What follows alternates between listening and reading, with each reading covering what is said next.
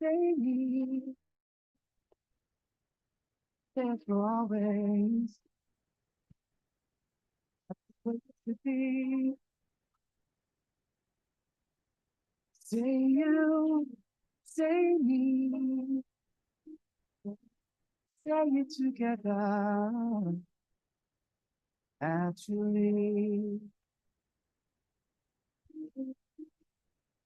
I had a dream, I had an awesome dream. People in the park, engaged in the dark. I had a dream, and what they say was a masquerade. From behind a walls of God, a voice was crying out.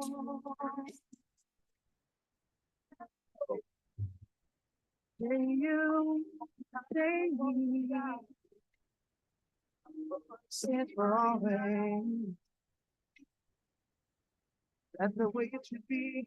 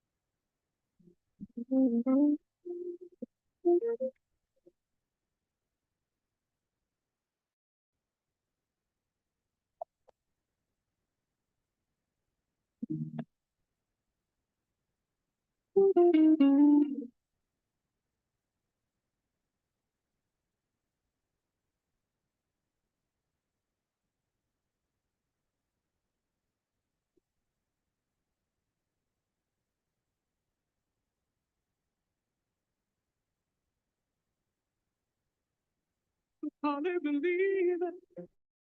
What happened today? Come and get it straight from you. That you will leave. Someone's where so far away. From the look upon your face, I see it's true. Tell me all about it. Tell me about the path you made. Oh, tell me one more before I go. Tell me.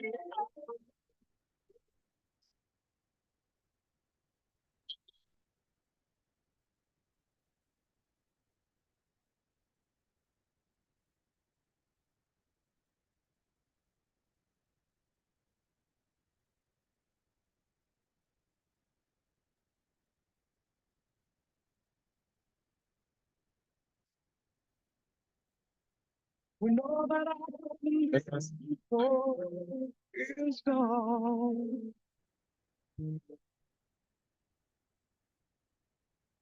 Did it come? Who's first? Did it come to break down? Just a dream about us coming to an end. Francis Okello, can you hear us from this side?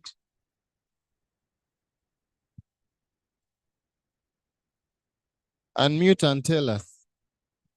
Francis Okello, from this side.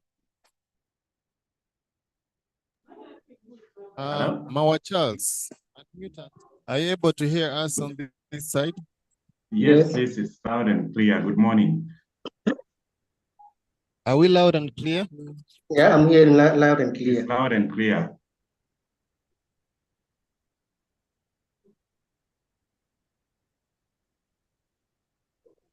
Mawa Charles, are you able to hear us? Yeah, I'm hearing loud and clear. Fantastic. Thank you so much.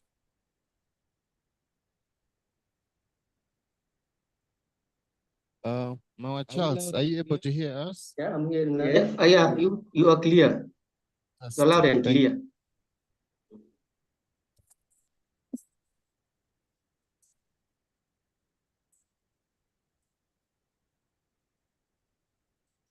Yeah, loud and clear.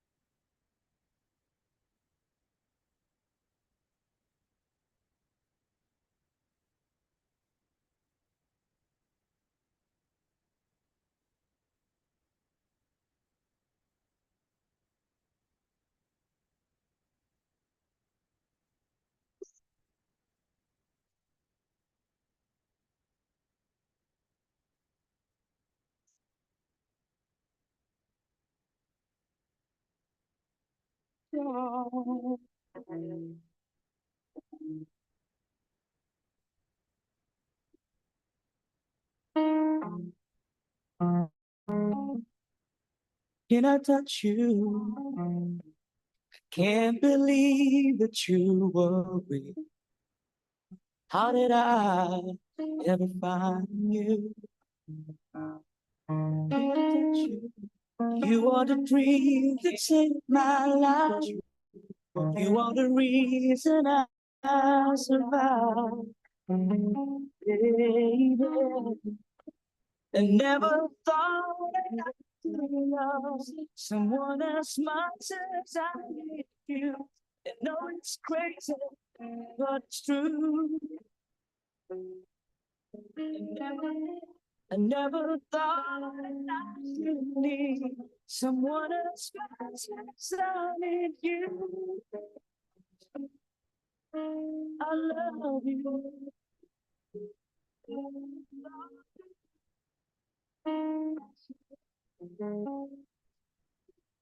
Can I hold you? Girl, your smile lights up the sky. You are too beautiful for the human eye. You are the dream that never dies. You are the fire that burns inside. Baby, I never thought that I could love someone as much as I love you. I know it's crazy, but it's true. I never thought that I could need someone as much as I did you.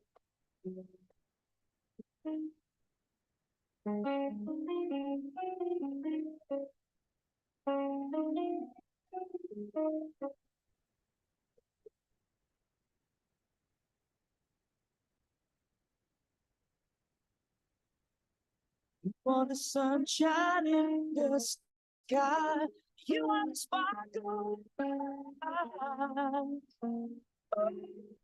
Oh, I never thought I could love someone as much as I love you. And now it's crazy, but it's true.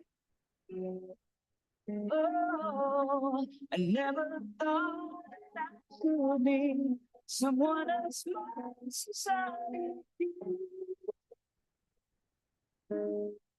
I love you.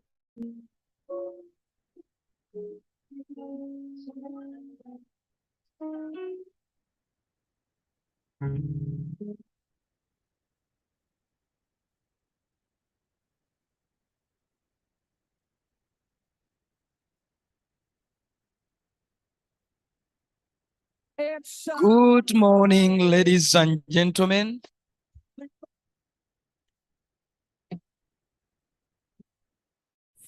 We can hear you loud and clear. Good morning, ladies and gentlemen. Habari, assalamu alaikum. Habari yako? Language. Bonjour. Tusanyuse nnyo okubalaba mwasuze mutya. We are so glad to see you this early morning and thank you for keeping time. Those who have been here very early. Like we promised yesterday, we don't want to mess up with time today because we are reliably informed that some of us want to travel tonight back to our destinations as far as they are. And we want to start immediately. We know our colleagues have not yet come to join us, but we are going to with a recap. A recap doesn't need very many. Those who will come late will find us on the way and we shall see ourselves moving on. You are most welcome. Our online participants, we are once again glad to see you. You are most welcome. Thank you for keeping time. Thank you for reserving time for this conference, as well as your data and all that you have sacrificed to be part of this conference. Today is day 2. Yesterday was a very nice day, and the day went on very, very well. We talked about the legal and the policy frameworks on human trafficking, documentation and prosecution of cases on human trafficking, and the discussions were around that. Today, I'm managing this day with my colleague, Solome. Come and we show ourselves. Yeah. We are smart and we look gorgeous. Clap for us, please. So we are the day managers and you are almost welcome. Please greet them before we start. Very good morning to you all. Good morning. Yes, that's what sounds like a good morning. You are all most welcome today too. Along with Apollo, I'll be here moderating the day. My name is Solome Awidi. I work with the Refugee Law Project within the Conflict Transitional Justice and Governance Program. Welcome. Welcome to our online participants as well. And let's look forward to an amazing, great day filled with informative panels. Thank you. With that kind of voice, just know we are going to keep time, and by 4:30, we shall be leaving this place. And we want to promise you. Today, we are going to move into the nexus between human trafficking and mental health. We shall also have a panel of victims or survivors of human trafficking who will be speaking their own experience, but we shall also have a podcast from a technical person, an underground journalist, is that called investigative journalism, who did some work, and we need to listen to all that he did, but also learn from it. We shall also look at the power of media in this context of human trafficking, and we shall now have final reflections and recommendations from Dr. Pius Sojala, the only one and only, the director of Refugee Law Project. And then we shall have closing remarks from His Excellency, the ambassador of Her Excellency, the ambassador of the Kingdom of the Netherlands. Our online participants, we request you to be keen on the discussions, but also where you find you need to make some comments, please feel free to put your comments in the chats, your questions, and we shall take care of them and bring them up. But if you also want to put it in your own words, we shall open up the microphone for you to make sure you speak to the whole audience. Allow me at this moment to invite Patience Katenda to come and take us through the recap for day one. Let's give her a hand clap. But meanwhile, as she does the recap, you have all the freedom to move to the dining, cup of tea, some bites, sit and make yourself comfortable. Almost welcome. Thank you very much, Paulo. Good morning once again. Good morning once again. Is the tea good? Is the weather good? Are we feeling nice? So I know we are having tea, and I know that in many cultures, I have been informed, people have an analogy that says we do not talk while eating and things like that. But I'm going to kindly request us all to stand up. So we start off today with a bang, because it's the last day, the final day, everything has to go so well. So can we all stand up?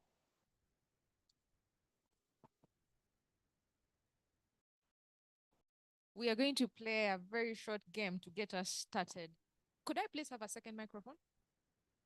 Our online participants, good morning. You will engage in the game online as you watch us do it physically. Could I please have a second microphone? Thank you. So as they work on the second microphone, let me give you the instructions for the game. We are all here. I will give this microphone out randomly. But the game is we sit after you have mentioned, so we'll demonstrate with Apollo. You'll sit after you have mentioned the country. And so I'll mention a country first. For instance, I'll say Uganda. Uganda ends with letter. Exactly. So I will randomly pass the microphone to Apollo. Once Apollo gets the microphone, he has to mention a letter, a country starting with the last letter of the country I mentioned. Do we get it? So after that, Apollo then sits down, and that will go on until we're all seated, just to get our brains, warm and energetic. So we'll give an example, and it's supposed to be in 5 seconds. If he can't do it in 5 seconds, he passes the microphone on. He stays standing until we see it. Are we together? So I'll say, for instance, 1, 2, 3, Uganda. Angola. 1, 2, 3. Have we understood the gist of the Addis game? Ababa. But so we're going to redo that. Let's keep the same countries. It's supposed the beauty of the game is in it being really, really fast. Are we together? So 1, 2, 3, Kenya. Angola. Addis Ababa. Pass it on randomly. Oh, Addis Ababa is not a country, so she stays standing. She stays standing. And if you don't know the answer, you could also just quickly pass it on. We will agree as to what the other people will do, the ones who stay standing. So Namibia. All right, Namibia. Namibia ends with the letter. You don't, Hey, you wait for the microphone to get to you. so can I give it up? Did you say a country? Yes, Namibia. Namibia, it ends with the letter A, so pass it on randomly. Namibia ends with the letter A. Albania. Yes. Albania ends with the letter. And if your country is correct, you sit down. And the rest is standing. Armenia. Armenia ends with the letter. South Africa.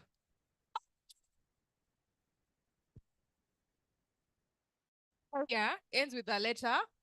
And he said South Africa doesn't start with the letter. It starts with the letter. So he stays. Perfect. Are we together? So we are at South Africa. That's ending with the letter A. We do not repeat countries that have been mentioned. So I will start here. Australia. Australia ends with the letter A. You sit. Algeria. Algeria ends with the letter A. Andorra. Pardon? Andorra. Andorra ends with the letter A. Andorra is a capital city. So you take a seat. Okay. Ghana. No. Liberia. No. You stay standing. Okay, so we'll just shift it up. You have another country that starts with the letter A. Afghanistan. Perfect. Pass it on to your neighbor. Take a seat. Antigua. Antigua ends with the letter A. You can take a seat. Have they mentioned Albania? Oh, Afghanistan ends with the letter N. You stay standing. So we're at the letter N. N. Yes.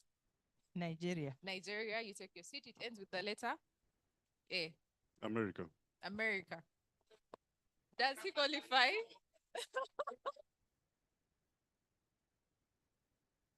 So we'll go back to the letter N. N. Yeah. Nicaragua. Nicaragua ends with the letter Zambia. Stay standing. Stay standing. So the persons who are still standing, who hasn't had a chance, yeah. Okay. Letter A. Just letter A. No. Okay. Due to consensus, let's go to the letter N. N. N has many countries. Only Nigeria has been mentioned. So letter N. Namibia.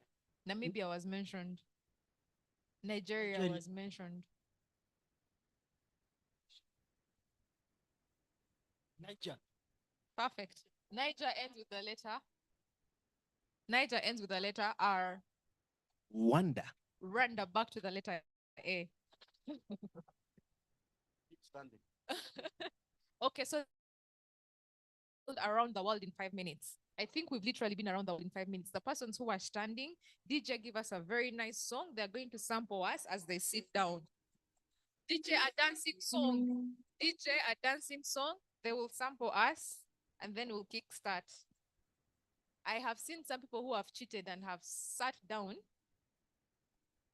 The song is coming in a second, but if we have any crowd favorites, let us know. We'll play that. Lingala. Really? Lingala. Lingala. They say in 2 minutes the Lingala song will be here.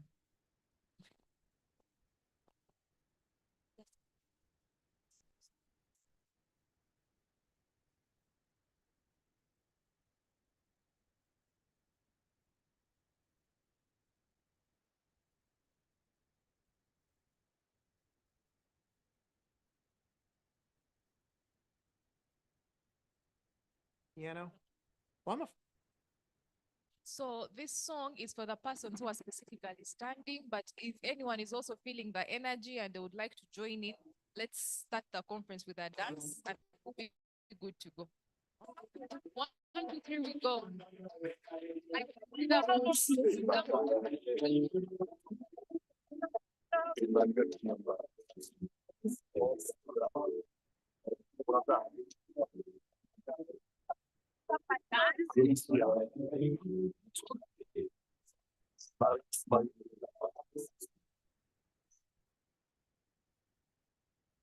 Hopefully with this game around the world in 5 minutes and the Lingala dance, our spirits are high. Do we agree? Let's all take our seats and have the conference start. Welcome back from Albania, from Romania, from Rwanda, amongst other places. So yesterday we had a lot to cover, and I should say we did successfully cover everything in detail. And considering we were all in the house, or most of us were in the house yesterday, I'll take just 3 contributions from the audience, and then I'll give you a very brief recap from the secretariat to the event. So anything from any take home from yesterday from the audience, both online and physical? Any contributions?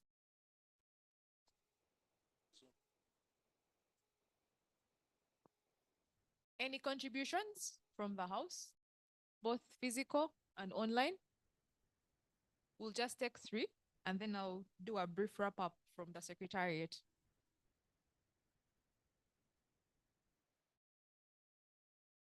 Any contributions? I see a hand at the back. Is that a hand or?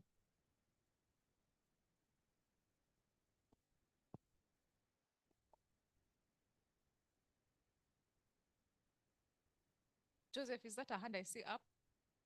Yep, Joseph's hand is up.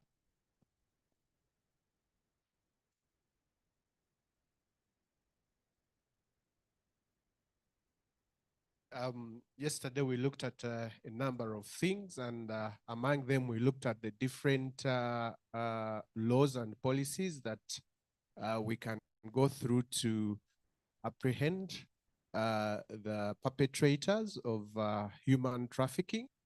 We also looked at the fact that the act has been evolving. From what it used to be forced, nowadays people are going in willingly and they are actually paying their own money. But to their surprise, they find something different from what they expected. We also, Commissioner Mondo promised us a Christmas package, which we are yet to see. And that package will be about a new, a list, I think, of the service providers, if I'm not mistaken, and also something to do with a policy that will be governing human trafficking, I think, within Kampala. Thank you very much, Joseph. Any other contributions? Arnold, was that a hand I saw up earlier?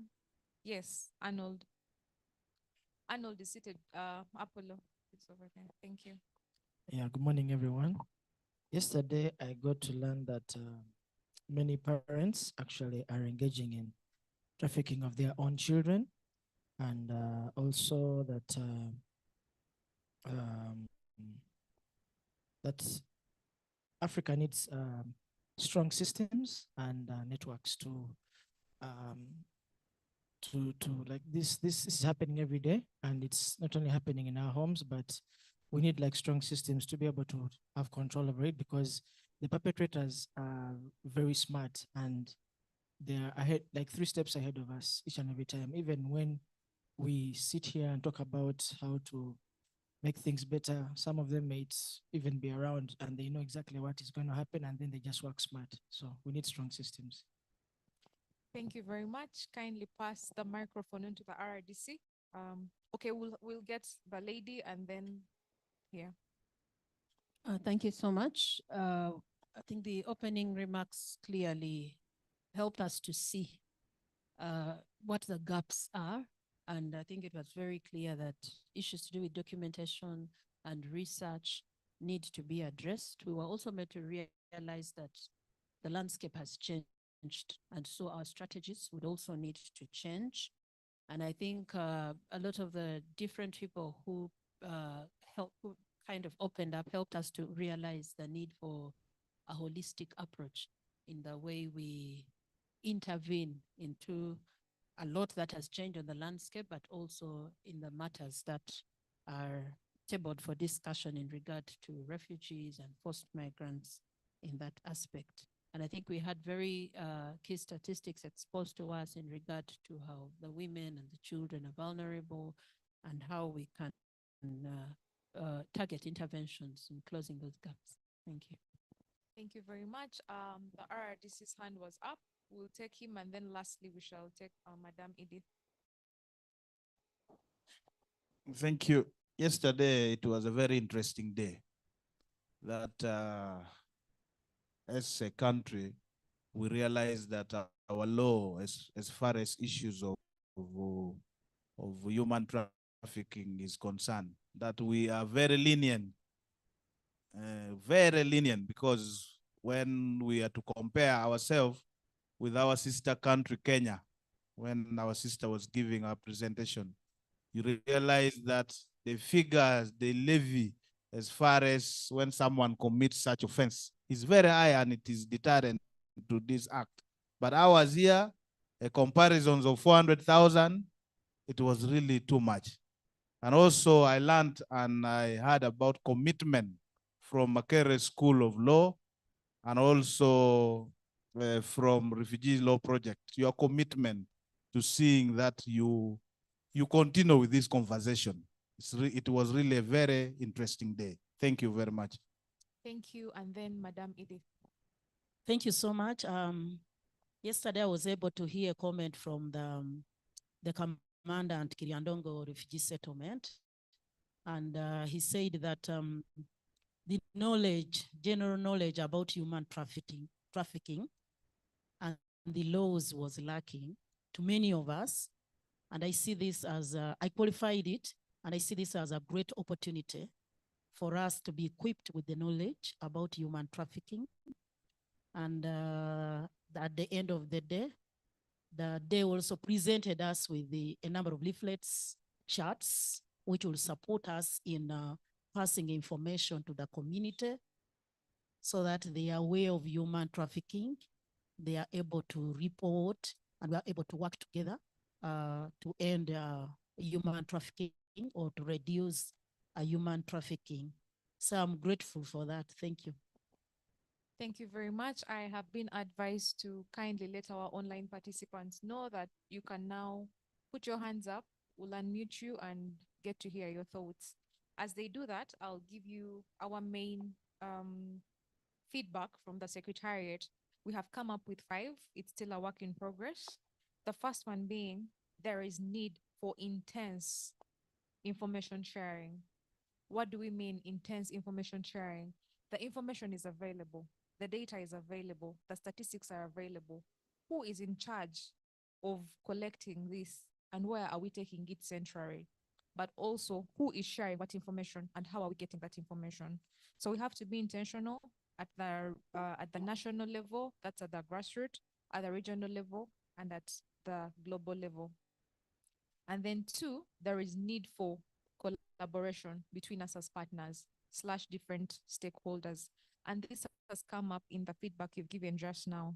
It's only through collaborations that we'll be able to have a holistic approach, bearing in mind that human trafficking is often a very intensely organized crime.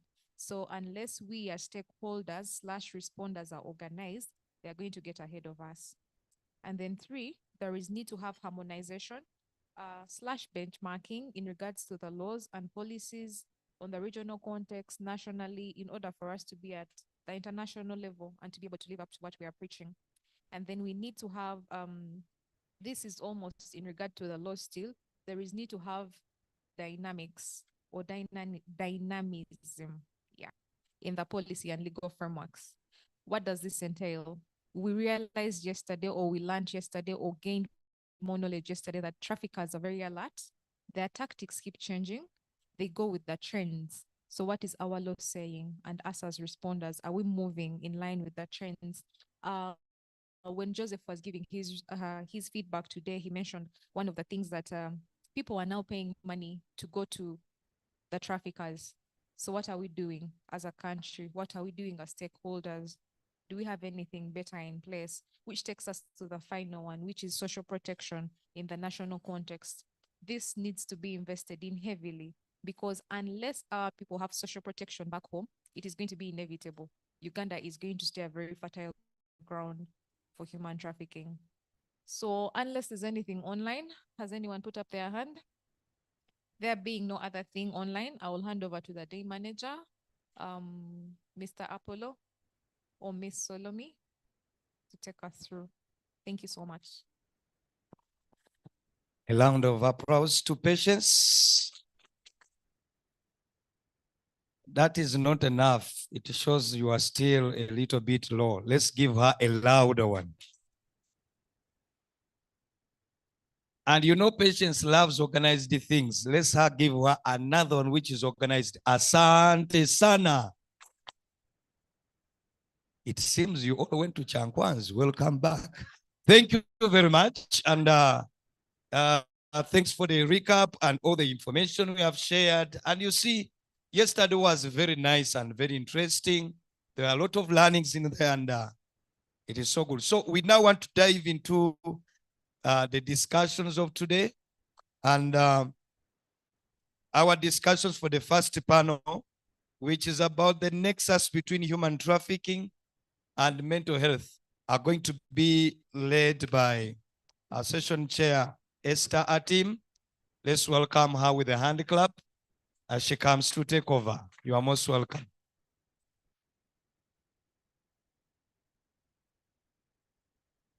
As she comes, she's our field office coordinator, the representative of the director in Ajomani, and you are most welcome, Esther.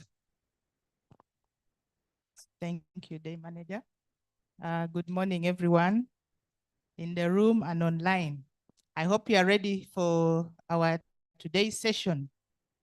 As the Day Manager said, the topic is there, the nexus between human trafficking and mental health. Yesterday, issues of mental health also came up in our expectations before we began the day. We hope by the end of the session, we'll be able to meet those expectations and also share more and see how best we can work together in supporting trafficked victims. Today, my panel is I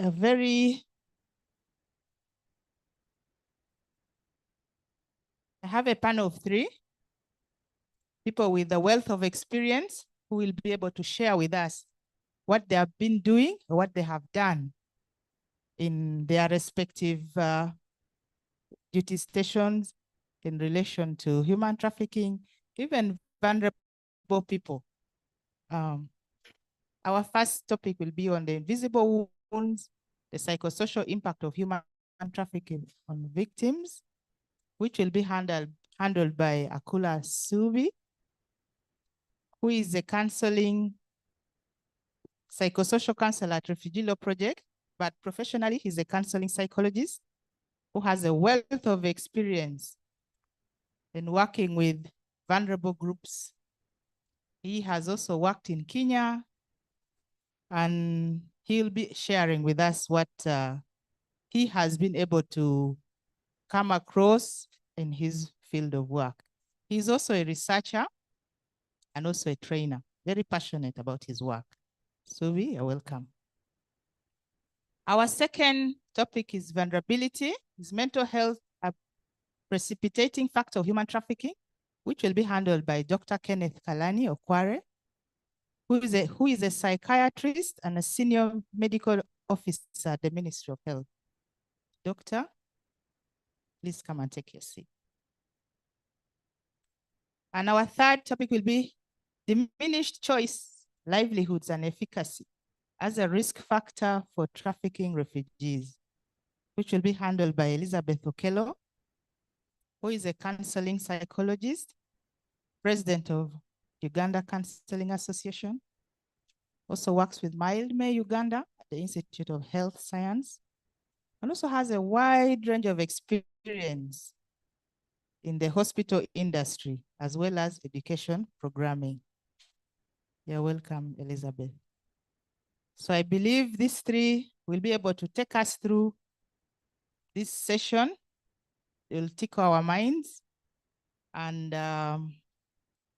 for any question that you have or comments, just take them, write them down. When the right time comes, the floor will be open and you'll be able to share your thoughts and questions with the panel.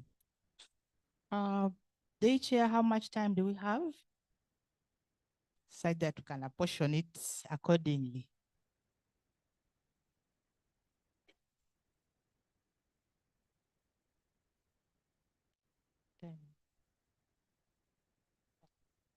Okay, so my panelists, for now, we will give each other 15 minutes to present. And if you need more time, kindly let me know so that will grant you the opportunity. Thank you. Without wasting time, I would invite Subi to kickstart the day. Thank you very much, Session Chair. The protocol duly observed. I've been introduced. My name is Subi Akula. I work with the Refugee Law Project. I'm a counseling psychologist by training, but I've supported many vulnerable groups because of my background also. I am a person living with a disability, if you notice. But I've used that opportunity to change lives.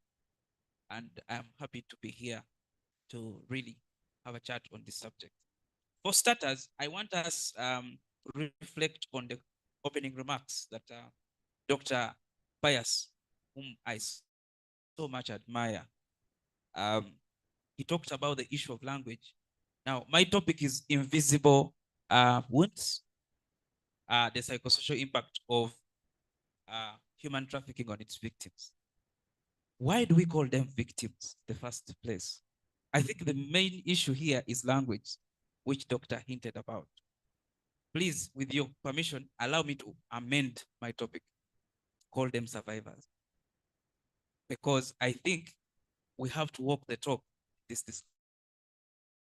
destigmatizing the subject, first of all. In mental health, we believe that if there is a stigma around something, then it's difficult to deal with it. Can we start with ourselves in this room by calling them survivors, not victims? Because that is more victimizing. I thank you for that. Getting deep into the discussion, I have given some slides to the technical team. I will not follow through, but I'll be making reference to them. First of all, this discussion comes in handy when this country is grappling with the burden of mental health disorders. In a recent survey, if you got the context, in the recent survey that the Ministry of Health, Makerere University School of Public Health, in partnership with Protea National Referral Hospital, the National Referral Mental Hospital, they did a study recently which found out that 30% of Ugandans are living with some form of mental health disorder. That's so disheartening. And probably this is an understatement. This research is consistent with many of the findings that have been done previously on mental health services in Uganda. Some other study indicated that 14 million Ugandans live with some form of mental illness. I don't know how many are we in this room. I don't want to go into those gymnastics. But most interestingly, this study also found out that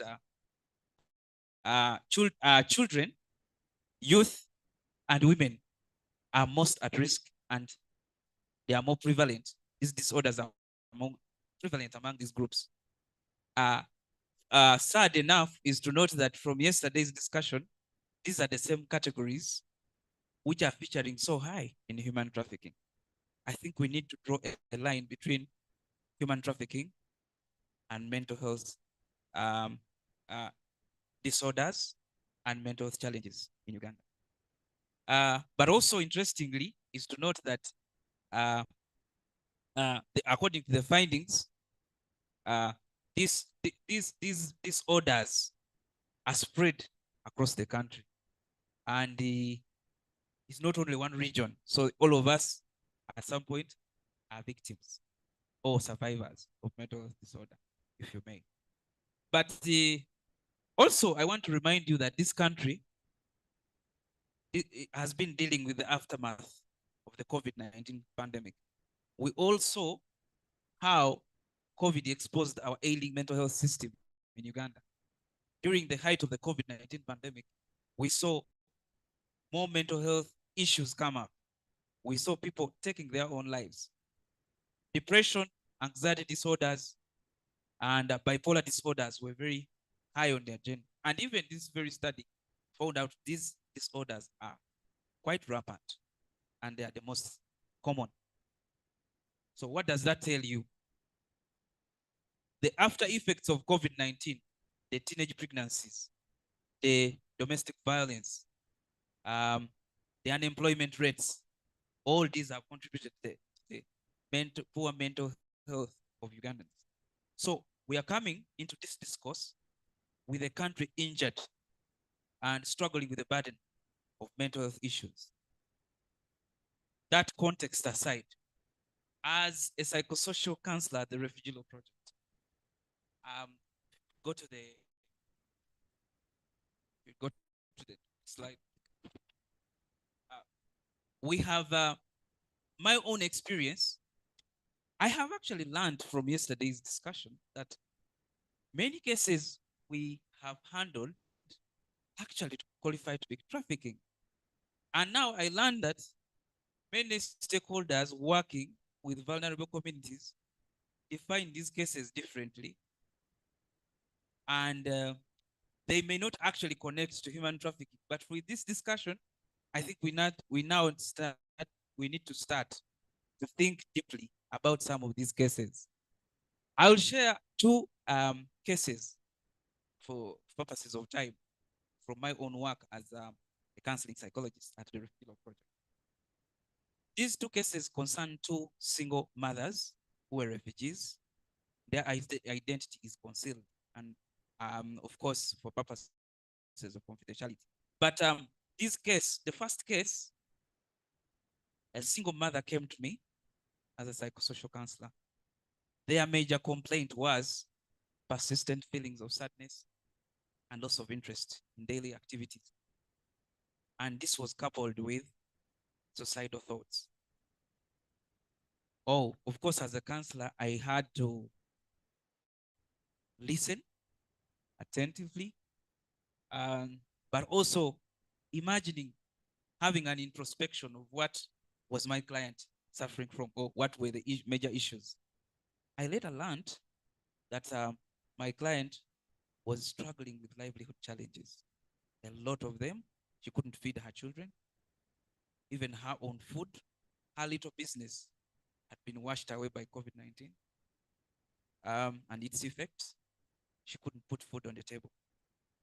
On a maiden day, or fateful day to that effect, one of the persons in her support system, a female, calls her, says, "Hey, you're doing badly. Please, can we link up in the evening and talk some business?" Guess what? My client ended up in a brothel where she had to undertake survival sex through that friend. Listening keenly, I later learned that my client acquired HIV in that process. Never mind the fact that she did not intend to have this business done. The second case was a client I supported, a single mother with her elder daughter of 17 years. Her major complaint was the daughter has become stubborn and she's not willing to listen to her anymore. The daughter says the survival challenges are very biting to the family, and she cannot continue to exist in the family with the financial challenges of a refugee family. So she decided to elope with some unknown men. Funny enough, the unknown men kept sending social media messages, WhatsApps, social media posts to the mother. And they were taking these photos with her. Say, we are here with her, but she can't come. You can't have her. The woman was so much pain. She tried to seek for support. Of course, the best I could do was to refer to the lawyers, but also give my psychosocial support. But what do we get from these two cases? That's the point I want to make. It exposes the fact that when human trafficking happens, it has a spillover effect. It's not only the victim. Sometimes the victim or the survivor is not as much harmed than other family members or friends or significant others. In this case, you saw, the case I'm telling you, you saw the single mother coming seeking for psychosocial. She had completely broken down. Completely broken down. But the daughter was happy with the traffickers. Now I recollect, they should have been suspected traffickers. Secondly, it also exposes the plight of the urban refugees. Ladies and gentlemen, when trafficking happens, let's not look, it's not far from us. Let's not only look at the refugee settlements. Traffickers, the cartel of traffickers find it easier, find urban refugees an easy prey, because many times these urban refugees are more connected and probably live nearer to the traffickers, that they don't have to take much effort to get them. So I think this discussion should also include the urban refugees and their plight. Thirdly, I also want to highlight the fact that when we look at trafficking, let's not only look at the cross-border trafficking. I think it's important to know that trafficking is with us here, even in our neighborhood. And those two cases illustrate that. But I want now to go to, if you could go to the psychosocial impact of trafficking in person. Ladies and gentlemen, as I said, it's good to look at the survivor. But ladies and gentlemen, family members, friends, relatives, significant others suffer greatly, sometimes even more than the survivor, because they contend with a loss of sense of control of the situation by the uncertainty created by the trafficking situation. The victims themselves lose their own control. They no longer have a say on how they go around with their lives. So that feeling of emptiness is usually very, very common. But also, let's look at the unresolved grief. The missing person is not, you're not sure whether the person trafficked will come back alive or dead. The land friends here talk about habeas corpus. Produce him live or dead. I don't know. I get interested in that subject. But for this discussion, I am saying that the family, a dark cloud hangs over the shoulders of the family members with uncertainty of either seeing their loved one return alive or dead. We have seen these cases in the externalization of labor. A specific case that happened in Masaka, where loved ones were privileged to have the body back. But how many do? So this cloud of darkness hangs over their shoulders for a long time, wondering whether actually the person will come back alive or so they're in a state of uncertainty. But also let's look at the overwhelming sense of guilt and shame. Some family members feel they should have done more to prevent the traffickers, and they live with lasting impression of survivor's guilt, which haunts them forever if they are not supported. Because imagine losing a spouse who was trafficked to an unknown destination, and you don't know whether they are alive or dead, or if they will return, or if they lost their body organs to trafficking. So you have that survivor's guilt, feeling, oh, I should have done more probably to stop the situation. But also, let's not forget that there is a lot of stigma associated with its issues of human trafficking. Ladies and gentlemen, social stigma is real. And for purposes of clarity here, if somebody came up and said, I was trafficked and my organ was taken up, I wonder how many people will be shocked to hear that and to live and to be around that person. So there are lots of mental health impacts on the survivors, but also those close to them. So I don't want us to lose focus in this discourse. We have a generation which is going in transgenerational trauma. That's trauma carried forward for generations. And these are issues that are lying low, that are not addressed by our systems. As I said, we have an ailing system of mental health service delivery in this country, and it's high time we need to think about it. If we could go to the what can be done, I don't know whether my technical team is moving with me. That's in conclusion, I want us to take some lessons from this discussion. One of the things I think that is lacking is the coordination and partnership in the provision of mental health services in this country. I think we need to do more in the area of coordination, but I also think it is very, very important to ensure access to services of mental health support, not only for the survivors, but also those who are left behind. I think we need to do a little more to ensure that psychosocial systems work, psychosocial support systems work, and give what really is deserving to either survivors or those left behind. But also, I think that it is important for us to discuss the issue of stigma and dealing with it, not only for the survivors, but also for our entire population. And maybe most importantly, let's also talk about the issues of supporting the survivors to get rehabilitation services. Rehabilitation can be in form of access to mental health services, but also physical. You know that survivors go through a lot of pain, which is sometimes physical. So what are we doing to ensure physical access to medical? Because the human being functions in the whole body, both mind and body. So what are we doing to ensure that the survivors get a holistic support? Somebody yesterday was talking about a coordinated response. I think this is what we need. Ladies and gentlemen, as I end, I want to say that we are left with two choices.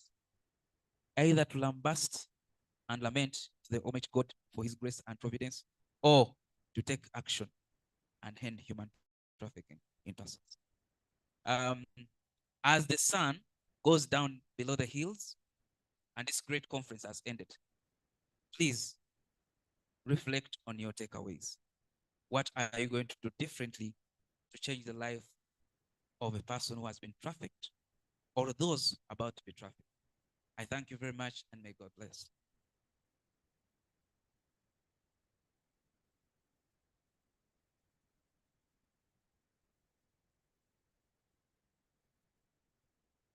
Thank you very much, Subi, for taking us through the invisible wounds. You ably bring out the issues for us to reflect on. I believe this is an eye-opener also for us to look at some of the issues and what we have to do as stakeholders to work together to support the victim. Without wasting time, I would now invite Doctor to take us through the vulnerability. Is mental health a precipitating factor for human trafficking? Doctor, you're welcome. Thank you so much. And thanks, speaker, for the very insightful comments and good presentation you've just made. So to start that talk and to answer that question, because my topic is more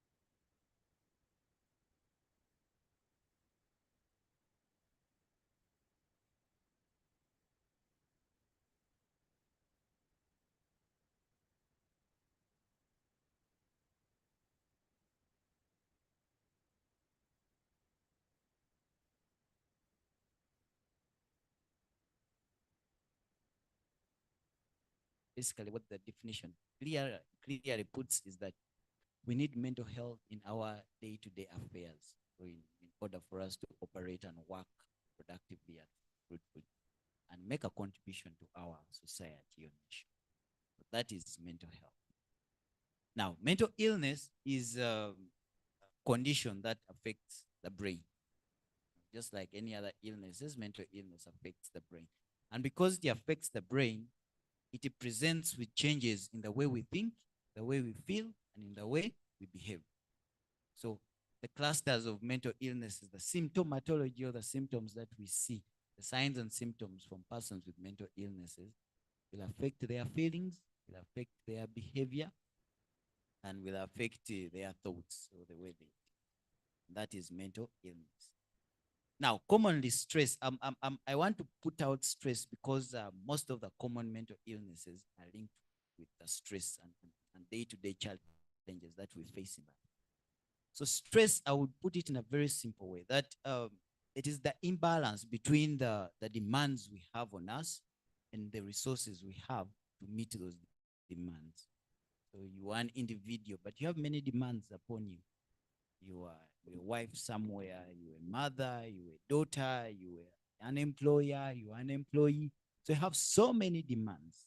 Sometimes we do not have the physical resources, do not have the financial resources, or even don't have the psychological resources to meet the demands put upon you. When there is that imbalance, you say that someone is stressed. And once you're stressed for a long time, you can get mental health issues. So mental health falls in a spectrum that every day as we push on life, our strive is to stay in perfect mental health. See? So as we meet stresses, our mental health is checked and we are pushed towards the other side where we have poor mental health. So you could loosely say that you're stressed. So in that state, we say you have mental health issues. Okay? So you may not sleep properly, you may have worries, you may feel anxious, you may have thoughts here and there, you may cope negatively and so on and so forth. There we say you have mental health issues. Fortunately, many people face those stresses every day, but they bounce back, and they remain, they find an equilibrium where they stay mentally healthy. But some people fail to cope or handle depending on the extent of stress. And if you fail to cope or deal with the stressors that is presented upon you, you can go on to develop mental illness. Is that clear, the distinction? So now, once you develop mental illnesses in that regard, and the stressors are the same, and in our context of trafficking and our societies, relationship issues, poverty, these are the stressors, displacement, these are the stressors, loss of a job, loss of a loved ones, marital discourse, family discord, and all these things can cause significant stresses to individuals and will affect their mental well-being. So the journey is progressing from mental health to mental health issues or mental health problems to developing mental illnesses. Now, the common mental illnesses that are linked with stress is anxiety, depression, alcohol and substance use problems, and sometimes the stress-related problems as well that you mentioned. And I just want to state that those are what we call common mental illnesses. They occur commonly. Depression, for example, he highlighted, presents or it's characterized by persistent sadness and loss of interest in usual pleasurable activities. Depression is common in Uganda. They estimate that the lifetime prevalence of depression is 1 in 4, 25%. So if you look at us here, 4 people in every 4 people, 1 person will have major depressive episode in their lifetime. That is very common, 25%. Okay. The female male ratio is 2 to 1. That means females are more likely to get depression as compared to men. And depression presents with other things, apart from suicidality. It also comes with the loss of concentration, comes with chronic fatigue or feelings of tired, comes with feelings of helplessness, feelings of hopelessness, and loss of appetite and poor sleep And all these symptoms compound the symptoms, the cardinal symptoms of, loss of interest and persistent sadness. That is depression, very common. The second is anxiety. Anxiety is also quite common, more common than depression. And in fact, that study that he referred to, the commonest mental disorder there was generalized anxiety that they picked out in the community. It was estimated at 30% in a community. And these were people in communities not seeking help. So this demonstrates how common anxiety is. Anxiety presents with worry and fears. So people with anxiety worry so much or excessively about everyday problems or problems of everyday living. And then they can also, have excessive fear and get frequent panic attacks. All of a sudden, they get overwhelmed. They start to get physiological symptoms of heart racing, tremors, feeling like air is not getting in their lungs, and so on and so forth. I've talked about stress and the symptoms of stress. And then commonly alcohol and substance use disorders as well. And sometimes this comes in as a way of coping with, as a negative coping strategy. Because people are faced with different stresses and they end up coping negatively. So they take to substances and alcohol. Now, how are these three, or what would cluster as common mental symptoms, linked with vulnerability? You'll see that all the three are linked to problems, okay? So the sufferers usually are looking for a way out. And unfortunately, these common mental illnesses are what we call internalizing mental illnesses or mental disorders. That means the sufferers will keep quiet. They will not come and open up and say that, hey, this is what I'm feeling, or talk about it. It is the character or nature of the illness that they keep quiet and withdraw from society. So in their suffering, they think a lot, they have a lot of worries, they have about a lot of fears in life, and sometimes they look for a way out. So one of the ways they look for a way out is trying to move out. And as you will notice, that traffickers are very cunning and they know how to identify some of these features or characteristics. So they will come and present them with options. Hey, maybe if the trigger is a relationship, for the females, they will take advantage of. If the trigger is poverty, they'll take advantage and lure them into giving them jobs or something like that. If it is they find all vulnerabilities because all that they are doing, all the persons with these issues are vulnerable and they're looking for a way out, a way of ending their psychological pain, psychological suffering. So that presents a vulnerability that traffickers usually take advantage of, and they can, they can find themselves being trafficked in a way. And that is very common because I think looking at the social demographic characteristics of all of all persons that have been trafficked, you'll note that there is a problem. There's either displacement somewhere, there is war somewhere, there is fighting somewhere, and all these things present with serious stresses in these persons, and including the persons that are, yesterday we were talking about labor externalization, including those people that go out. When they come and persons leave their home, even us who are mentally healthy, I want to assume, if they took you out and they took you to another country, you'll struggle to cope because this is a new environment. Now, someone who's already struggling and has failed to cope in their environment, and they're looking for a way out in another environment, do you think that they will cope adequately? They will not. And sometimes they carry these mental health issues even in the places where they go to work. And that will affect their productivity, will affect their work, and even their bosses will look at them negatively. Probably they are not doing what they're supposed to do. But because of the mental health issue that they already have, and that will affect or make their relationship very difficult. So you note that it covers all the way, and it's even worsened as the person has been trafficked and the other side. Aside from the common mental illnesses, I'll talk about the severe mental illnesses as well, which constitute the minority, usually estimate about 0.5 to 1% of the whole burden of mental illnesses.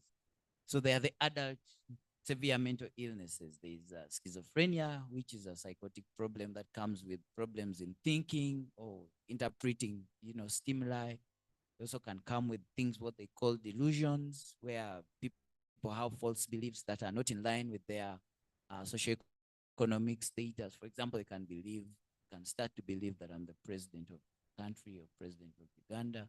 Those are, delusions. Sometimes the behaviors are also abnormal. You see people moving around the streets, collecting rubbish and so on and so forth.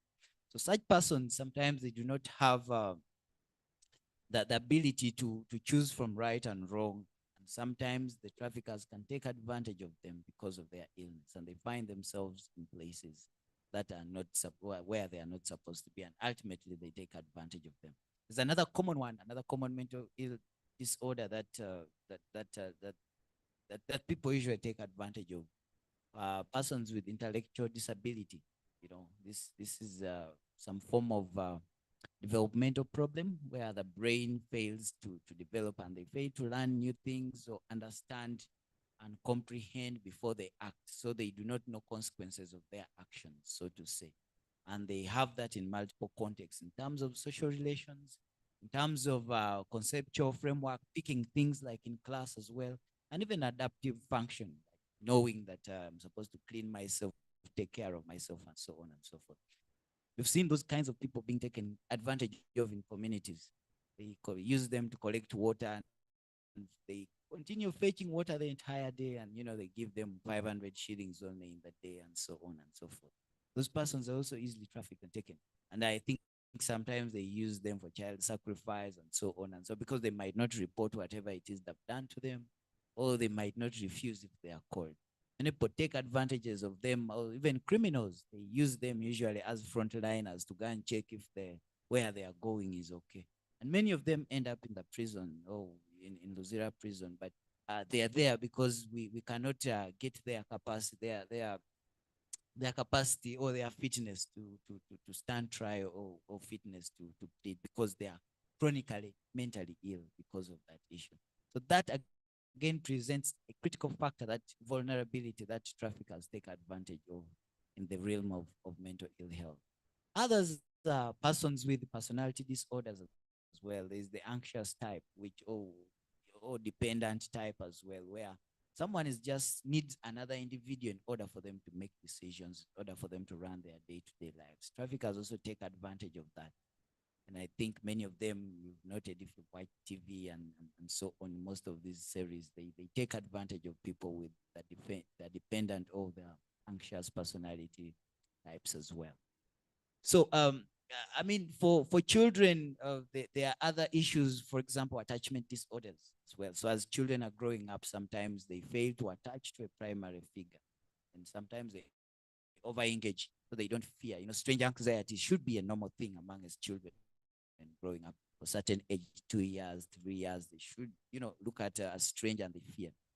But for children that have not had the proper attachment because of many things, including childhood trauma, lack of loss of a parent, maybe lack of a primary caregiver as they are growing up, they may not develop that attachment. And anyone who comes, they just continue to hug and move along with. Traffickers also can take advantage of that and, can traffic the individual. That said, there are so many other mental illnesses, but I've just picked out the ones that can present significant vulnerabilities. Of course, there are others that may also protect the sufferers from being trafficked. For example, bipolar, they are very unstable. If they are manic, they believe they are very intelligent, they talk too much, they do not rest, they are irritable, sometimes they even threaten violence. I don't think that a trafficker would want to deal with that. So with what I've stated, and I've tried to go chronologically in a very simple way for us to understand without really putting in so many statistics, is that you see that mental illnesses are common, okay? And they estimate that up to 30% people get mental illnesses. Now, in the context of trafficking, people that are usually trafficked have some degree of vulnerability, and some of them even have mental illnesses. And that presents an additional vulnerability. And this makes them easily trafficked. They can go on, and even it complicates their stay where they are trafficked from. You've seen outcomes like Stockholm syndrome. I don't know if you've heard of that. I was watching some series called Money Heist. I don't know if some of you watched it. There was someone called Stockholm. they named people different cities. So it's a syndrome whereby someone is captured, but they fall in love or they make a relationship with their captor, and sometimes even help them, make that criminal act. And so these are all issues that are related to the vulnerable. So some of these people have their previous mental health issues, and they carry them on to their captors or where they are staying after being trafficked. And it complicates the justice system. It complicates many other things other than just their own psychosocial well-being. I want to complete my talk by sharing by sharing my experience in dealing with the returnees. I was hearing the talk yesterday on labor externalization. During COVID, we had the opportunity of receiving several returnees because we had to quarantine them. I think the biggest, the majority were quarantined in Ambole and in some hotel in Makerere, Chikoni. We noted that many of them were presenting with mental illnesses. In fact, what we ultimately did was establish a mental health clinic in Nambole, because many of the girls, particularly the ladies, had several mental health issues, and some of them had severe mental disorders as well coming in from them. And so we took time to profile all these persons with psychosocial issues and mental health issues. What came out very clear to me and to us at the Ministry of Health is that many of these people actually went with pre-existing mental health issues, mental illnesses, and they took them to countries where they went. And the stresses there were too much and they couldn't cope. So they snapped and broke down, so to say. So that highlights a major gap in our system, particularly for labor externalization. To what extent do we screen these patients? Or these people we're exporting? Say we use the word externalization. To what extent do we screen them? Because this is a different area. It's a new area. We need to cope better. You need to have a very strong and good coping mechanisms in order for you to handle, perform, and work productively and fruitfully in another or foreign country. To what extent do we screen and protect our Uganda? So with that, I want to pause my talk. Thank you so much for listening.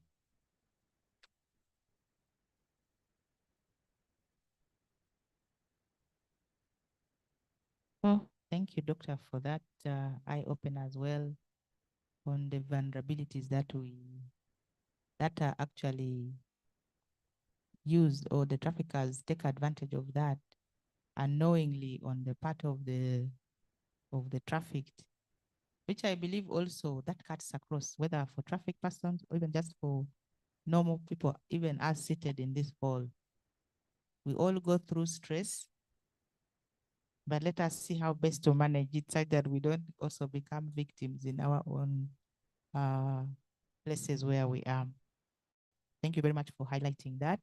I believe this also helps us to understand how our victims are also taken up, how they are all used, or they are taken to where they are taken because of the situations that they find themselves in, even the circumstances where people are, can make them become more vulnerable to the traffickers.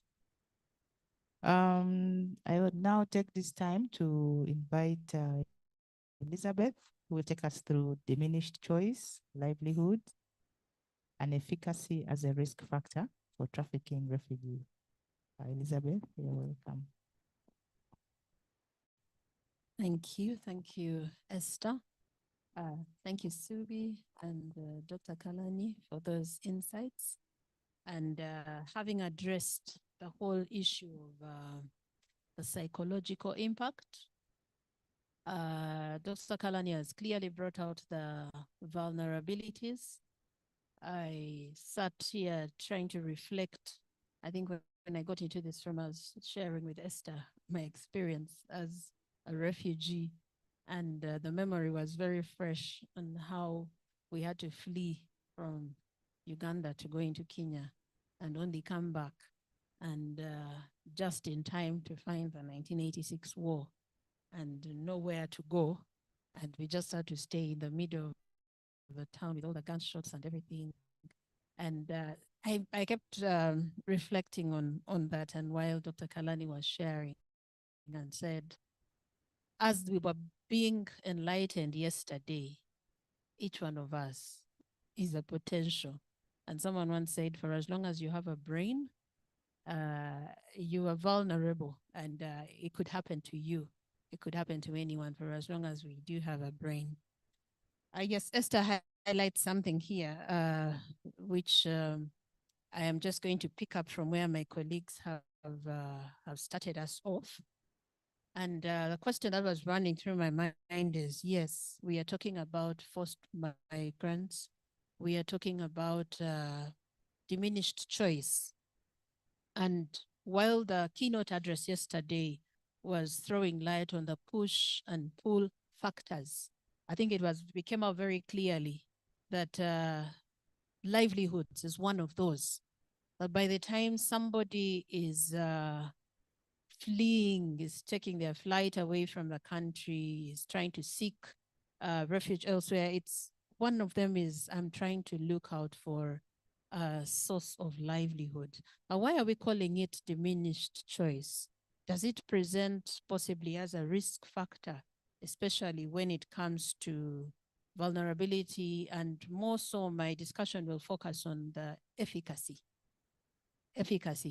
So my brief thought, just to add on to what Dr. Kalani had mentioned, and why I want to bring this out is because when you look at an individual who is vulnerable, some of this vulnerability is intrinsic.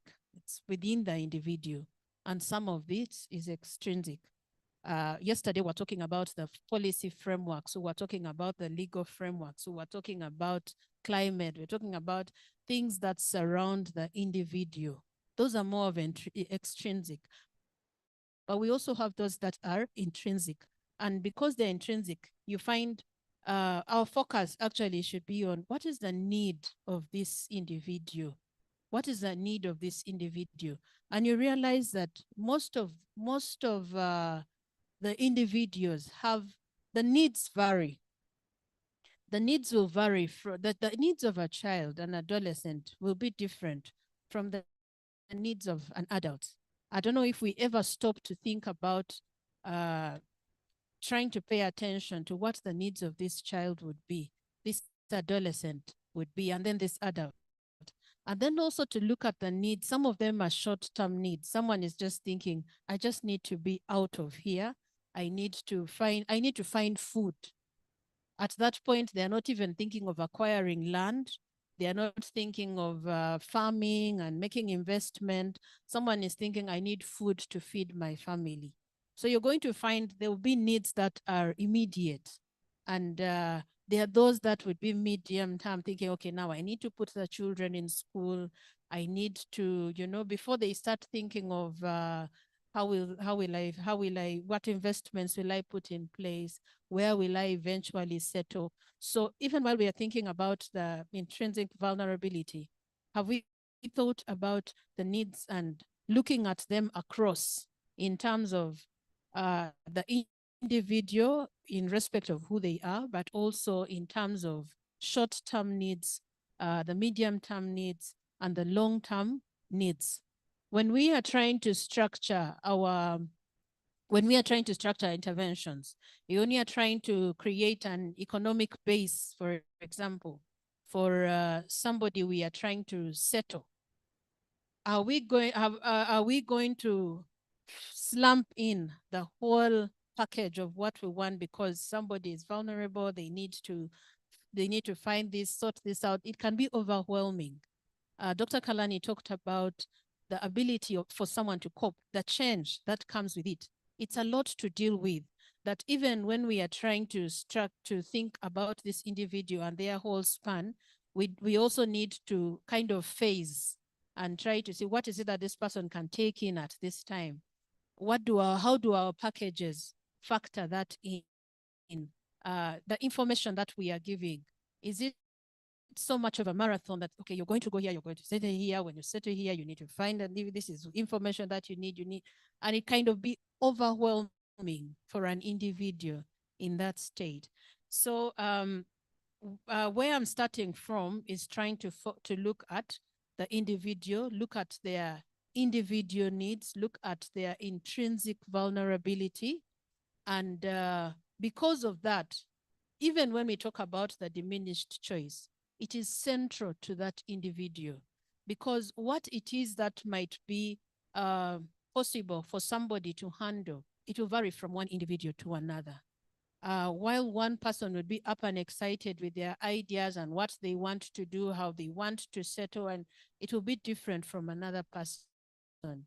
Subi talked about the trauma that somebody carries along from the time, the factor that has pushed them from their country of origin, or a lot of what has happened along the journey, a lot of what has happened in the process of even finding where to go to, a lot of what is happening in now I am in this country, I have got into Uganda, and this is where I am going to settle. It's quite a lot.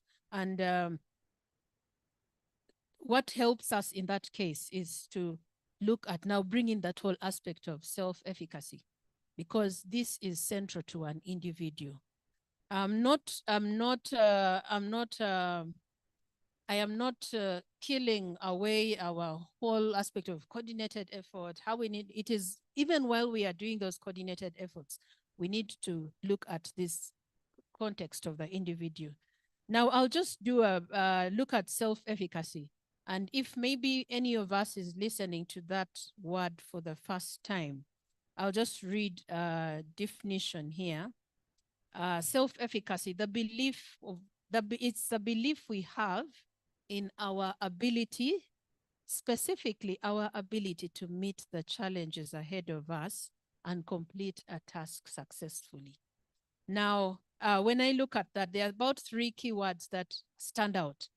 Belief, how able is someone to believe in their ability to actually achieve something. Now, being in a situation where you're vulnerable to human trafficking, you are a forced migrant, you're a refugee, that alone puts that to check, because your abilities are under some kind of stress. We all have our adaptive capabilities, but now it is under stress. How are you going to stand that stress? How are you going to cope with that? And this varies. So you've heard of terms that we use, resilience and all that. Those are associated terms when we talk about the efficacy. How able are you to believe in your ability to succeed? First of all, the whole picture is different. The change that you're going through is different. The shocks that you're getting along the way are very different, and they are coming one after another. What are you going to do? How are you going to cope? Now, this has potential to harm someone's mental health, but we also know that when we are under threat, it is going to affect us. Dr. Kalani gave us examples of mental illnesses. The stress that we are talking about now, tomorrow might translate into a depression of some sort. The anxiety levels might move from mild to severe, and somebody will be in a state where they are actually incapacitated. Where does that start from?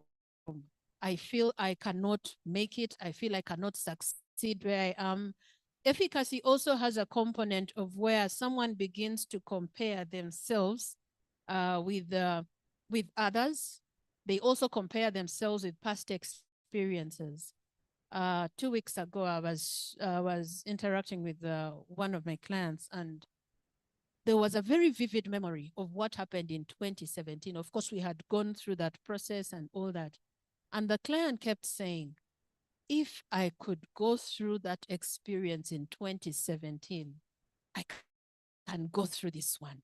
And efficacy has that component where someone is looking at their whole journey, where they came from. If I could go through this, I can actually manage this one. Now, that has 2 ways. It will make someone believe that this that is presenting seems to be fair compared to that very difficult experience. I managed to go through that. I was not held up at that point. Even when they thought at that point maybe I was finished, I was not finished. We managed to escape. We managed to find our way to safety. If we could go through that, then we can actually even manage this, where we are struggling to find a living. I can manage to go through this. It has a component of where they look at others and consider others to have been successful. I'm sure some of the models that we do use in terms of getting people into peer support groups are very helpful, where we learn from others.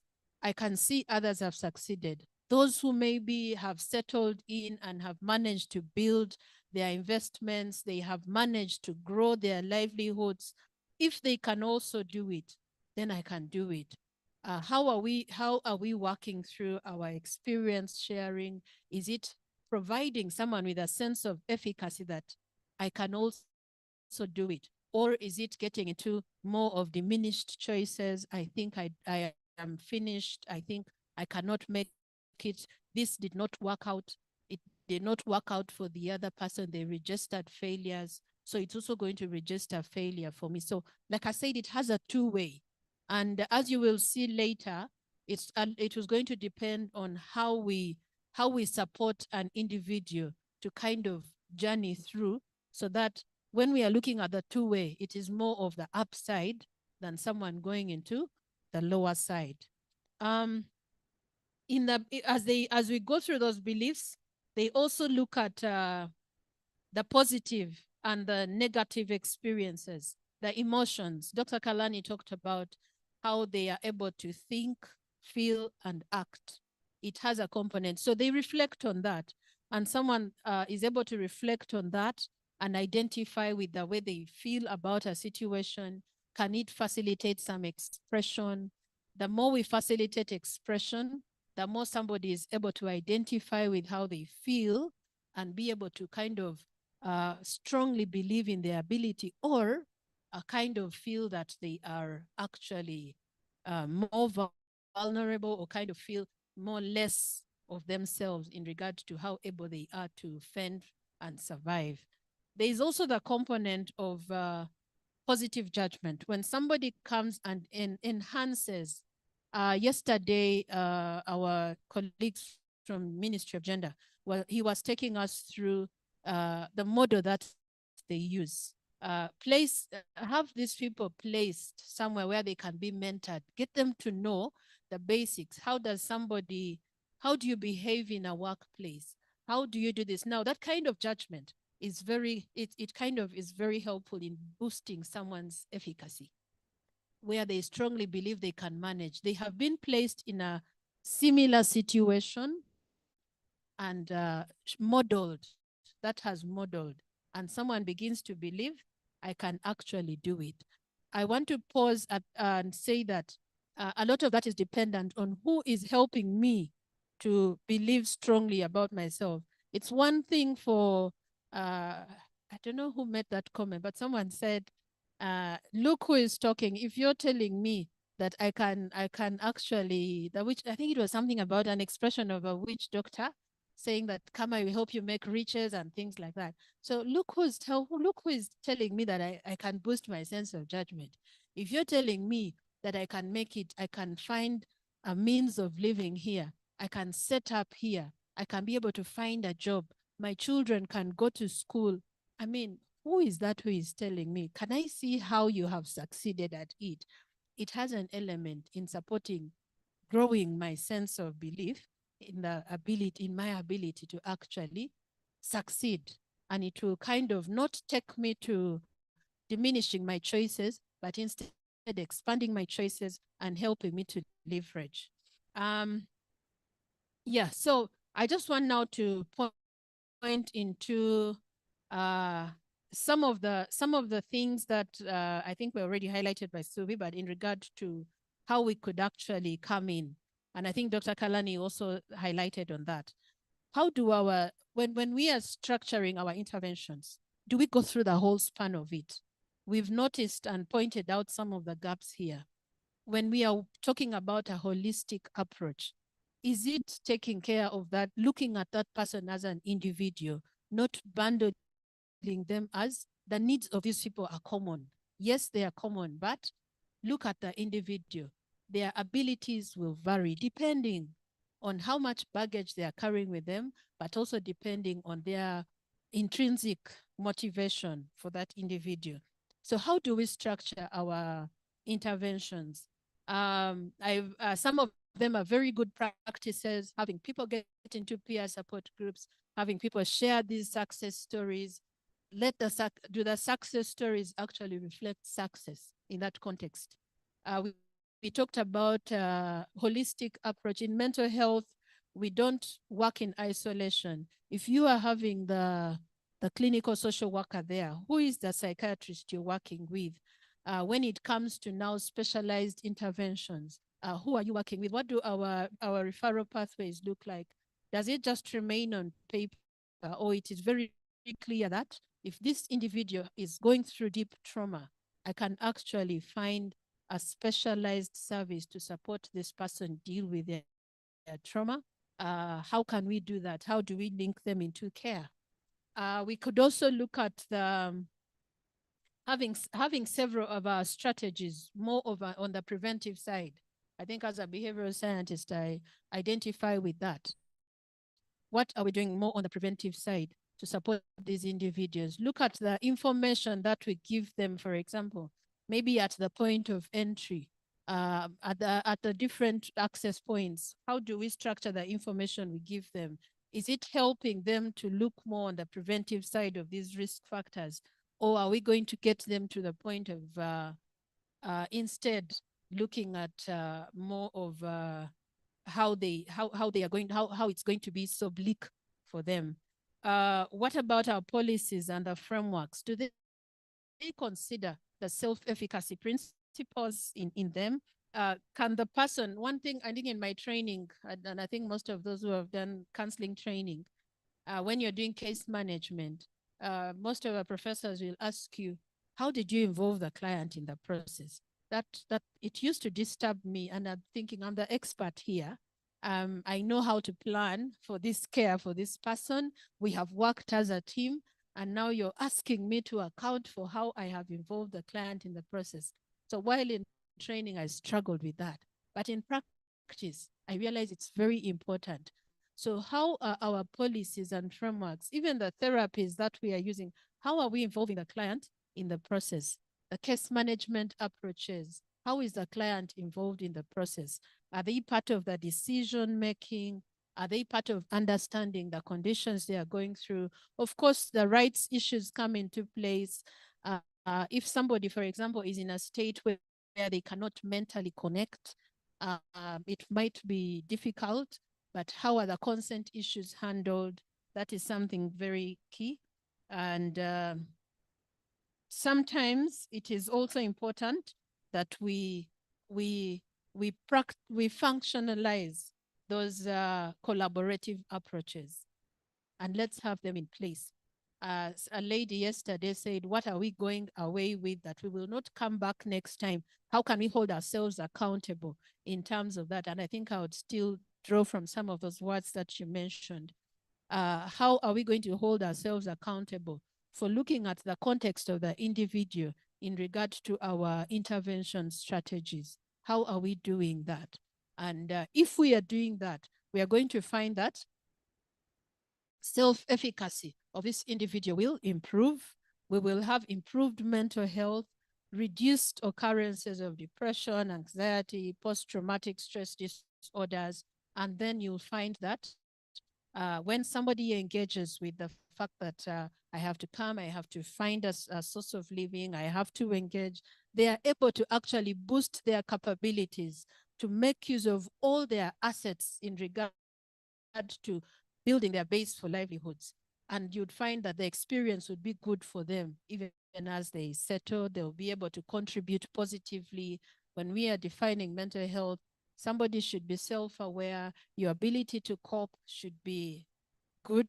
You should be productive to society. So when we see those signals up there, then we are sure that we are moving mileage when it comes to attaining our sustainable development goals in regard to the situation of the vulnerabilities of the forced migrants, and our whole discussion here will make sense when we get to that point.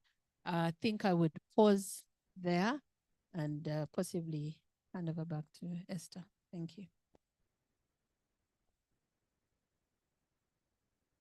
Wow. Thank you very much, Elizabeth. Members, I think let's give a loud round of applause for our panelists who have taken us through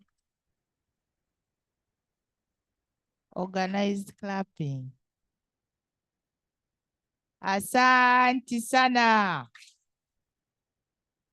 Nyongeza tena.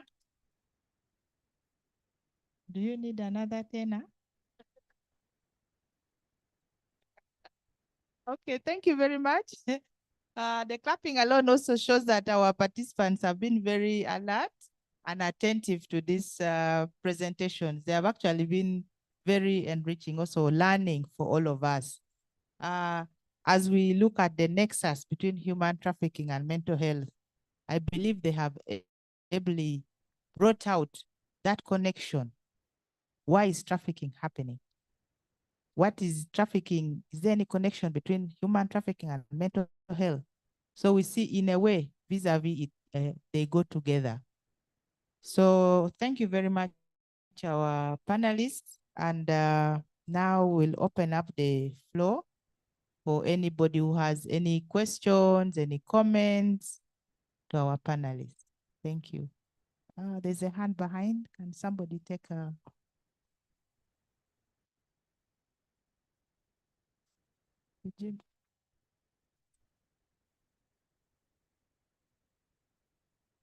Panelists, take note of the questions and we'll respond accordingly.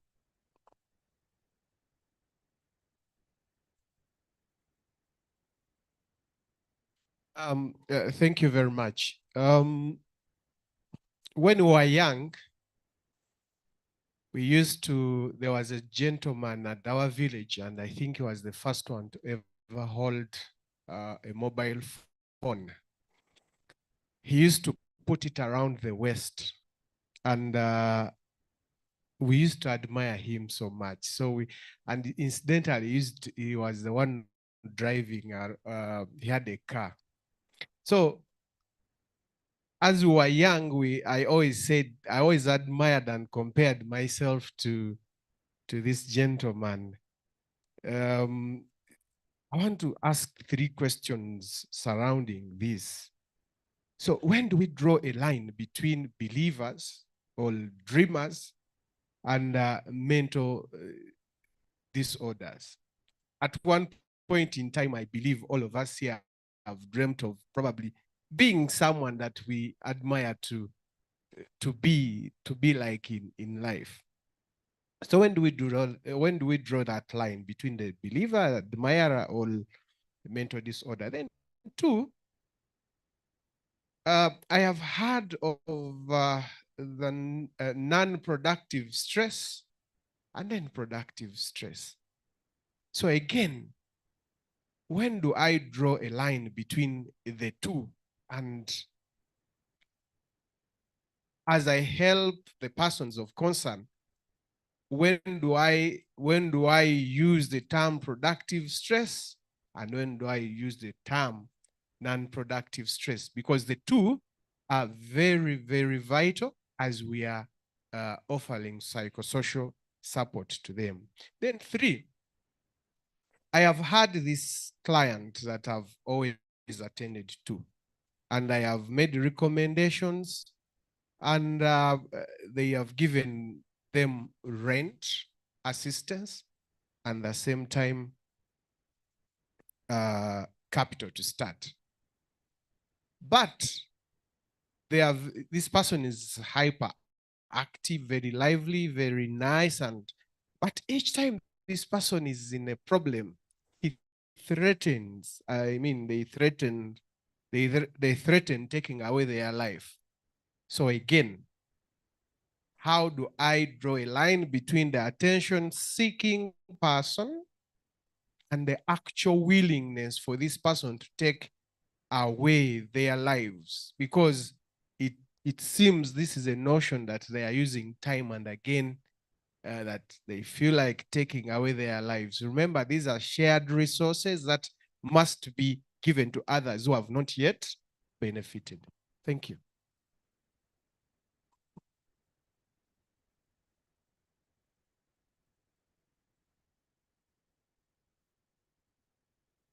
Yeah, thank you. My name is Soyet Sisto Chen, the district chairperson Namur. I must appreciate the panelists for the insight they have given us. When I was sitting here, the picture was coming to me very clearly, because obviously there is connection between the mental health and the human trafficking. And the things start right from the time somebody is offering themselves to be trafficked. Because as it has been said, most of these people, those who are going for external labor, they are in most cases offering themselves. And as a country, the risk, according to the study, is 30% of the people. I'm going back to our educational system. In Uganda, we are trained to be job seekers. And yet, when we are studying agriculture, they're saying agriculture is the backbone of Uganda. And there is no linkages between that statement and the reality that should be done. You'll find that we are encouraging our children to become good lawyers, to become good doctors, to become something that can sit behind the desk and work in the office. And no one is trained to become a good farmer, whereby we are saying it's the backbone of the country. So there is that big gap. And the people who are always affected, like those who are exported out, these are not ordinary people. These are people who have struggled, they have studied, they finished university, but they are now redundant. Because of being redundant, the stress come in, all type of thinking of going out and look for something come in. So as a country, we need to go back to a drawing board. We need to try and connect our education system to a reality. Because if you look at the number of social workers coming out of the university, if you look at the number of human resource officers coming out of the university, and yet, like in the local government, in a district, we always have only two, the PSRO and the human resource officer. Maybe if we have the senior, we have three. And those people have to stay until 60 years and they retire. So where will the rest of this human resource we are producing go? It's better we go back to the drawing board. We start looking at agriculture, where we are saying it's our backbone. We start gearing or turning most of the human resource to go toward agriculture. and also we do more investment in it. We make it lucrative. We don't make only a lawyer to look good to the eyes of the children. We don't make only look being a doctor to be good in the eyes of our children. Unless we do that, the rate of the people who are at risk of mental health will increase from 30% to even 50%. And at the end, we shall all run mad in the country. Thank you.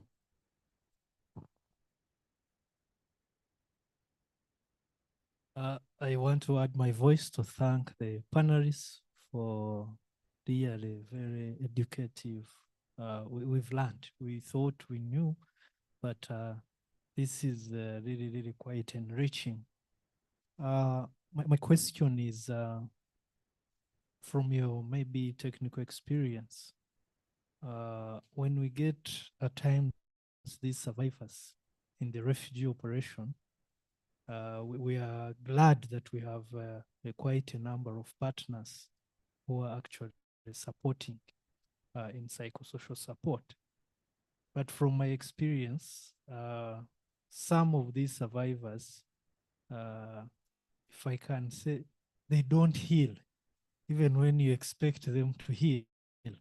So when you even think they've healed, they will show you that they are actually still traumatized. But usually the aim often for some has always been to maybe get resettlement, maybe to be taken in another country, even where sometimes that's not really a right, but it's just a chance. So at what point, as counselors, do you say that this patient is healed, he or she is discharged? Because I've seen some really go beyond even being patients, but to something else. And you really see that they're actually now taking advantage of, the situation just to get that resettlement, which often at times it's like I've said, it's not a right and you can't actually provide it. It's probably even impossible, but they will really push you to the limit, and some can even probably do what some of you may have seen. Some go and camp at some of the partners' offices, at UNHCR, just on the road, and you find they're actually creating more problems. So how do you deal with those, and at what point do you really say this one will have discharged? Thank you. Thank you so much, our panelists. I'm just going to compliment the first speaker. Thank you so much for noting out the issue of victimization of survivors. And someone who has just asked why some of the survivors don't heal is because at the age of healing, this survivor is victimized again. Sometimes some people just knowing that you are a survivor is a starting point of disregarding each and every word you speak, whether sensible or not sensible. So it is really important to tell our people that survivors are not from Mars, they are from Earth. They just happened to go through a situation that put them in that state. And just like I always tell people, to survive is not for the weak. And as a person, I am not intimidated by anyone who tries to victimize me for being a survivor, because I know if I was weak, I would not survive. Survival is never for the weak. Survival is for the fittest. Thank you so much.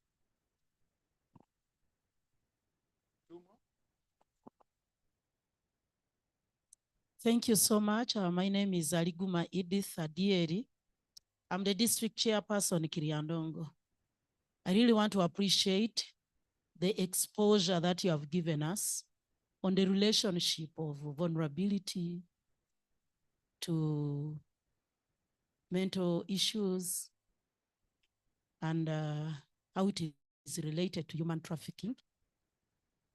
And the effect, as I was listening and relating back home, it goes back to traumatize the whole family. And with that trauma, it causes again other vulnerability because people are not working, people are concerned, they are not productive, and the whole cycle goes back and on and on. It's really a very serious issue. And I want to relate it to a real situation that I have seen. It is still happening up to now. We have heard of children falling sick at school. Somebody falls down and fails to speak, loses senses and all that. Within a short time, when taken to the hospital, they will discover that is malaria and what. Just a drip and a few interventions, the child is back again. After 1 week, the same thing happens. It keeps on recurring. I have a cousin sister who has a daughter. It so happened that she even stopped going to school, senior 1. She's supposed to be in senior 2. So a number of interventions have taken place to the extent of even testing her at Butavika to find out, the doctors know, whether some cells are working or not. But the girl is normal. The results show that she is normal. So after finding out that is normal, there was now a belief because their father had abandoned them and gone away, and their father is somebody of a standard who wants money, but it's not productive, not working hard. So the feeling around the village was that this father should have sacrificed this girl. And the girl in the night, what does she dream? The father has a piercing knife. The father is calling her to go under the water and all that. She dreams of big snakes, what? So the whole family is traumatized. Esther is likely to die. She's likely to be taken away and all that. So really, I may not continue with narrating the story, but you can see what it is. She's not at school. The family is not stable. Herself, we don't know the verge. There's a feeling she's not mentally ill. She's not epileptic. Now they've taken to prayers. And you know, everybody will say, I will pray. I will pray. Everyone will say, I have the drug. I have what? So I don't know what interventions we can make at that level, because we may not go back to Tabika. We go on for prayers. What can help? Thank you. Thank you once again. I want to thank the panelists that many of us in the room now are alert because of, you know, this is called horizontal knowledge, and we are very appreciative. Yeah, I want to start by thanking my brother, Subi. You know, Subi means hope. Indeed, you are not in a wrong profession and you're not in a wrong organization, because you have started by giving us hope by amending the topic. That is a very good one. Survivor, you change victim to survivor, which is good. So you are living to your name. My brother and sister was there. Indeed, I've realized that there is no difference between mental health and human trafficking. I work in my entire, now coming to 5 years as resident district commissioner. I've worked in 3 districts at the borders. I worked in Arua as resident district commissioner. I work in Amoro, all bordering. The other ones is bordering Democratic Republic of Congo. The 2 are bordering South Sudan. And at the time when we were the epicenter of transmitting COVID in the entire country when I was the resident district commissioner of Amoro. That is when I came into terms with issues of mental health. And we have given advice to Ministry of Health. I'm happy my brother, doctor, is there, to try to adjust the scales, the structure of local government, so that we have counselors in this, because people are studying counseling, but you don't get them deployed in local government. When each and every time you have problems that need counselors to get in charge with these kinds of actions. Like we have almost 90,000 refugees that we as Lamore districts are hosting. My brother, during times of food distribution, that is when we are faced with the forced migration. You are seeing people coming from Eastern Equatorial Province of South Sudan to come to Uganda and get food. After getting food, you see them carrying the food and going back with it to South Sudan. And you ask yourself, what is this? That is already forced migration. It's not refugees. That's why I'm calling it forced migration. I said you people in Refugees Law Project, you're very skillful. You know the language to use at a particular time. Because now, that one goes back to what we were talking about yesterday. Survival situations, because there's no food. So they are coming to get food, then going back. Others are trafficked in order to come get for them food and go back. Goes back to all the discussions we held yesterday here, that there are people, there are children we are getting from Karamoja to come here in the street, get money for somebody, not for them. So issues of mental health is real, and the stress within society is real. And it is something that we are not going to run away from it, because I remember these issues of labor externalization. There are many people who are going in the countryside to look for people to traffic them, because they are going to get commission from this organization. Just commission, because you look at human being in form of percentage of how much you are going to get at the end of the day. So issues of mental health is real, because by the time you are taken, some are not allowed even to speak at the airport.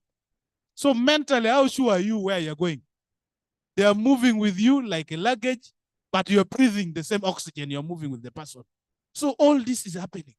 You are at the airport. I've seen when people comes at the border, you are saying, who are those people parked there? And they're squatting down. You have seen these photos of Ugandans in uniform and t-shirts, lined one line. It's only one person to clear you. So mentally, are you sure where you're going when they have started suppressing you from here in your own country? You're already as refugees in your own country.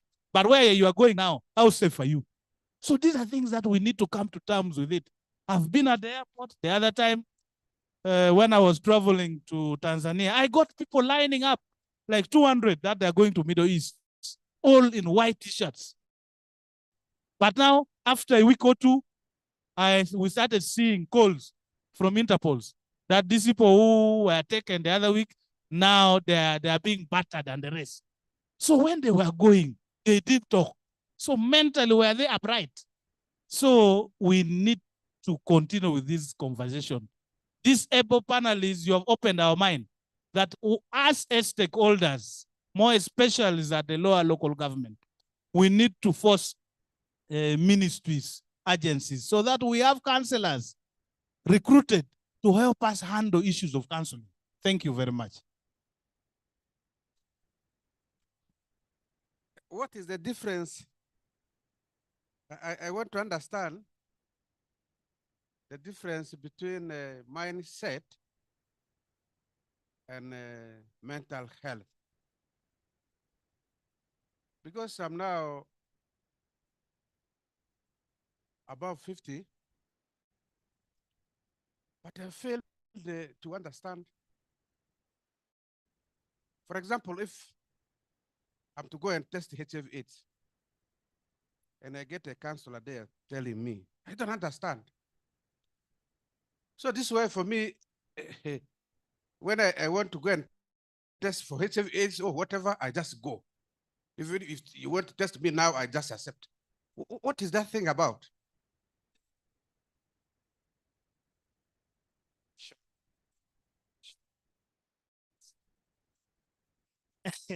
Thank you. Thank you, Chair, and the panel. And thank you, Subi.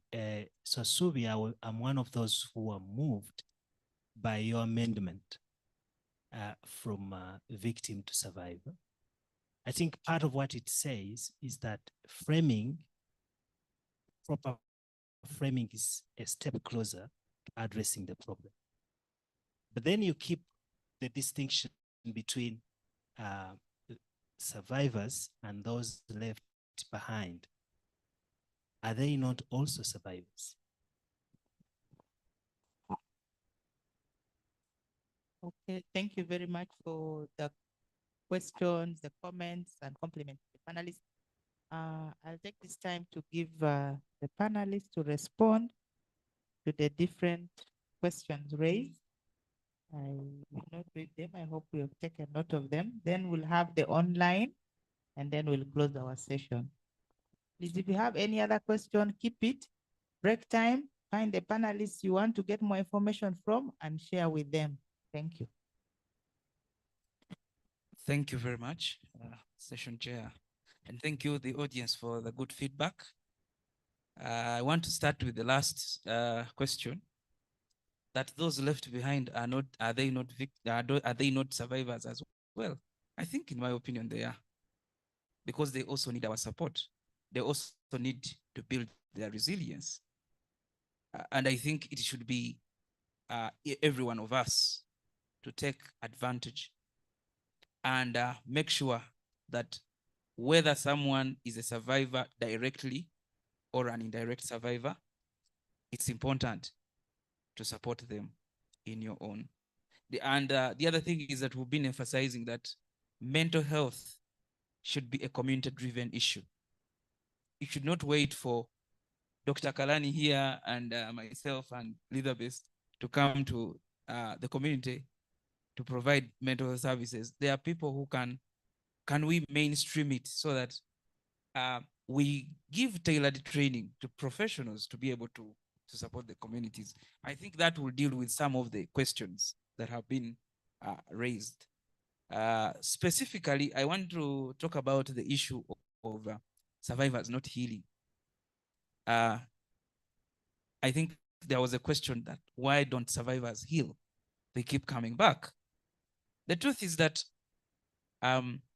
one, it's a double fold. Are we building the inner resources of the people we are supporting to be able to functionally survive in a hostile environment? Are we doing enough to that effect? The other is that what is the level of psychosocial support? And at RLP, we've tried to do this through what we call survivor-led support groups. We have tried to emulate the model of community-led support.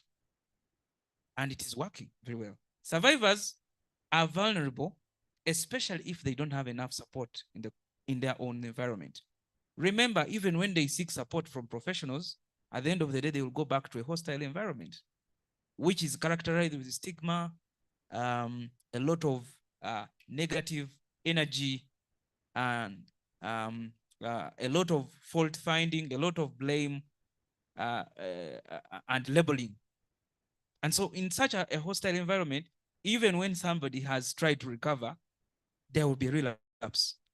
So the question is for you and me, what are we doing to build resilience collectively? The other way really directed to me, I don't want to finish all the questions, but let me just thank the compliments, those who complimented me. Thank you very much. It is true, LC5 Kiriandongo, that trauma is a cyclical kind of thing.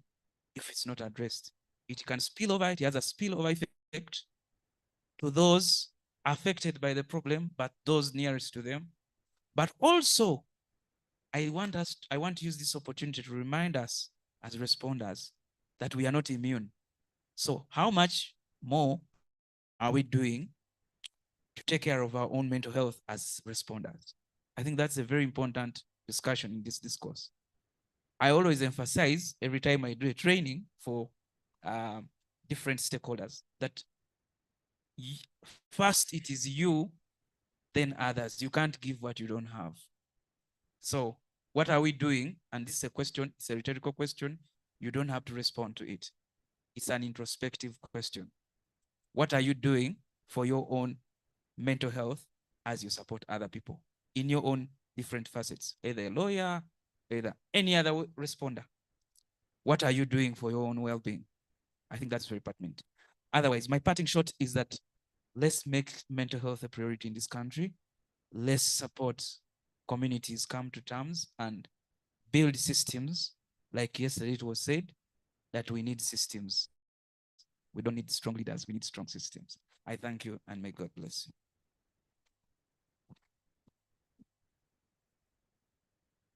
Thank you so much for the responses you've given.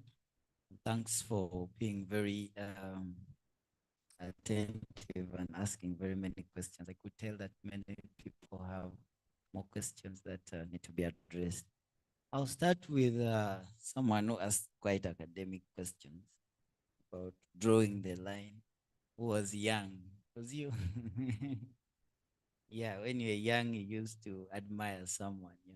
So a psychologist called Erickson. I'm seated between two psychologists. They probably know him better than me. He defined stages of psychosocial development.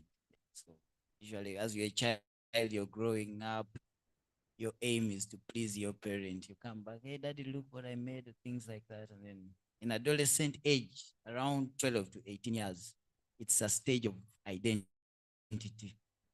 This is where people get identity crisis, and role modeling happens in that stage. So usually at that stage, it's normal to admire people, want to be like people, because it's how you begin to structure your personality and identify yourself with people. Maybe your parents, maybe someone famous around, maybe a TV personality, maybe whoever it is. And then that will define you. Thereafter, I think you go to love, and then there you go to contributing to society, and then later giving back when you're elderly and talking about your experiences. So it's okay that that is a stage of life. And that's why usually when we are raising our children, you have to ensure that you're their friend as they are growing up. Because in adolescence, when the stage of role confusion, you have to ensure that they will fall back to you, because no one else has their interest at heart or best interest than their parents. So if you do not make or create proper relationships with the children as they're growing up, they'll find other people. Sometimes they may pick up vices that are not good for them, because they probably don't see you as a role model, or they don't like you, or the relationship you have are not very clear. And usually that's why we talk about that. That said, you ask about productive stress. Also, we call it positive stress or eustress. And then there is the negative stress. There is a curve, stress curve that we follow. If you did physics, you remember the principle of elasticity. That you know, a wire can only hold a load up to a certain point, beyond which it reaches what they would call the breaking point or breaking limit here. So every individual has that breaking limit for stress. Stress is good. Tomorrow you have an exam, you read in the night so much, and you start to wonder, yeah, I wish I would do this every day, you know. But it's because of the fear. Your boss is around, you'll probably perform. If you have targets, you'll perform better. That is positive stress. But if it happens too much, and usually the feeling you get is supposed to help you cope and deal with those issues. But if stress becomes too much and persistent, you break down. That's where you get the breaking limit. So it's upon every individual to know their breaking limit, because we all have different, we can all contain different stresses differently depending on our psychosocial development as well, and makeup. Taking away your life or threatening, we take that serious. Under normal circumstances, no one should threaten to end their life. So you don't take that lightly. And if you work in circumstances where people sometimes threaten to do this, there are several suicide screening tools or assessment tools. I think the one that's validated in Uganda is the third person scale, but there are many other scales that are there. You look at the context and screen. Do not take any suicidal threat lightly. And I think it comes back to what the LOC5 was talking about that person. Any suicidal, threat or talking out or threatening to commit suicide or, falling down the way you've said, and they take to hospital and everything is normal.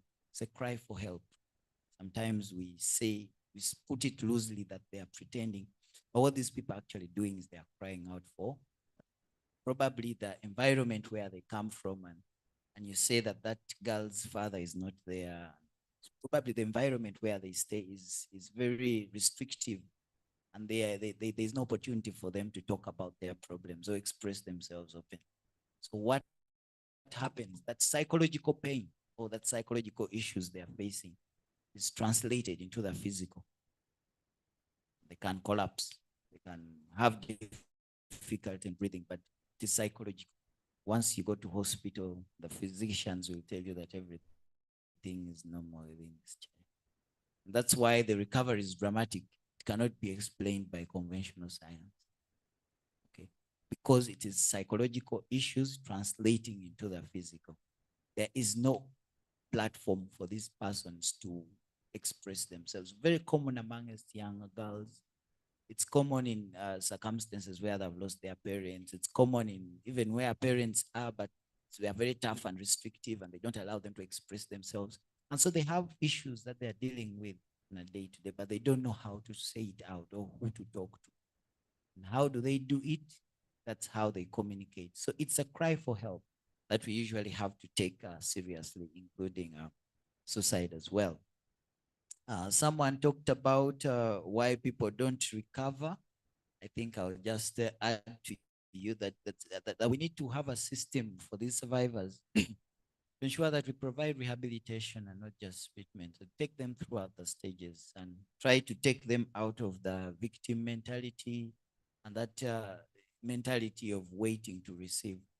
With us as clinicians, as psychologists or counselors, we don't believe that we have answers, but answers come from the people that we talk to. So we want to empower them because handouts sometimes don't help. By building their resilience, we acknowledge the fact that stressors will be there all the time in this environment, in the next, and everywhere you go.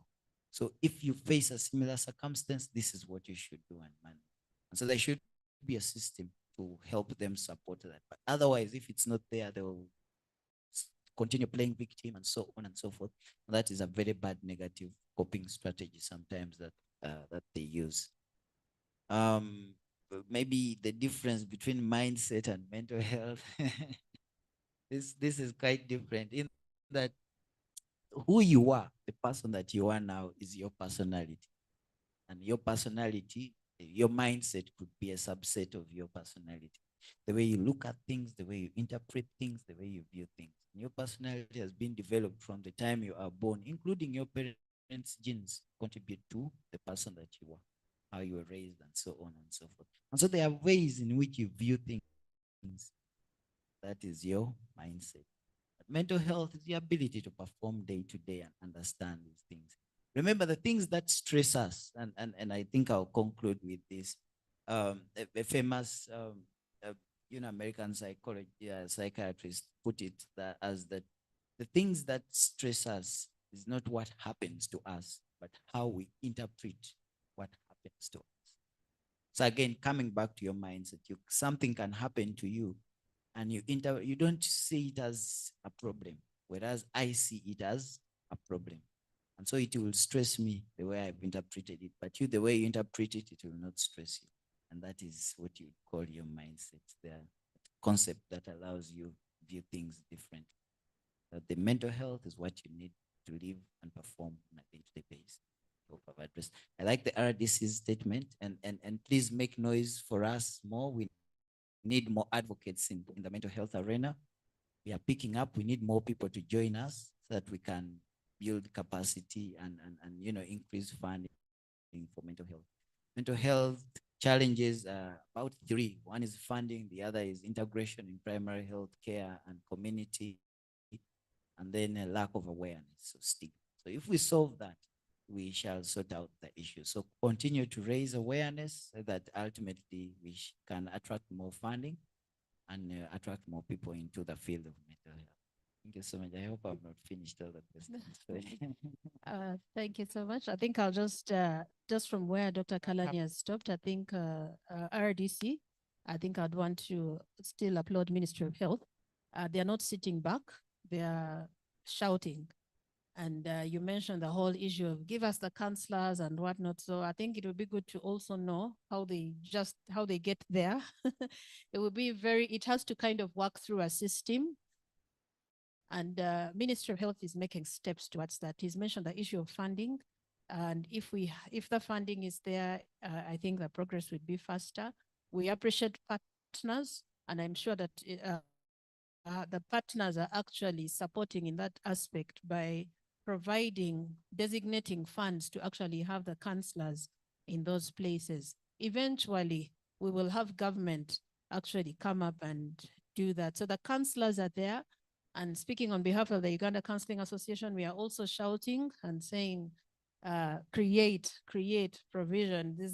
We need these people out there. The work is there and they need to actually get there, and let's reduce the impact of this in our country.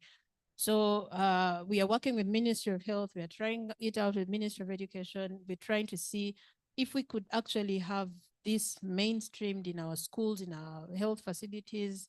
I'm sure we would kind of increase more of a preventive action and be able to reduce the impact that it's having on our country. So just like Dr. Kalani said, let's shout and let everyone join and let it get louder.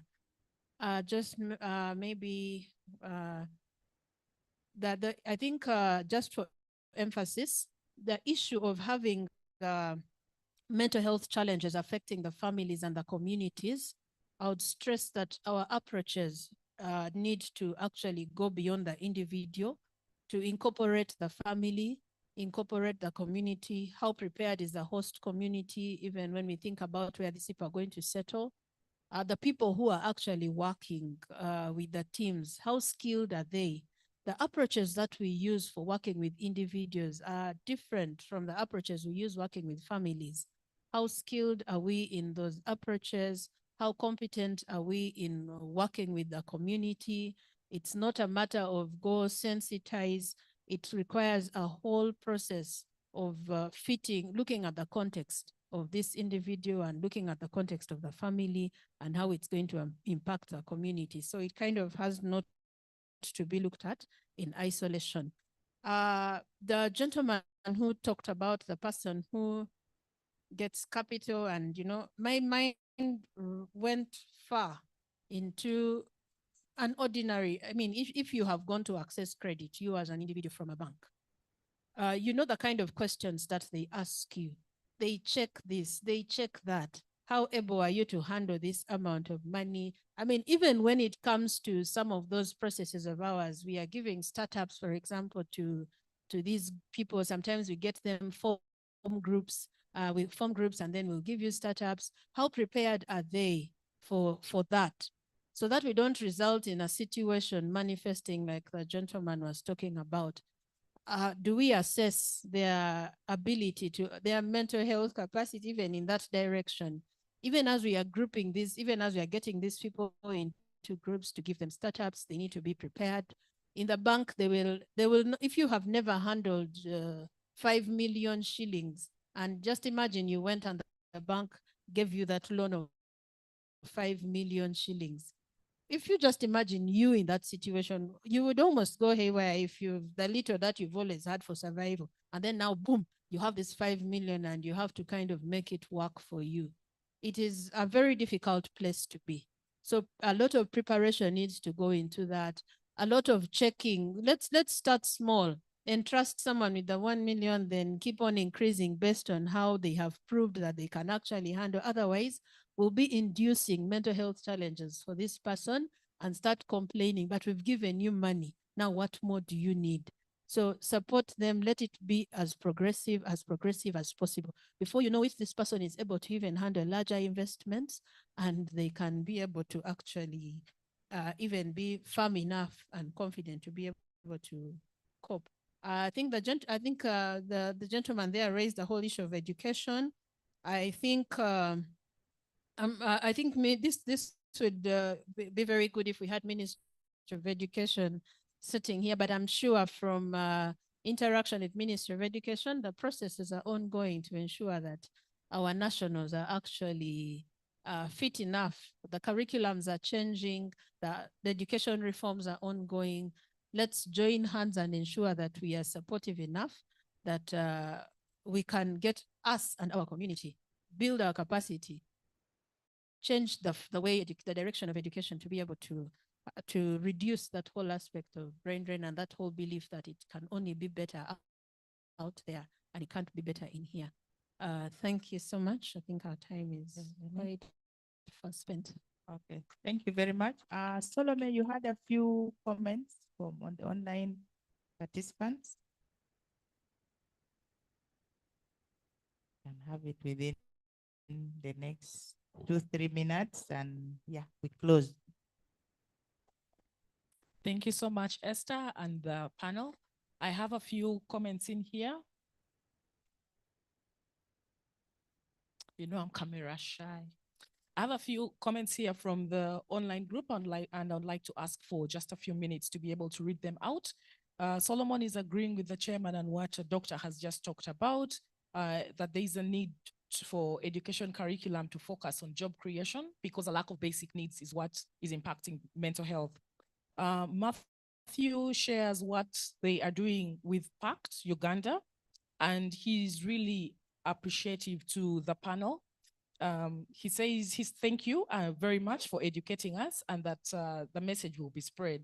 He'd like, however, to draw attention to the fact that consumption of Mairunji, particularly in Gulu, is increasing in the streets, and that they're working purposely on mental health related to abuse of drugs and substances, but this is not an issue that is being focused on, and he would ask to ensure that, you know, Ministry of Health focuses on that and acknowledges that challenge. We also have feedback from Eric. Refugees go through a lot of mental health challenges during flight. On many occasions, language has been a barrier for accessing our services at different levels. Dr. Elizabeth, I need you to hint some more on attitude at workplaces, especially when handling vulnerable persons with serious needs that have to be addressed. Most times they are not listened to. How can people do that? How can people respond to that better? Which Ahmed says is a universal truth, and everything that you have discussed is a reality. The other comment we have is from Philip Onen, who's saying, who should be held accountable for these mental illnesses and human trafficking when both refugees and hosts, and to add on to what Subi talked about, the service givers, you know, the caregivers are going through the same challenges. How do we address this? We also have a comment here from Cosmos. In the first place, why would one invest in human trafficking? If there is humanity on earth, what kind of support do traffickers need to end this heinous crime? Is the mental health of perpetrators okay? This should be a psychoeconomic survival mode as a result of a meltdown or high unemployment rate. So beyond the victims, Cosmos is asking about the perpetrators themselves. You know, what is their state of mind and what should we do about that? Philip also says who should be held accountable for these mental illnesses and human trafficking when everyone seems to be struggling with the same. Is it an issue of government, UNHCR, or implementing partners? It's a question he throws. Peter says, generally, refugees go through a lot of mental issues, especially during process of receiving cash assistance. You see a person taking almost the whole day in line just to receive 14,000 shillings. And each time complaint of network comes, and in the end, very traumatizing. What should be done about this? We have Ahmed, who also says this is a generic issue of refugees, and it also needs a lot of awareness, education, and job creation for hosts. this must be addressed and talked about seriously. But he also says, draws on to the point that there's need for basic needs. And once that is availed, mental health issues will be addressed. I think in the interest of time, for some of the comments here, we will engage with you and respond online because we are almost 25 minutes behind time. Thank you. Okay. Yeah, then there was also one comment about so traffickers take advantage of the vulnerabilities and pose as people giving help. At this moment, I want to thank my panelists so much for this time, for your insights, for the responses you have given, and also for the participants, both online and here, for being attentive. I know this is a very interesting topic, which we can even discuss it the whole day. But for now, allow us to stop here. Any other issues, you can consult the panelists and get more information. Thank you. And thank you. And we beg to end here. A big clap for us, please, as we go back. Thank you so much, Esther. Thank you so much to the panelists. Please clap for them until they reach their seats. That's the only way we can show how appreciative we are of the information that they have shared with us. We are within our break time, and acknowledging time and knowing that we need to rest, I would not want to submit you to any further torture of engaging you consistently. Otherwise, the conversations that we've had here will have fallen on deaf ears. So I'm told we have enough counselors in the room, so even if I go into your break time, you will be sorted, but I would not like to abuse you and harm you any further. We will take a break right now, and our break will be 25 minutes. So please feel free to get up, grab your tea, stretch a bit, use any rest that you need, respond to those calls, and we will be back in 25 minutes. Thank you and enjoy your break.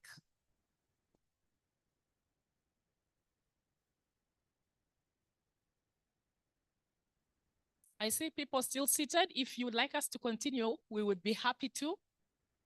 Please, let's grab our break and get back to our seats so we can continue. Thank you.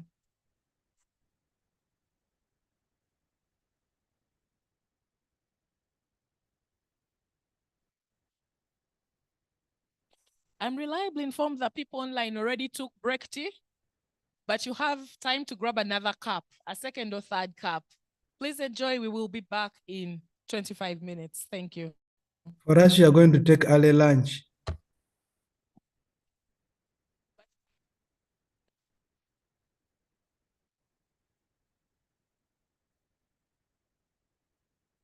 For us, you are going to take early lunch.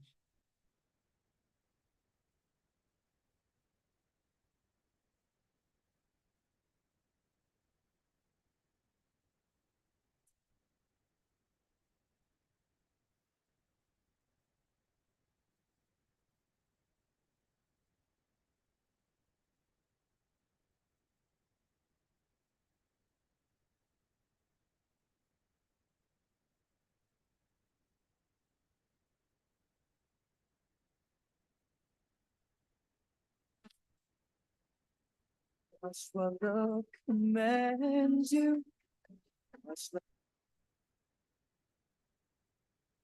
Oh.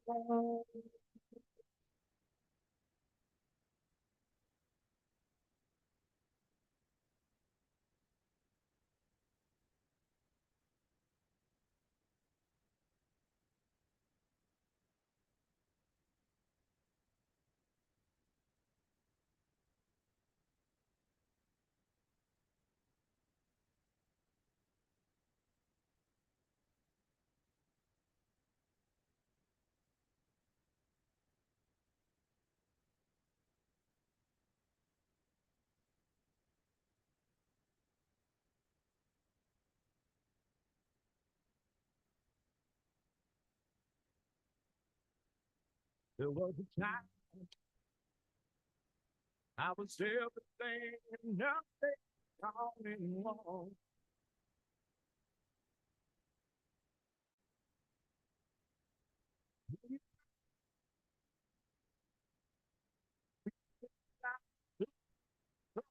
down.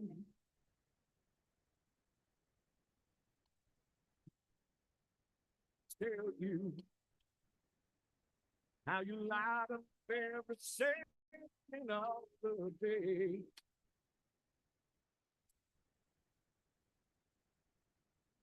But in the moonlight, shine on.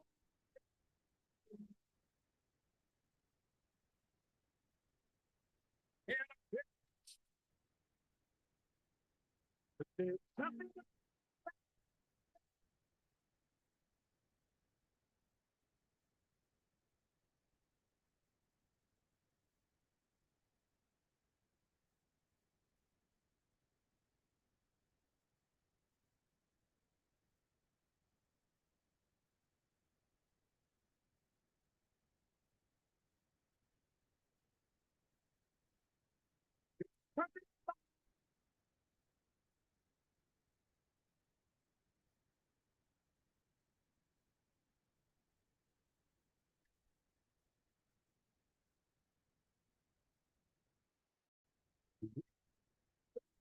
night.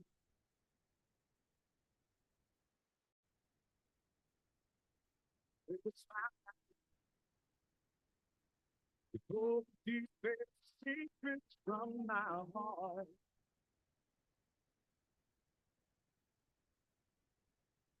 Now, you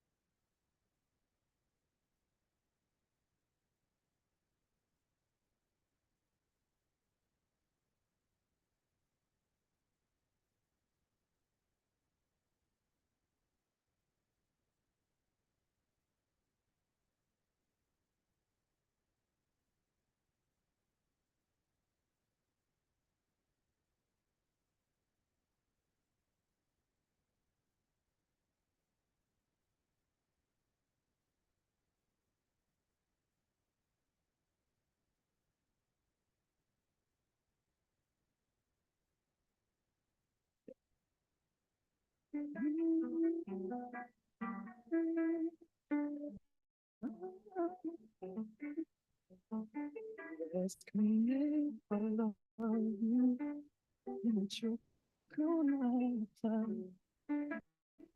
I'd rather hurt you honestly than mislead you with the lie. And who touch you and what you say or do? I'm only just beginning to see the real you. Oh yes, and sometimes when we touch, the honesty's too much. And I have to close my eyes. And I wanna hold you till I die, till we both break down and cry. I wanna hold you till the feeling fades subside.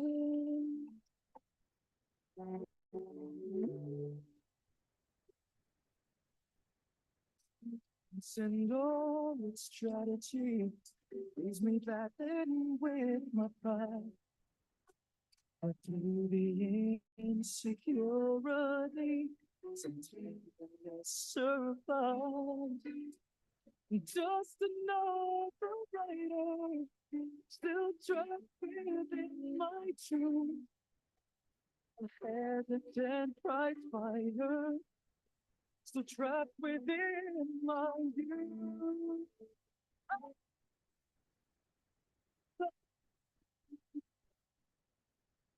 The honesty too much, and I have to close my eyes.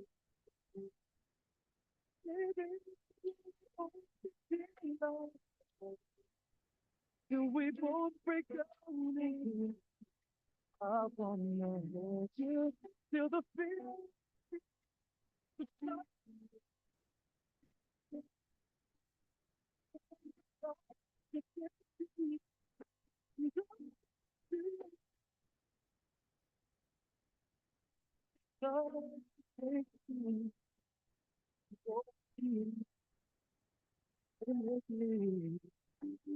Sometimes I understand, and I know how hard you try. Watch my love commands you, watch love pass you by. So the things which you know, so a brother or a sister, within the passion for life, yeah.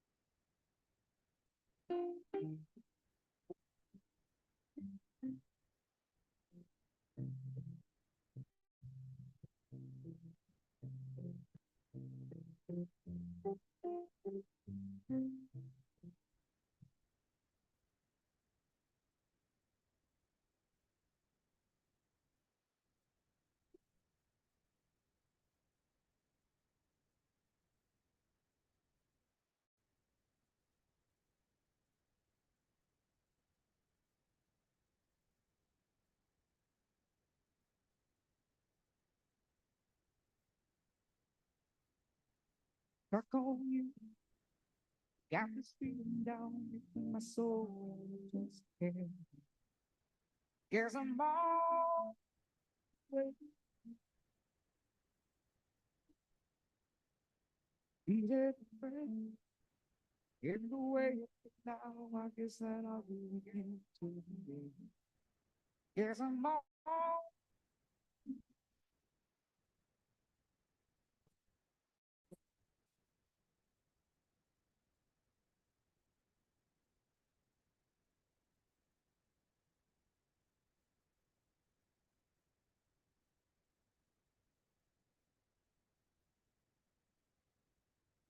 I call you. Where the food too long, I guess it's time for me to come. Guess I'm all my way. So hard to see. Girl, the woman like you could wait around for me that time. Guess I'm all my way. I'd be glad to stay.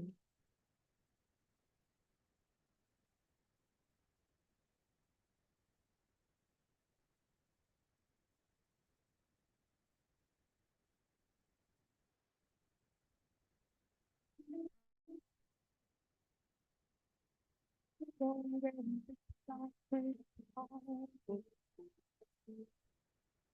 I swear I'll go.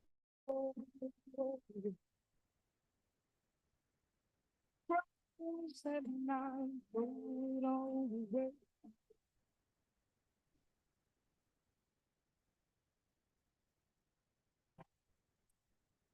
time, little darling. I'm coming home to stay.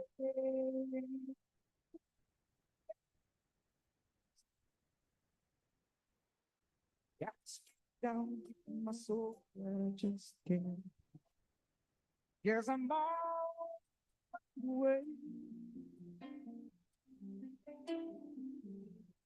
Need everything in the way now. I guess that I'll be waiting to the end.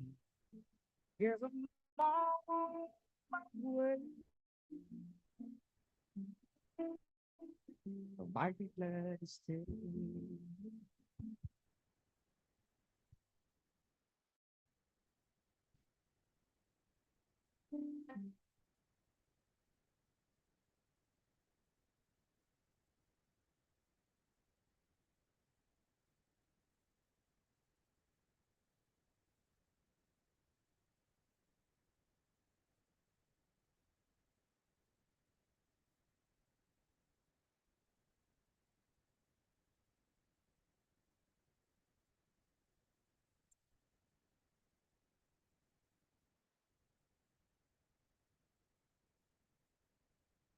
Late in the evening,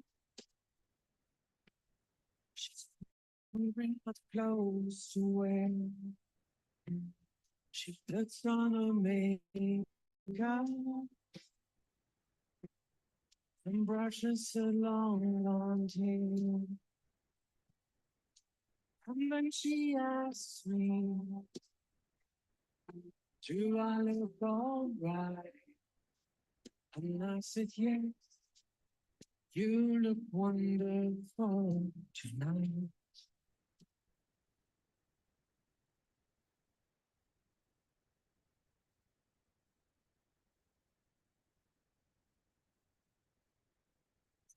Party,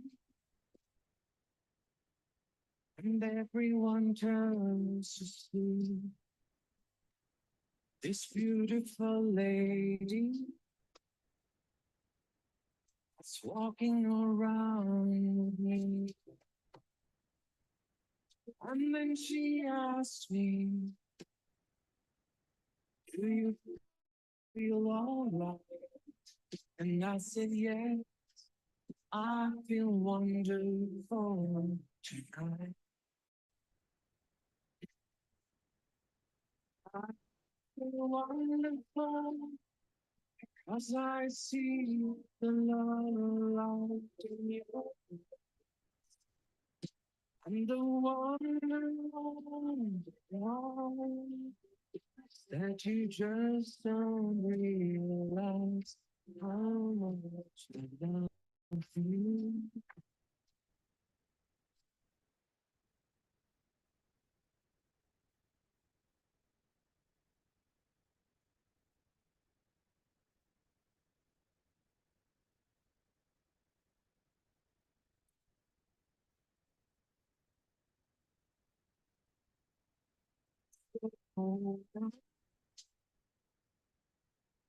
Got an aching head, so I give her the car keys.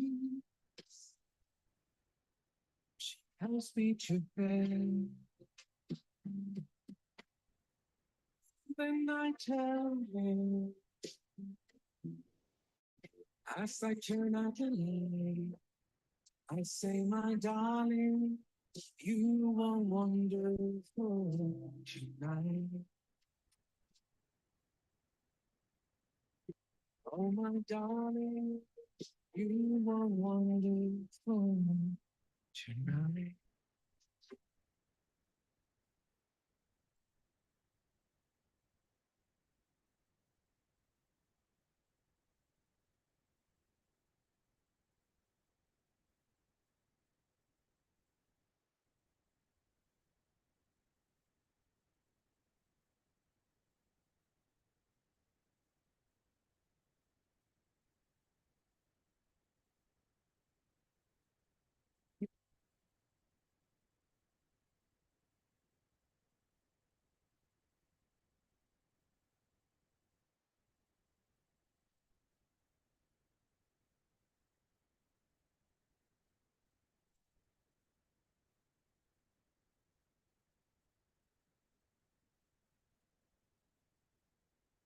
After listening to issues related to mental health, I want to traumatize you more. Just 5 minutes to the next session. Please leave your comfort zones. Come back to the table so that we can proceed.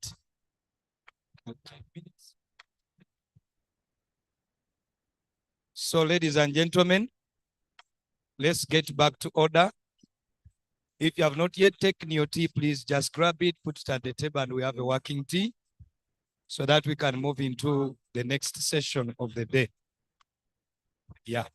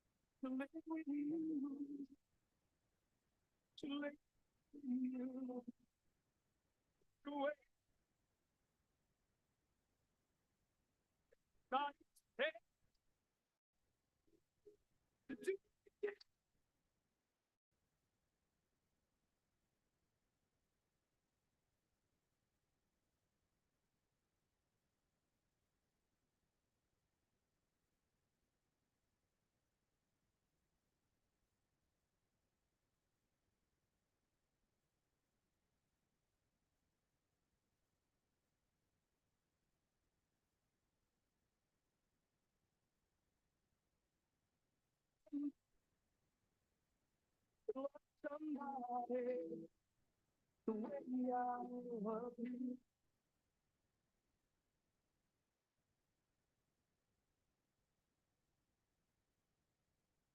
Somebody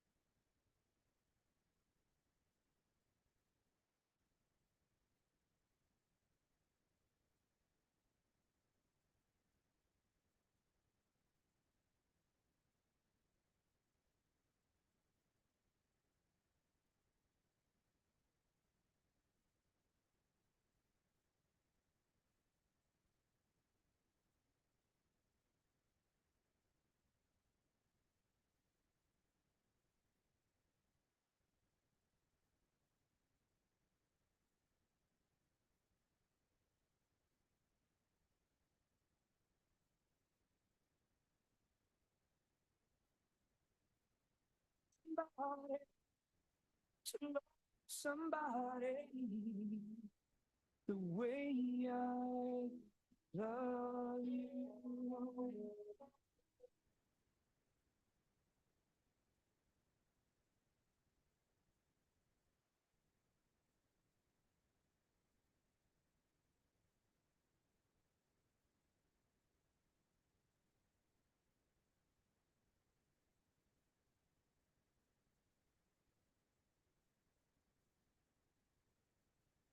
You know when I'm with her,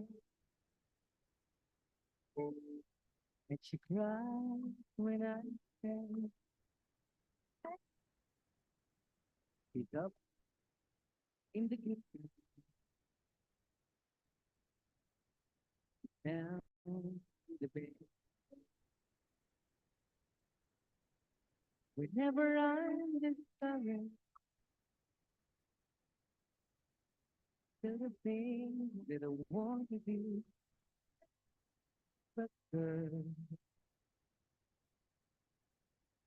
he doesn't know that.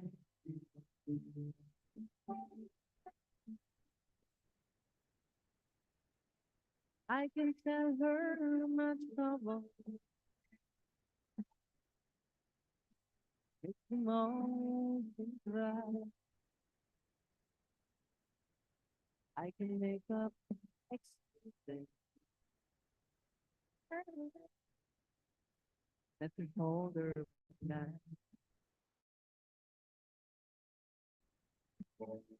We can talk of tomorrow.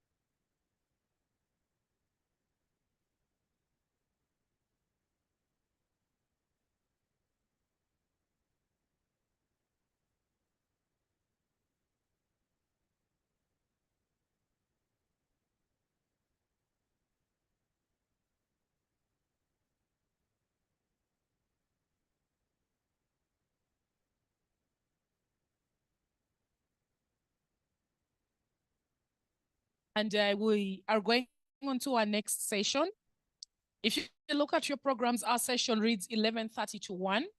And we are proposing an amendment because the panel we are going to listen to is a panel just as important for us to engage with as the panels that we have had before. So we are amending that time to start from 12 p.m. and that panel shall come to an end at 1:30. That means lunch will be at 1:30. The panel that we are having is a panel of victims and survivors, and it's entitled Victims Speak Out. I would like to ask that we have one meeting so that we, keep time.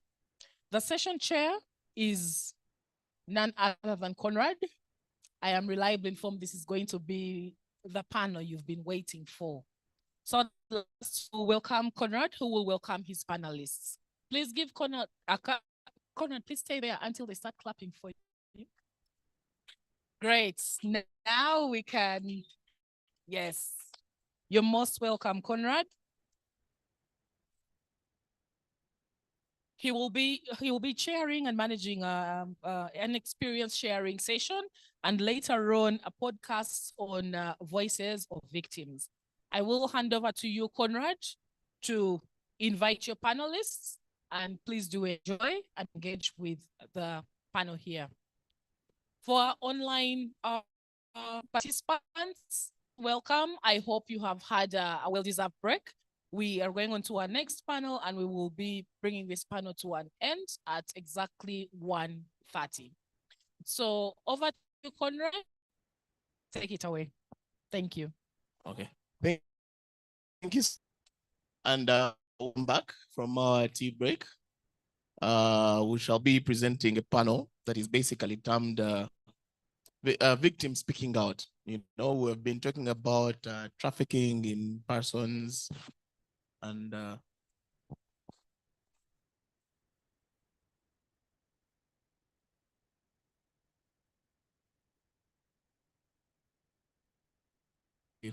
so we've been talking about this vice of trafficking in persons, and we've talked a lot of theory, right?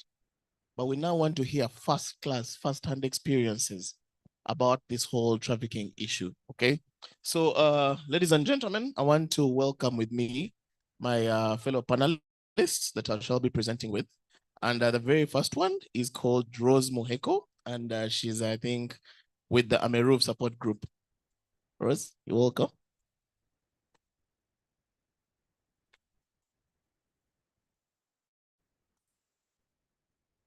And our second panelist shall be a gentleman named Ande Mariam de Basse 12. Please forgive me if I butcher anyone's name, but please welcome the gentleman to the panel. Okay. And then our third panelist shall be a lady called Joan Dagire, and she's with Justice and Peace Center, and she'll be screening us a video on trafficking.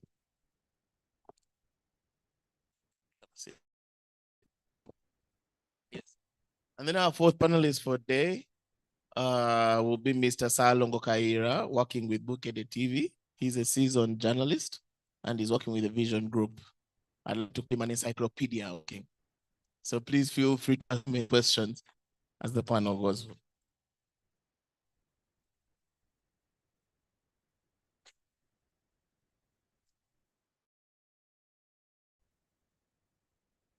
Well, okay.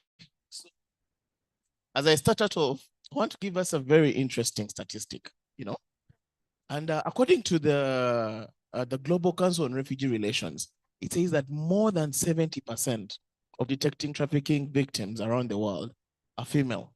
I think if you look at our first panelist today, you'll recognize that we have two females on the panel, right? And it's going to be very important to listen to their stories and their experiences. And then also, it's important to note that in Uganda recently, we have an influx of foreign workers overseas who are basically departing for Middle East and Asia. And there's been a spike in the facilitation of labor trafficking, and this has spread to refugees and asylum seekers, right? Then this is because of the fact that traffic labor is often at times very attractive to employers as compared to less on an exploitative forms of labor, because it is cheap compliant, and because they're high, it is highly profitable.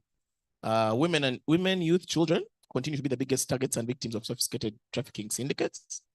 And there's also a reported increase in numbers of cases of children trafficked, and this has spread and separated them from their families, and they're more exploitable because they're less likely to have an adult advocating for their rights and for their rights, and they cannot be given any fair pay if they're taken into acts like sex work or forced labor, etc. Right?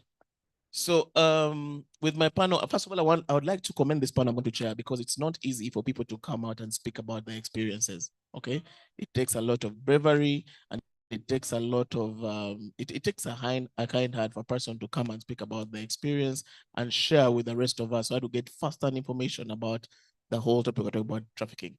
So ladies and gentlemen, I don't know who I'll begin with.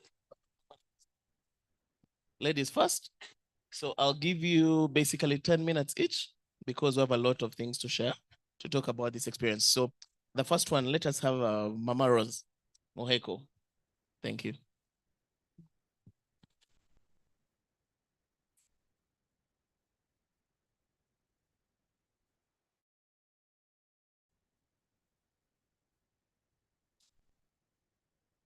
Good afternoon, ladies and gentlemen. I am Rose Muheko. I am a mother for 4 children, 2 born out of sexual violence, mean out of rape, and 2 born out of consent. Let me just go straight to the point. My first son, he's 33 years old.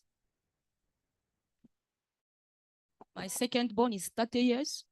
My son, he finished university and was trained as an operator for printing machines, and he's an accountant.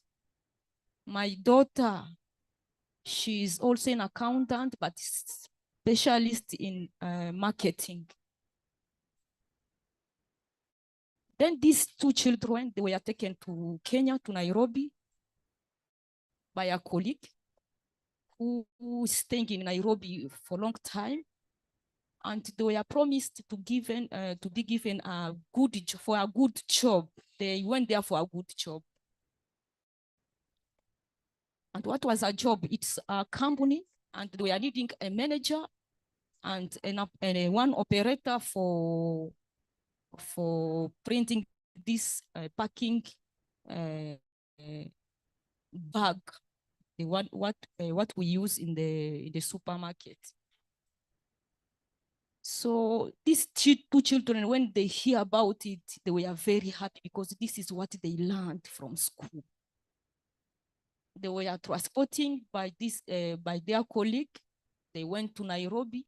When they reached there, they did the interview and they qualified. They were taken. They were employed.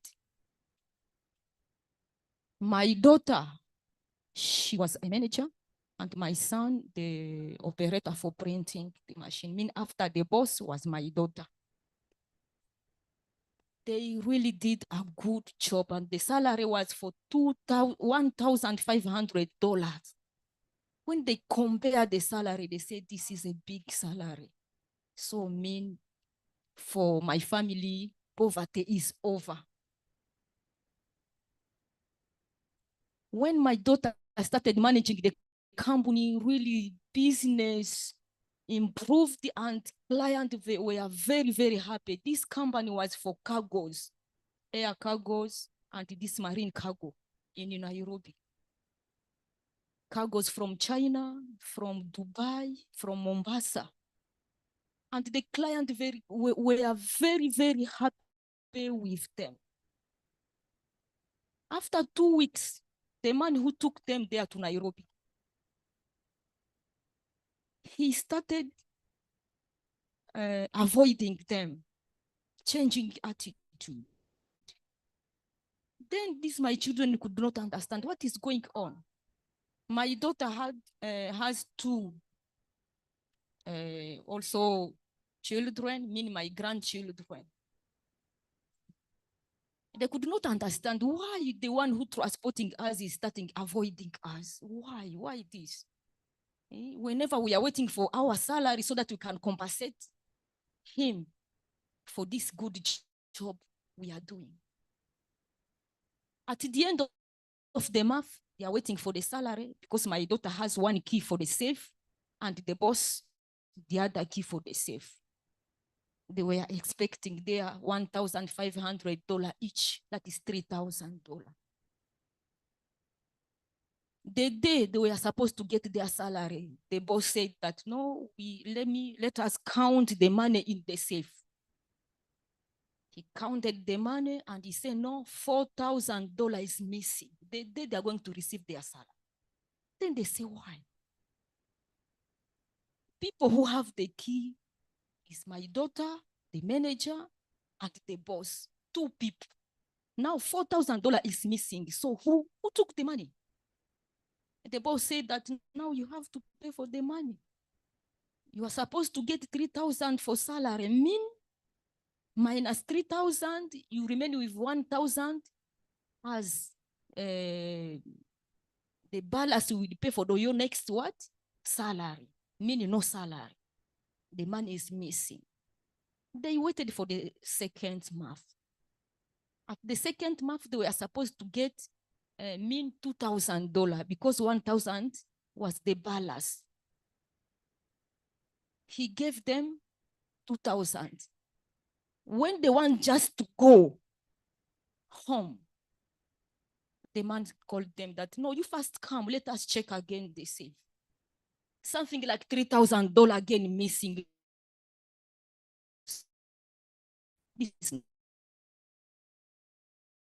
So the man continued doing this. But here the clients are very happy with the services because they were doing their job. And this is what they learned from school and they had experience. They say this is not possible. Now what are we going to do? They could ask for advice for like a client, agent, and other people. Now one told them that, do you know, this your boss is a Muyai. That is what he used to do. If a worker comes to the company, he doesn't even finish a month, he just run away. And the former manager, they met there.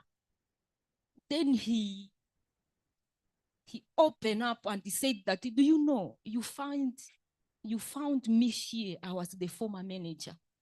But it's as if I'm going to work for like 5 years without paying, saying that I'm just covering the money missing in the safe. This is his game he used to do to people.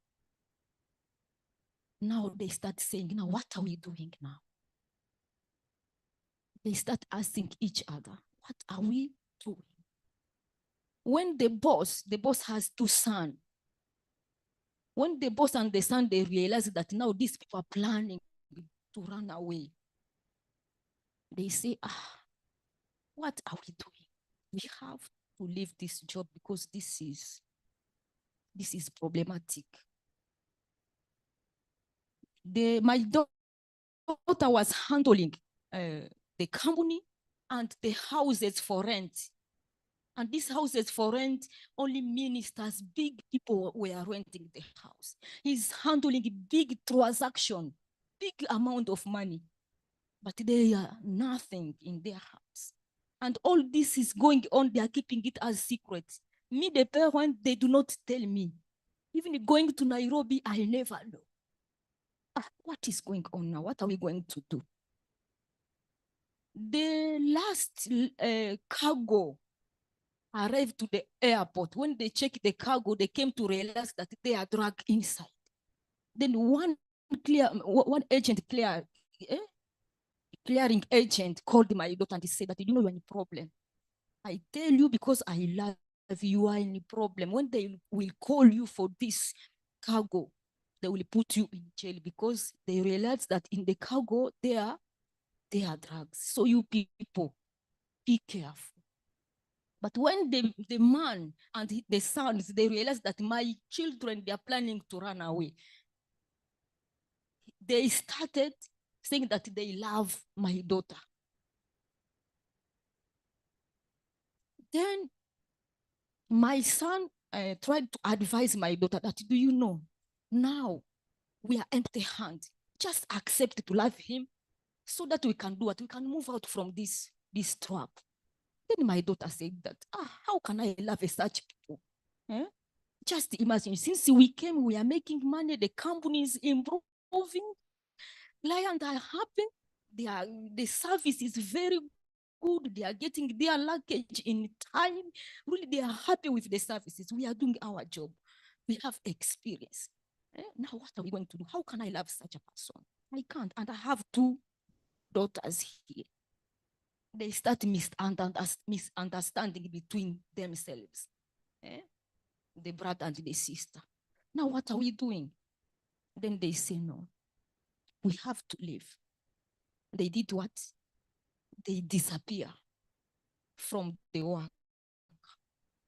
Then they think about reporting. They say, if we report, first of all, we are here illegally.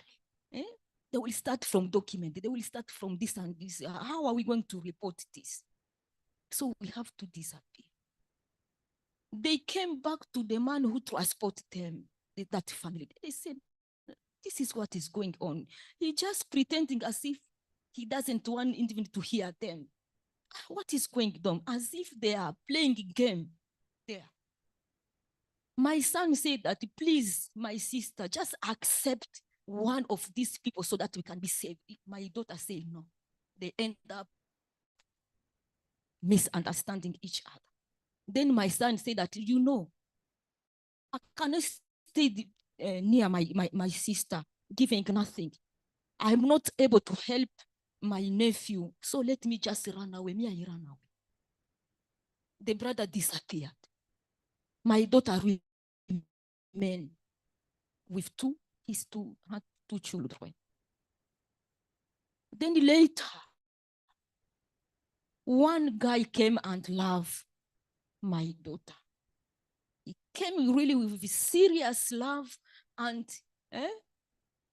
on that period when she's in need of somebody, my daughter accepted.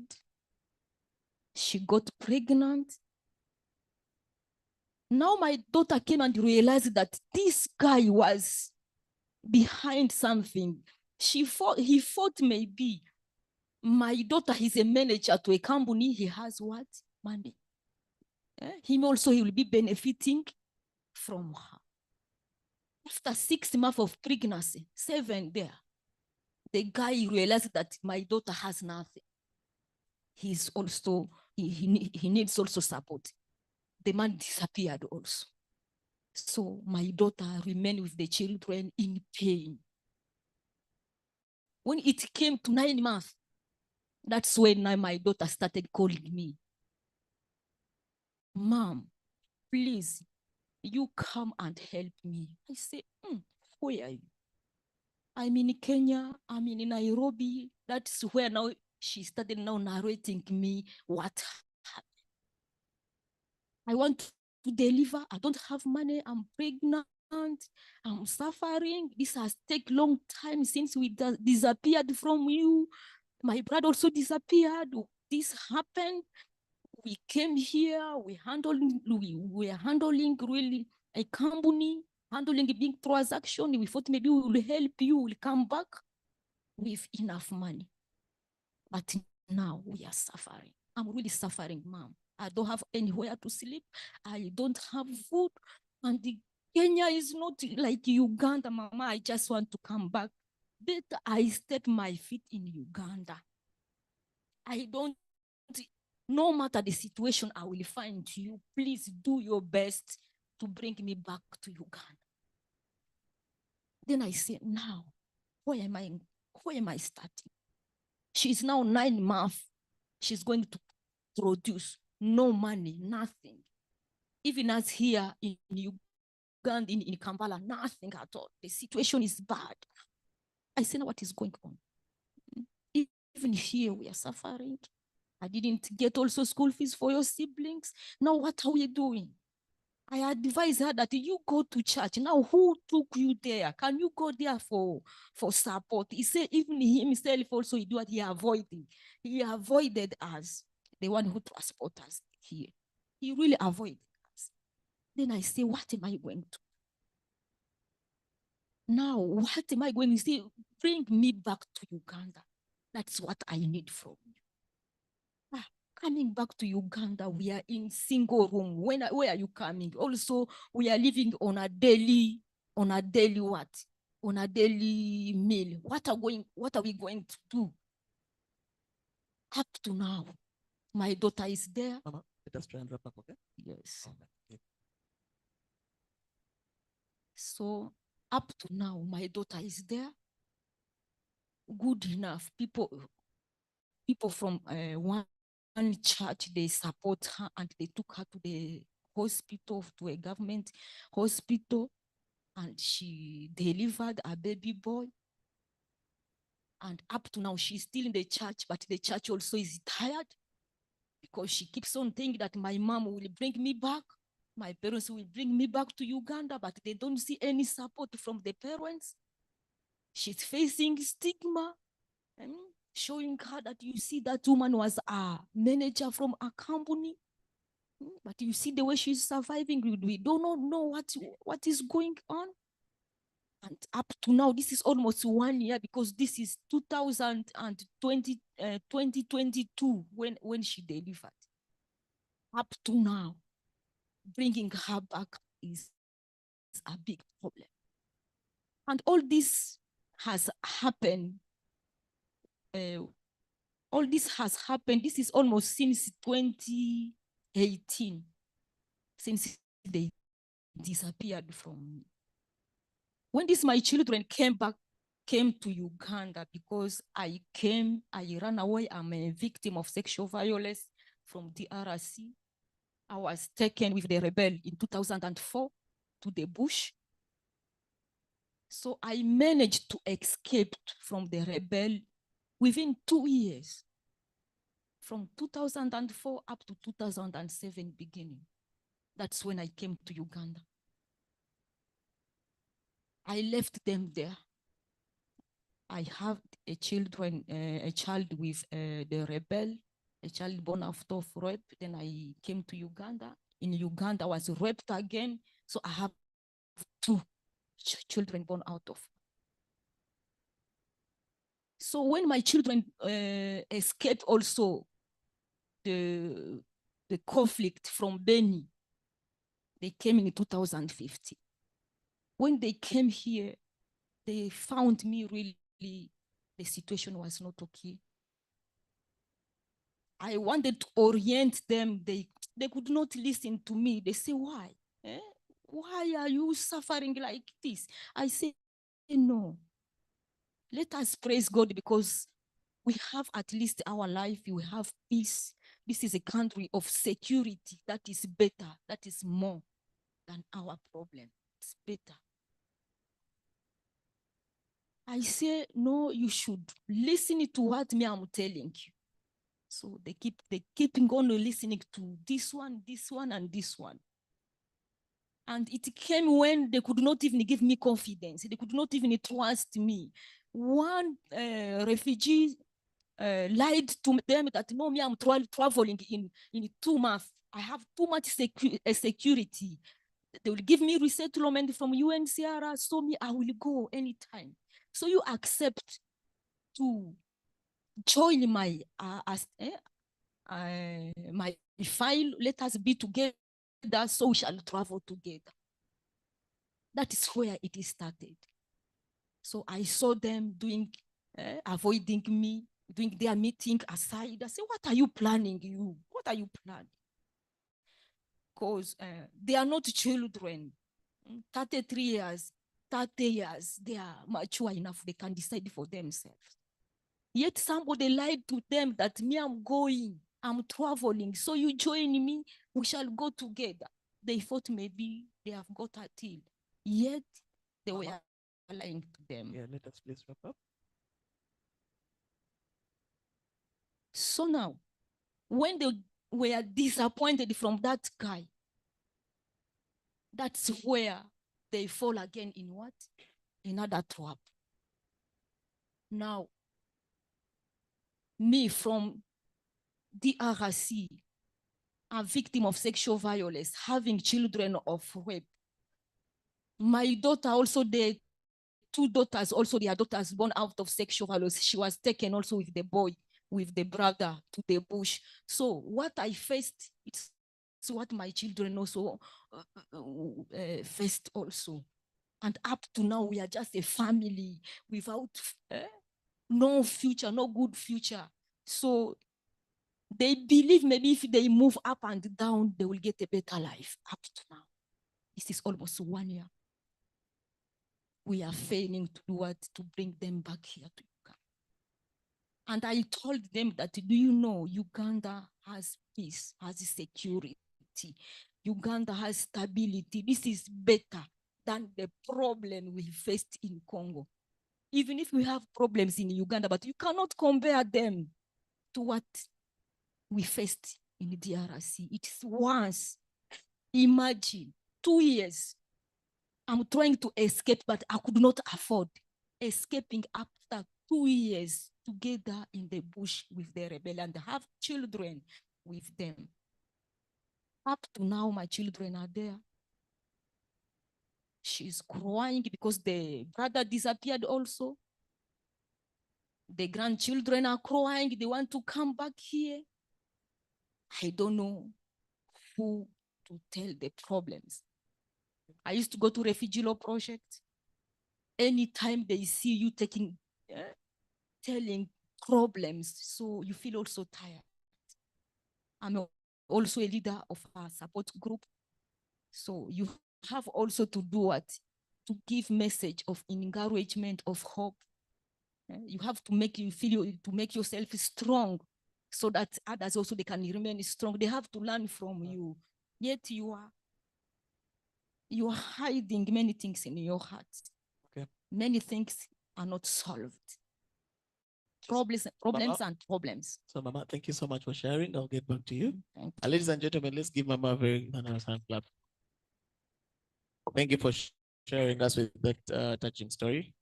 And yeah, so I want us to welcome Mr.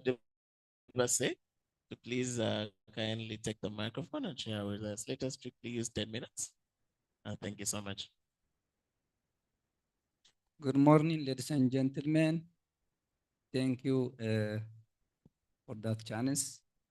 I'm going to summarize with 10 minutes. For me, it is not long, but my English is going to bother you. Be careful. First of all, I would like to thank for those prepared this comfort. Thank for the embassy and government Netherlands and for the school law and refugee school project.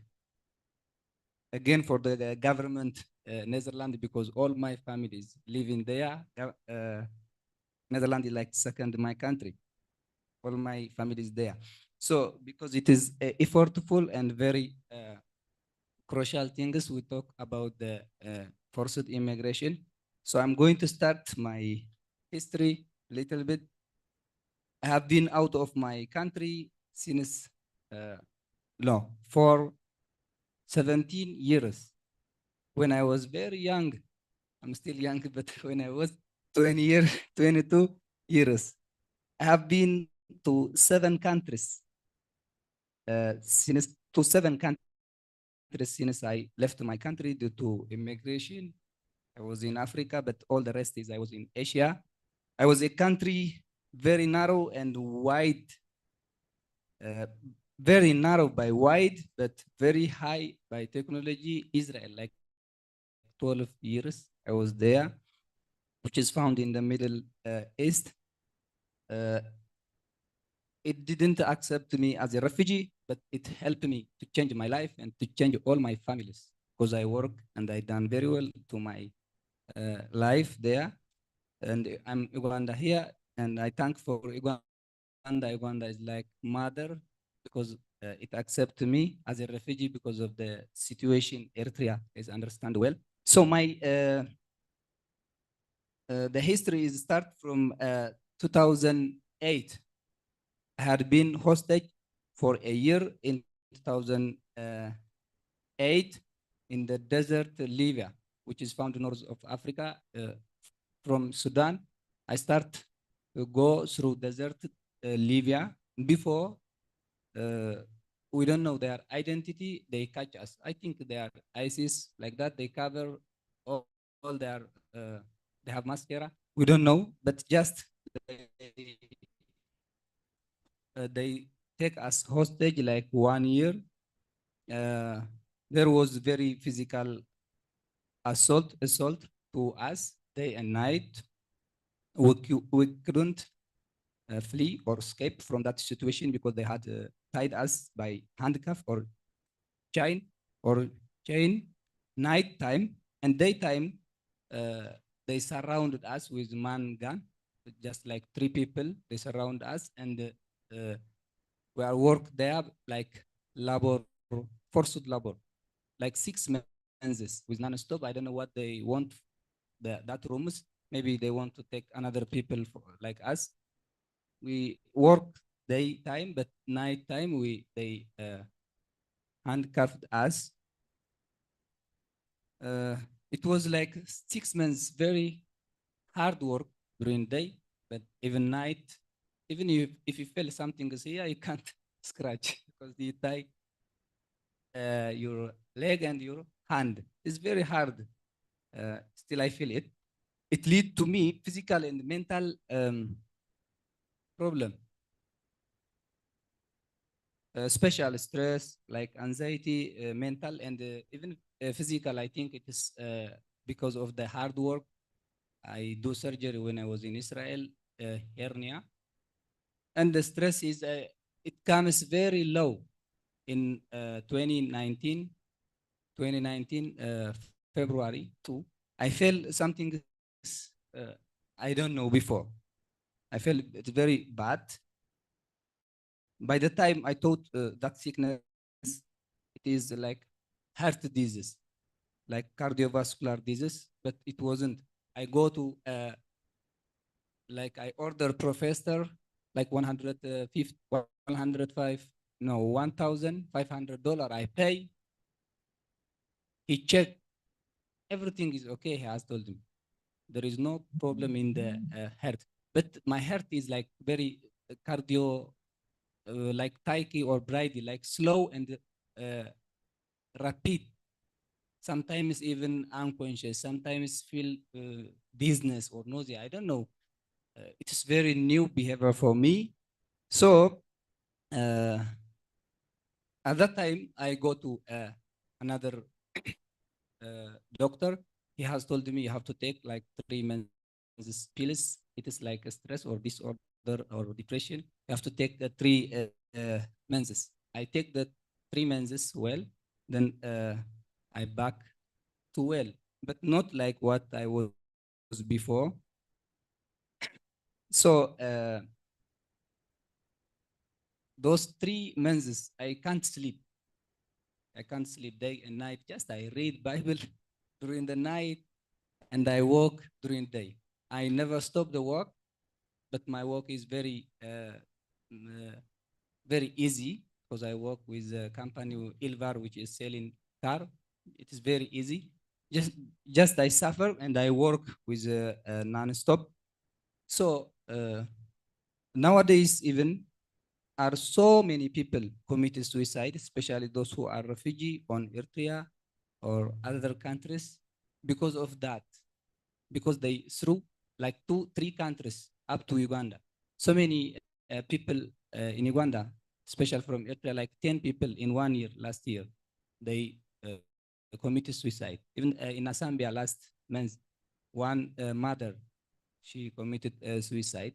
So I'm suffering still because I control, yes, I fight as a religion man, even I read Bible, I fight, but still sometimes it feel me.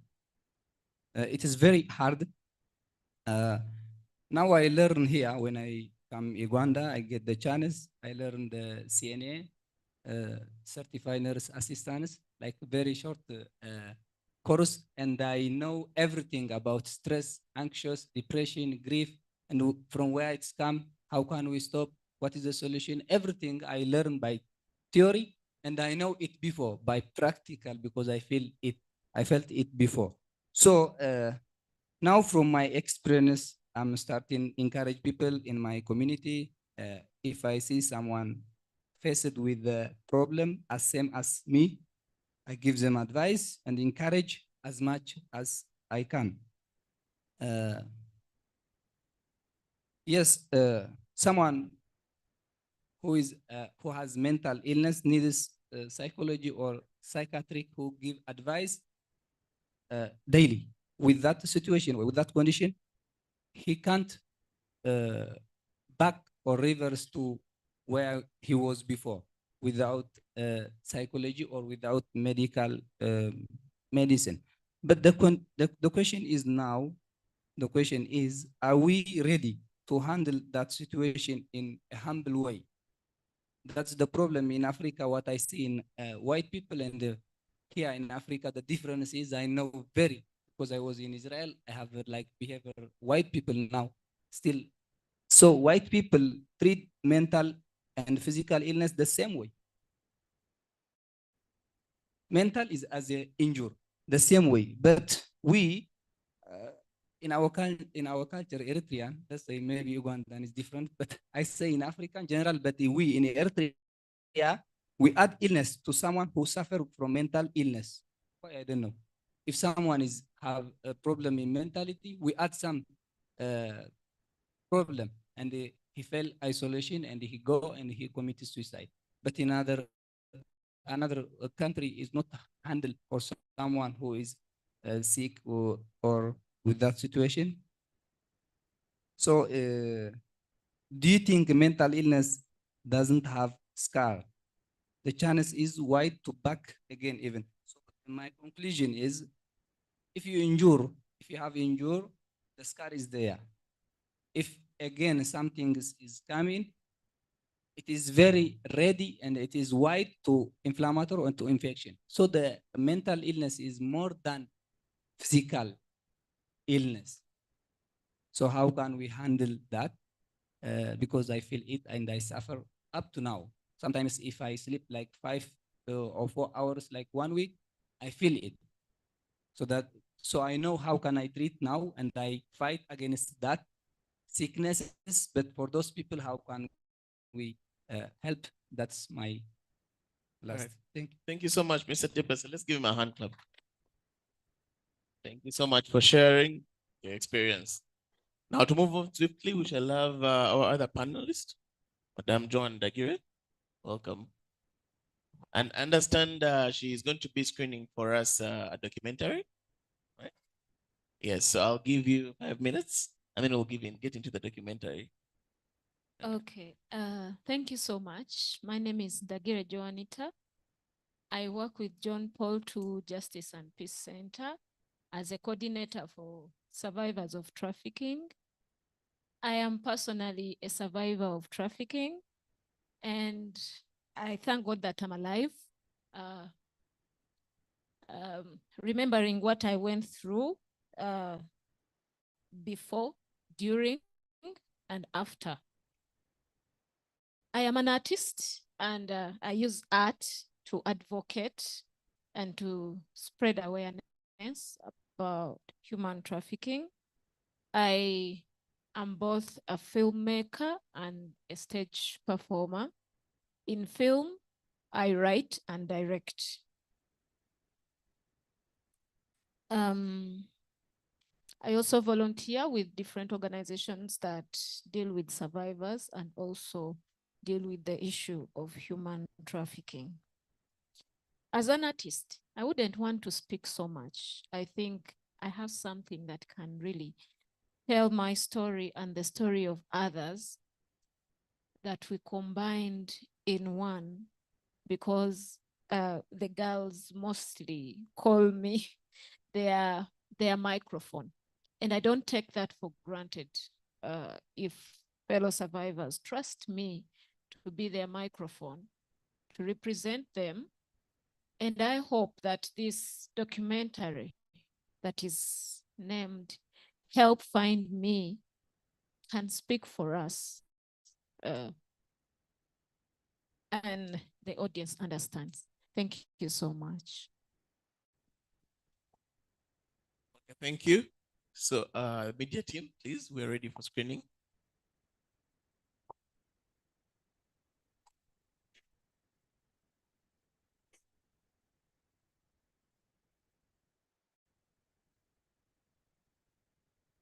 That this documentary that is named Help Find Me can speak for us and the audience understands. Thank you so much. Thank you. So, media team, please, we're ready for screening.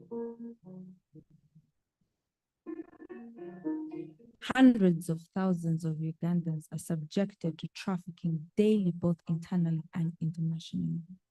Many elements have been discussed and some solved, but there is among the many one neglect: sexual reproductive health.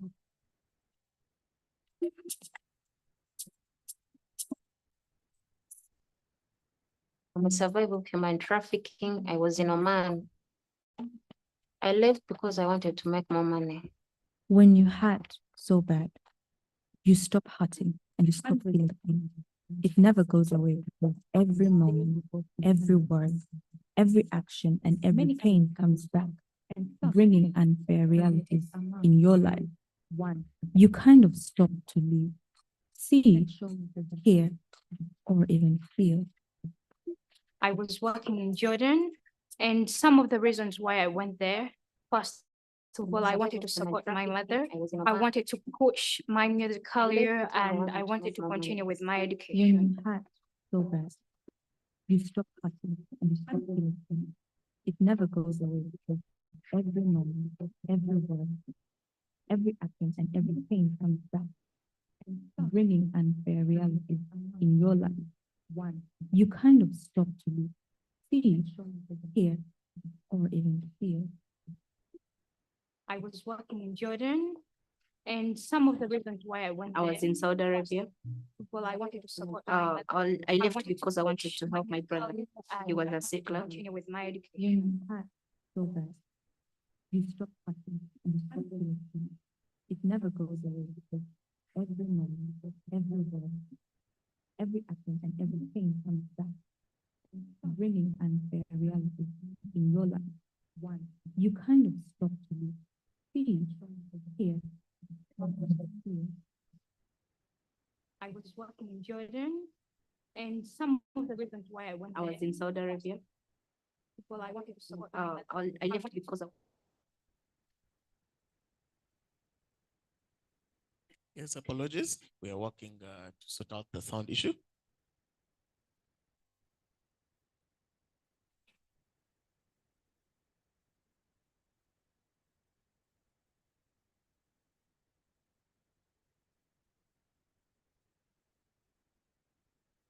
In the meantime, as we are working to sort that out, I think we have had a very interesting panel.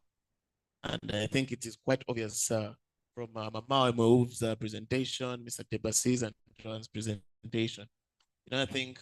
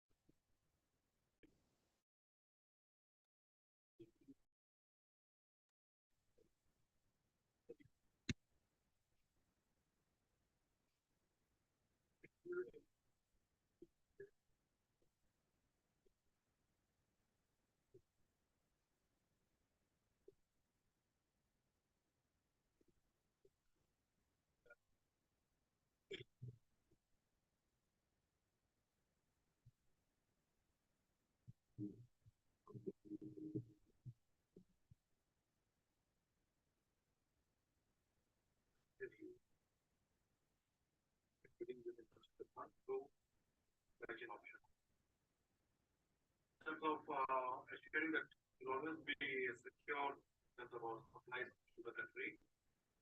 We'll have multiple supply options to buy from all over the world, as well as in terms of our banking relationship also. We have a strong banking relationship. So we'll ensure that Uganda is always met and well supplied.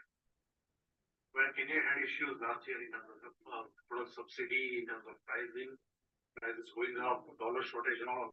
We are one of the companies actually ensure that we continue to supply despite the challenges we are facing in the market. We brought all our vessels on time and delivered on time to people. So, in terms of supply security, we can say that we have a strong track record in terms of supply security.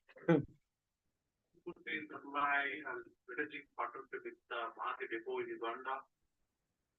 We are willing to work with Mahati Depot, whether it's through Iraq or whichever way government decides, to optimally utilize the storage. You've seen they have storage of about 70 million liters or 70,000 meter cube, which has been currently underutilized. So we are willing to partner and see that the depot always has the product and as always has product being delivered to the depot for Uganda market. So we are willing to partner and see that Uganda is always right with the product. I have gone through this news that possibly government is looking to have also storage stock in India as well as in Tanzania. So one of the options that the government can possibly look is to have a proper storage stock in Mahati itself in Uganda. So that whenever there is need or the demand spike, you can easily access the product in Mahati.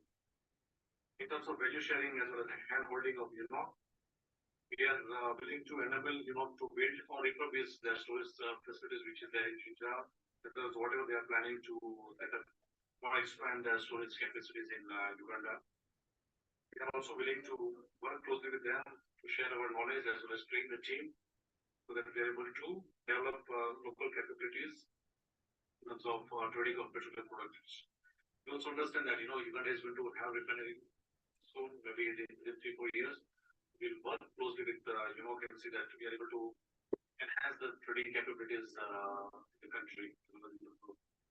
Improving the capability of people to trade as well as deal with petroleum in this market.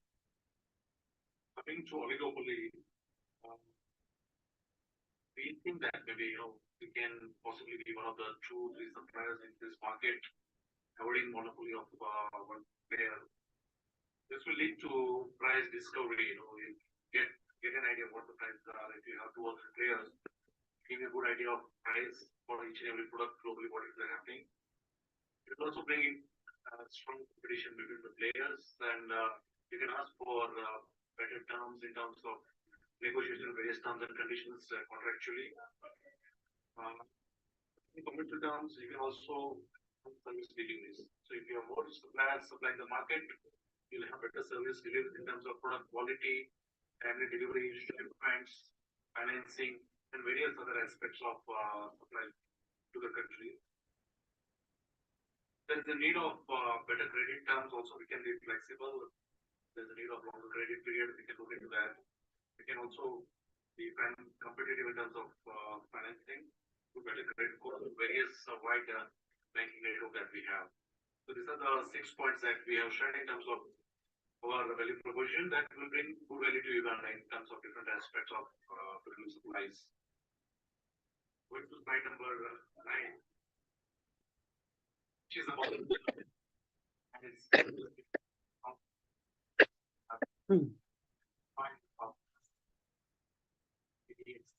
when we compare to the market and how we use them to be competitive in terms of our pricing. We have direct access to multiple worldwide refineries and long-term contracts with these refineries so that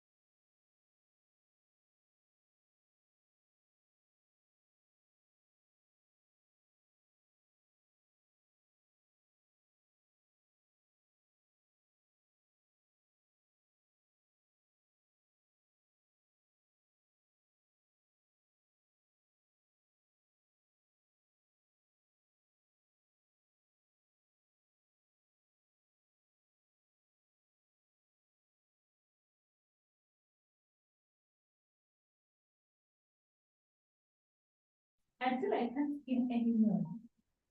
And when it's all gone, I become a secret laughing story for my family and friends, judging my conscience and heart. Every time I run away from them, they make all effort to find me and to laugh to me, and yet they catch me.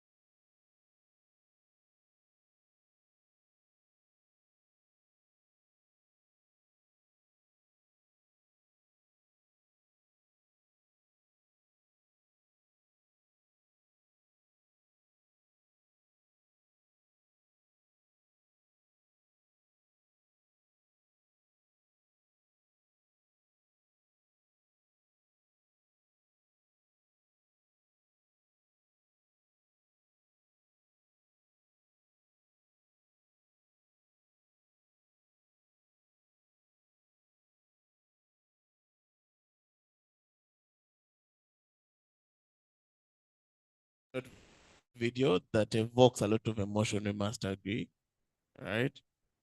Very short, but very informative, I think. It summarizes the conversation that we've been having for the past couple of days. I think what I've seen from that video is one of the drivers that actually facilitates trafficking is the desire for these people to try and cater for their family, their mothers, their relatives, you know, finish school, pursue their dreams and careers. So it is very heartbreaking when you see a person trying to make something of themselves or try and help their families and they end up getting trafficked. So thank you so much, John, for compiling that video. We really appreciate you. Now, I want us to go into the final part of our panel, and we shall be interacting with a gentleman. I called him an encyclopedia on trafficking. So, ladies and gentlemen, let us welcome Mr. Salongo Kaira, who will be presenting to us a podcast about trafficking, and we shall have a chance to have a Q&A to ask him several questions. I believe we have so many questions from this session. So, Mr. Salongo, please, you can say hello to the audience, and as the media team gets ready to play the podcast. Thank you. A very good afternoon, ladies and gentlemen. My name is Richard Kaida Salongo. I'm a media personality. I work with Bukede TV and Under Vision Group. I'm not a victim, but I've been interacting with a number of victims with sad stories. And we've done investigations on trafficking. So recently we did two projects. One was done in 2020, where we sent our female journalist as an undercover in Dubai. So she was trafficked. Get the the first-hand information, and this is what we are going to. We produced podcasts, a book, and series in Sunday Vision. But for now, we are going to share just one episode of the 12 on the first project, that is Dubai Undercover. We did another project, investigative project in 2021 in Saudi Arabia. We sent another female journalist going through a registered labor company. The first one of Dubai, we just, used the internal, personal, individual contact. But for Saudi Arabia, we used a registered labor company. So we wanted to get experience for the two scenarios. So for now, we are going to hear a podcast of the Dubai one, which was the first of its kind, and then we'll pick it up from there. Thank you. All right, thank you. Media team, we're ready.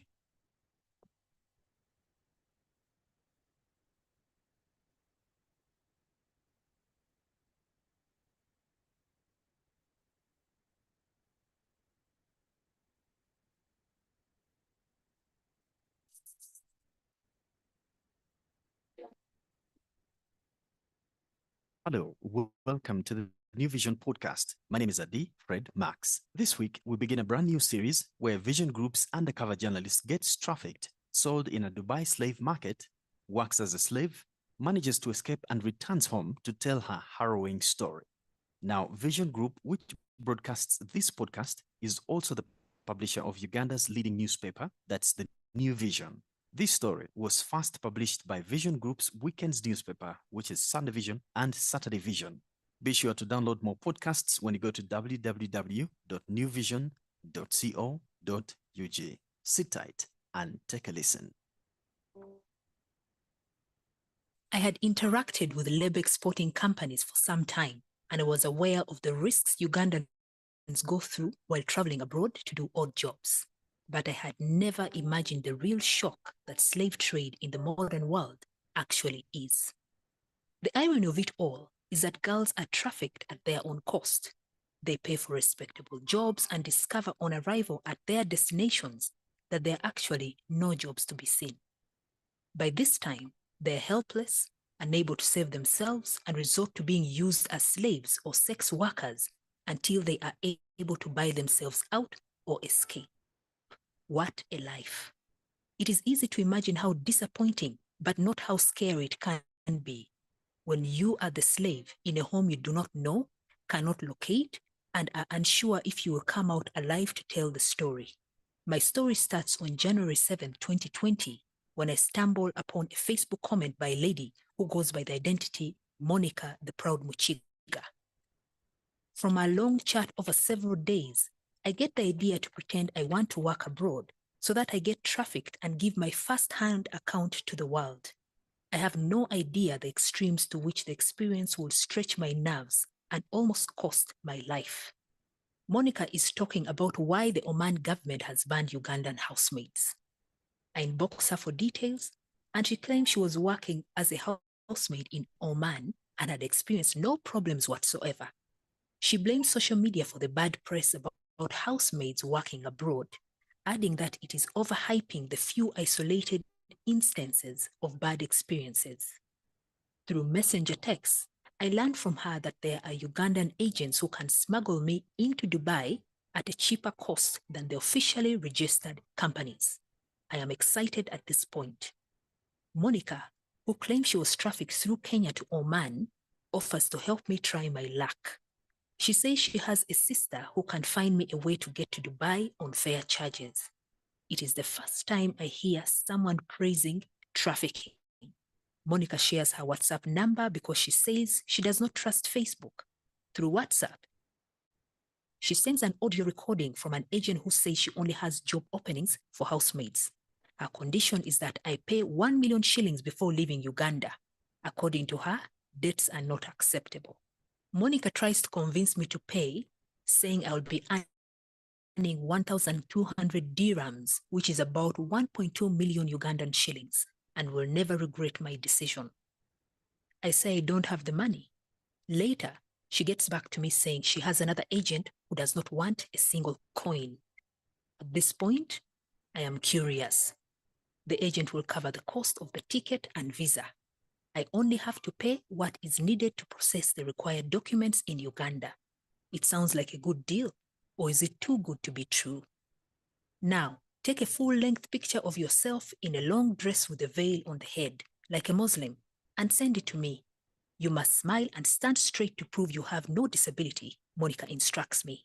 She also advises that I hurry and take advantage of the list of applications they are working on. She says if I send a picture that day, I will get my visa the following day. I discussed the story idea with my supervisors at Vision Group. It is decided that I'm given life insurance, Interpol surveillance, and a rescue plan is in place in case I went off the radar.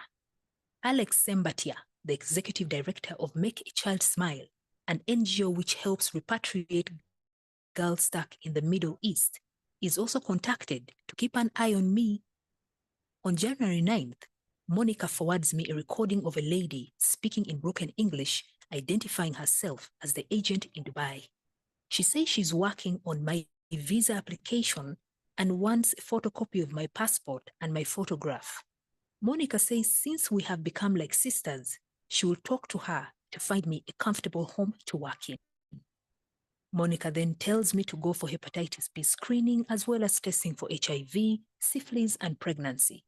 I'm supposed to send the results to a Dubai agent whose number she gives me.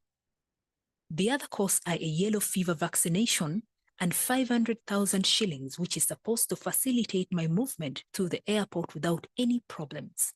According to Monica, housemates destined for Dubai must bribe someone at Entebbe Airport to facilitate them to get through. This is because girls who are traveling on their own for work are suspected to be victims of trafficking and are blocked. Only those being exported by registered labor export companies are allowed through. I try to bargain, but she explains that 500,000 shillings has to be shared out between several people at different desks at the airport. By the time the trafficked girl comes into the airport, a line of officials who include the police, airport staff, immigration officers, and intelligence agents have to coordinate to ensure she passes through without any hindrance whatsoever.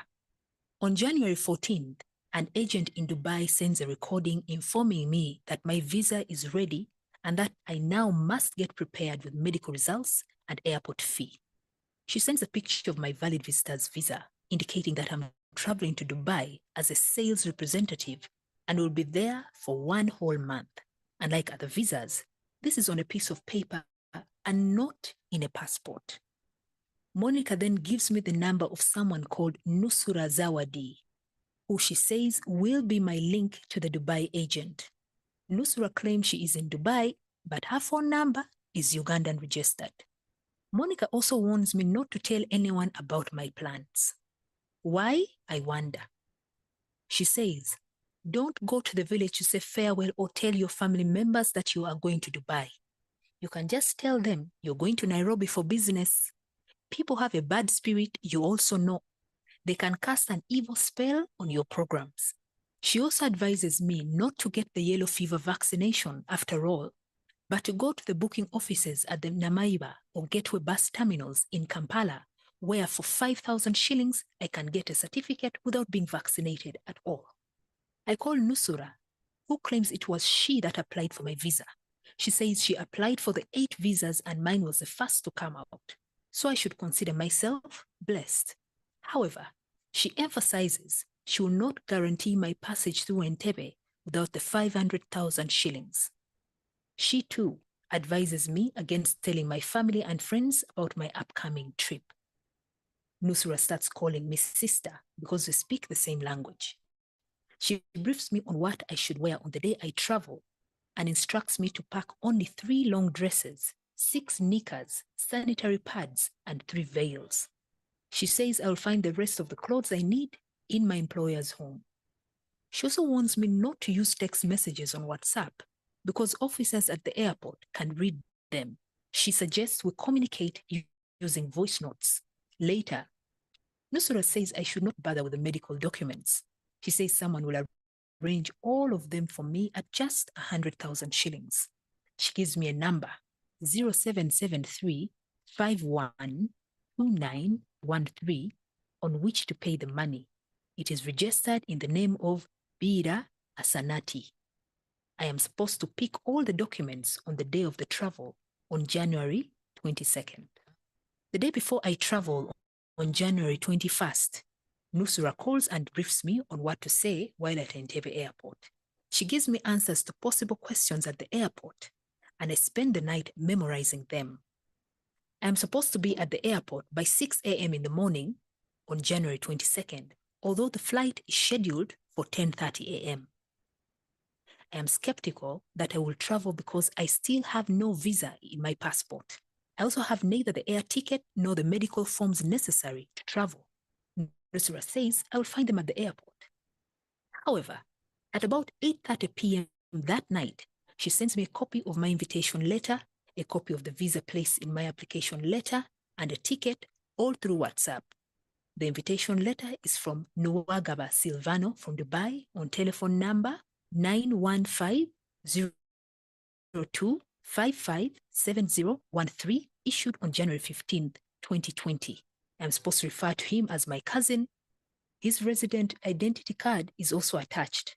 His passport number is B1338837, and he's a resident of the United Arab Emirates, having worked there for the past 3 years. The ticket is from Kenya Airways. I print everything out. That night, I fail to sleep. I keep wondering whether I have made the right decision taking up this challenge. Thank you for listening to the New Vision podcast. And this brings us to the end of our first episode of our Dubai undercover story. The second episode of this story is going to be released. Wow. Definitely, we shall all be looking forward to the other 12 episodes. Yeah, thank you so much. Clearly, I think we may have 4 points I've picked from that podcast. Number one, trafficking is very sophisticated, but also is very organized. From the audio, you'll hear they're telling them, take pictures, fully veiled, no disability, don't tell any family members, they'll bewitch you. They have someone sending an invitation letter. So it is very, very organized, right? Then secondly, it's also syndicated. There's people who are here in Uganda, I think like 3 people. This one will get for you the medical forms you need. This one will buy you the ticket. Then there's someone who's already in Dubai who's ready to send invitations and even buy clothes. Yeah? Then number 3 is, and this is what I find very sickening. Even our authorities here are also involved in the business. Get 500,000, go to the airport. You'll find someone who'll ensure your smooth and seamless flow through, etc. And then the 4th one is, again, reiterating what was said yesterday. They are trafficked at their own cost. Someone is telling you to bring 500,000 so that you get trafficked, right? So thank you so much for that podcast. Now, Mr. Richard, to get you off, it must not be easy interacting with the experiences of these girls, ladies, and women who are often trafficked. But I want to pick your brain. What is your experience? What has been your experience interacting with these girls, women, or ladies when they return back home? In 10 minutes, then we shall open up the floor for the questions. I think we need to consider 2 categories. One are the survivors. If they happen to, be lucky and they are back, like Ndagide and others. But there are also scenarios where families are actually crying out not to repatriate their relatives or sons and daughters, but the bodies. And that is very painful because in most cases, when a victim dies there, the victim dies with all the information that can be probably support in tracing who the traffickers were. So that is the most intriguing part, where you can't trace a trafficker because, as you heard in the podcast, there is a lot of concealment when it comes to identity of these traffickers. And it is a chain, one leads to the other. And there are instructions, don't share any information with the relatives or the close friends. I'll give an example. There is a case we tried to investigate. The father is at Kasubi there. So the daughter had a mobile shop in Kampala, and the daughter had a boyfriend. So she goes to the father and tells the father, you know, I had a chat with my boyfriend. The father knew the boyfriend. So the daughter explains that we have an idea and my boyfriend got some money, so we are relocating this business to Kenya. So the father was happy. And the father never contacted the boyfriend. Of course, he trusted the daughter. Meanwhile, this young lady explains to the young man, the boyfriend, that my father has given me some money, so I'm going to Nairobi to do some business. So in a way, the daughter is, the victim is giving false information to both. And by the time they get to know that she was trafficked, was 6 months later, because after a month, now the father got concerned and called the boyfriend. Now the boyfriend said, no, she told me that you gave her the money. So they started looking for her and she was not traceable. So after 6 months, now they get these voice notes when she was crying out and she was in Oman. So they tried to trace, but it was very difficult. The phone had gone off, and after 1 week, they were told, your daughter has passed on. So we tried as much as we could to trace who the trafficker was, but it was very difficult because the victim had died with all the information that could support the investigation. Thank you. Wow, thank you so much. We have quite a couple minutes remaining. Don't worry, I've been ably informed that our truck with our food is still blocked somewhere.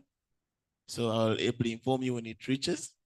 And I want to open this up to the floor. Okay, so we'll have a couple of questions and we'll proceed from there. So please.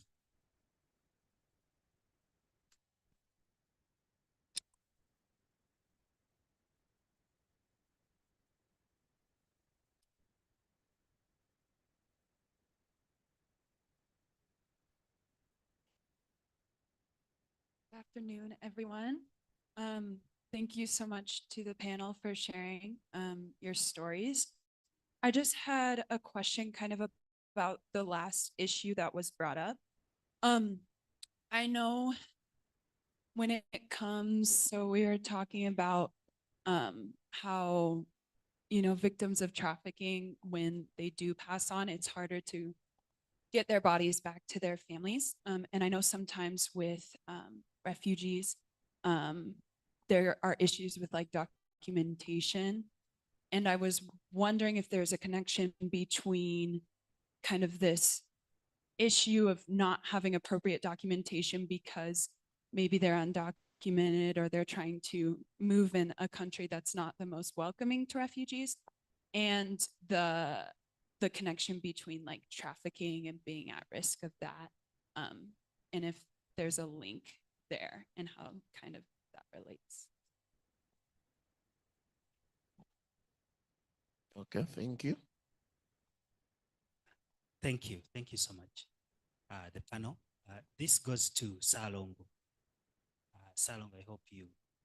So from what you've showed us, so of course you want us to look out for the next episodes. I'll prompt you to say something about what we expect.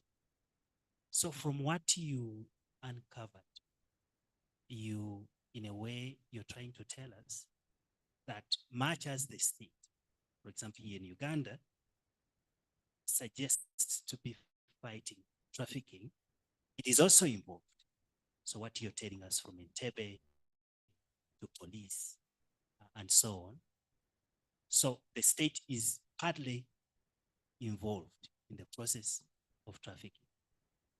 I also wanted to hear from you on how the states, Oman and others, is it just individuals in those states, or the states are also involved in this whole process? Because I mean, we hear a lot about individuals, cartels, but these cartels exist in these states.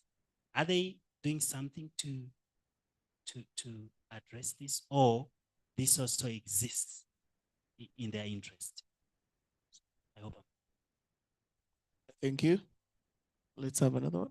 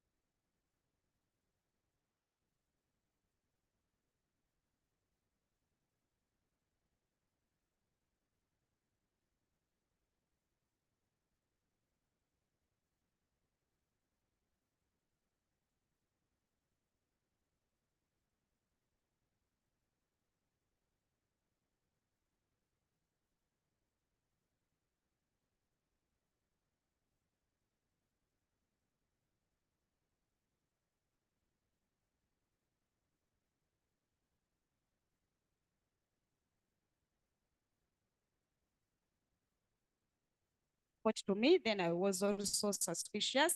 I told the person to go and report the case to the police. Of police, one police officer who was there told the person, please do not cause ourselves trouble, even yourself causing trouble.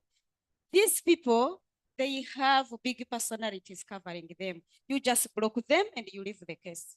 The person, the client reported to me. So I tried to use my personal contact of the officers.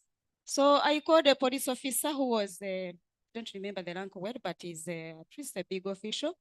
He told me, no, those are just scammers. You leave them, don't waste your resources trying to understand who they are. They are just thieves. You leave them and you block their contacts. So the case ended from there. For me, I thought those people would be, I was suspecting that those people maybe are the human traffickers, but the case ended there.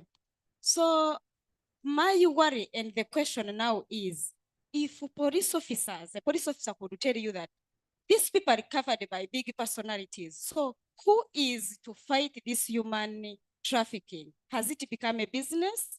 Or maybe social media can do better than these government officials or institutions? I don't know. Thank you very much. I would like to ask whether media can work alone without government institutions. Yes. Okay, should we take those first? We take one more? Let's take one more and then take those questions. Since I'm moving the microphone, but I also have a question. I think that for me, the documentary and the podcast has been really, really informative. While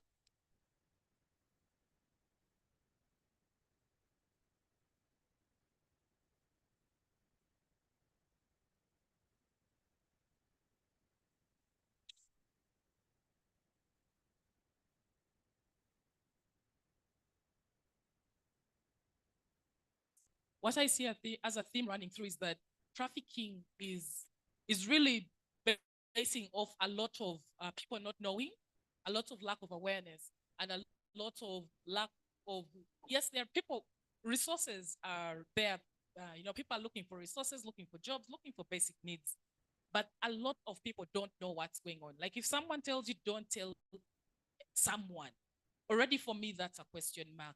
And my question then is, how do we use these documentaries? How could we partner as the Refugee Law Project, working in various districts with various clientele to ensure that people actually know what's going on out there and that people can question some of the narratives and promises that they are being given to Vision Group.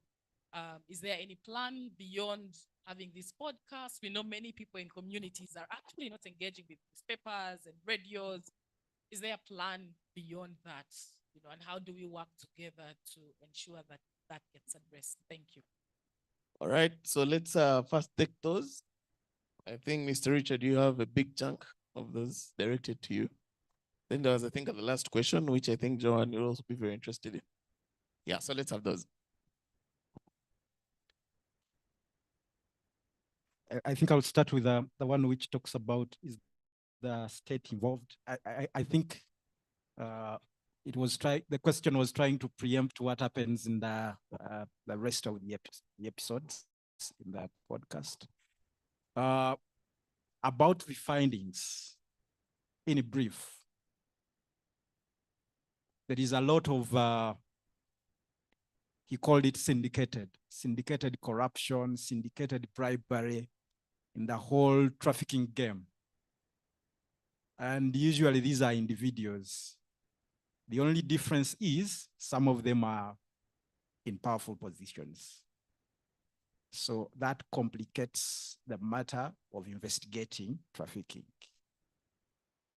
At one point when the investigation was done and we were preparing to publish it, there were threats from big officers. What are you trying to expose? So all those are obstacles in trying to fight trafficking. But I can say these are individuals, but some of them are placed in positions of influence. How to go about it? It has to be collective effort. Media cannot work alone, but media will need partners, and partners will need media. We've talked about awareness, because many of the victims are really,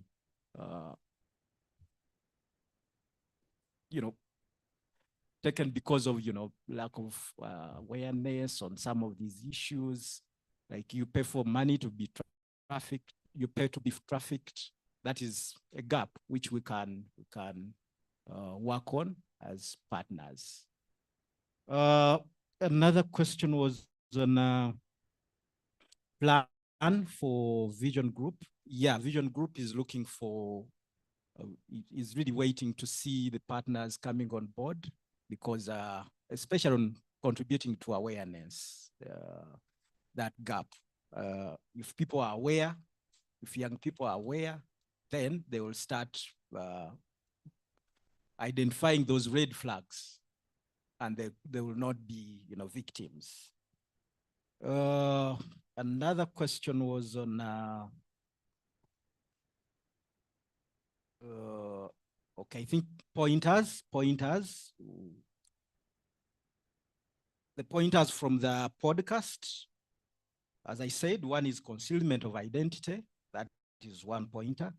So unmasking is very complicated. The syndicated nature, we talked about that. The chain, the high level of manipulation is also there. I gave an example of that Kasubi young lady was manipulated.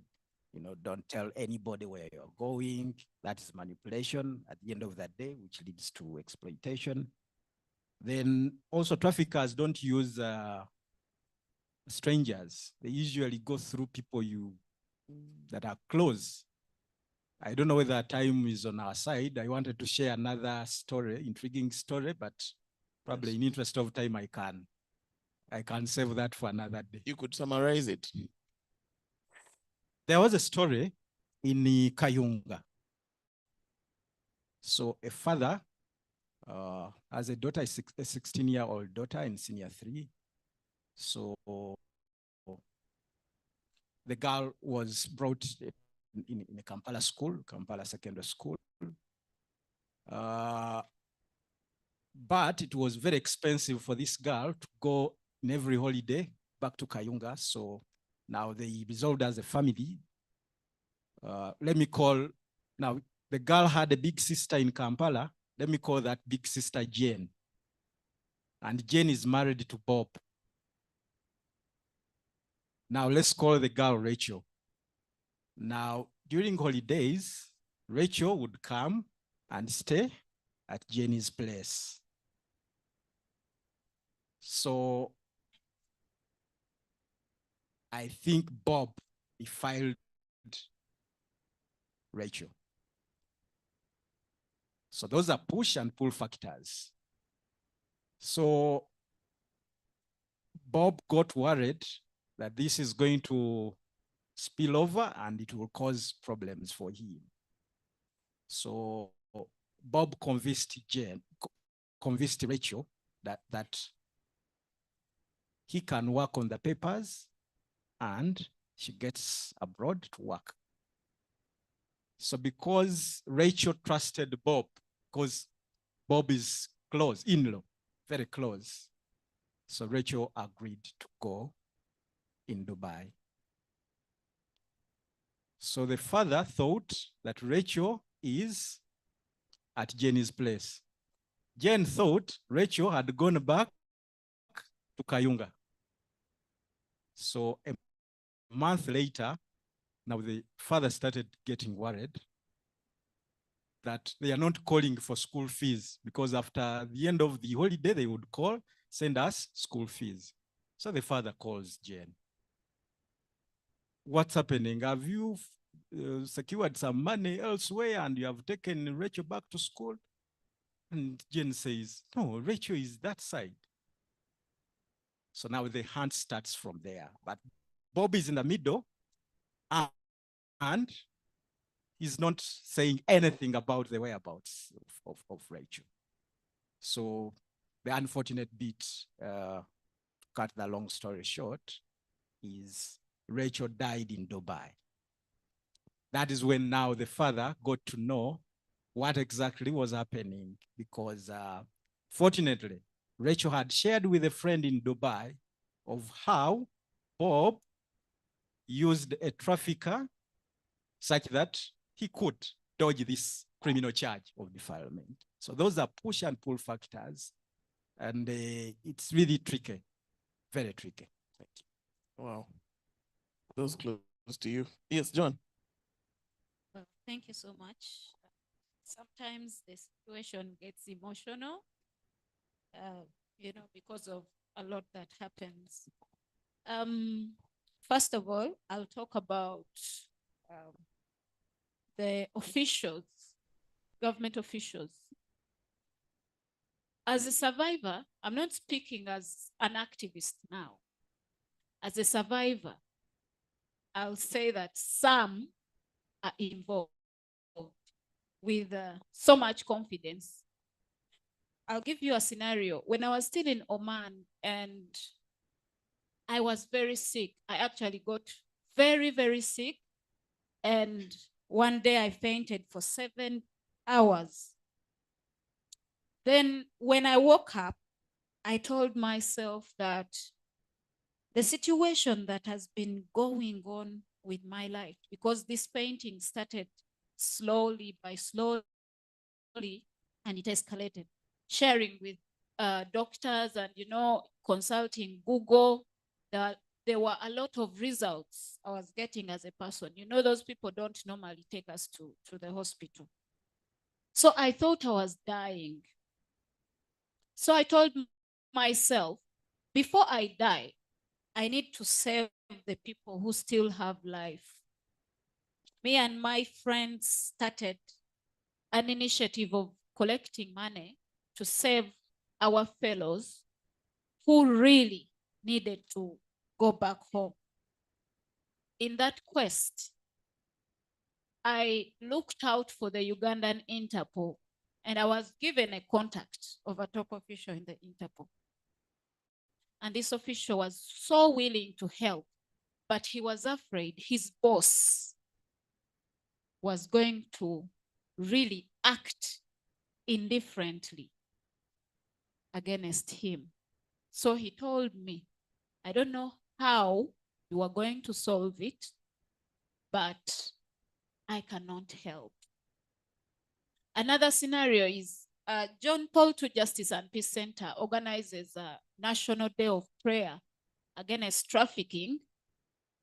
And on our first National Day of Prayer at Kololo, one of the religious leaders, because the prayers are ecumenical and interreligious, one of the religious leaders clearly told the audience that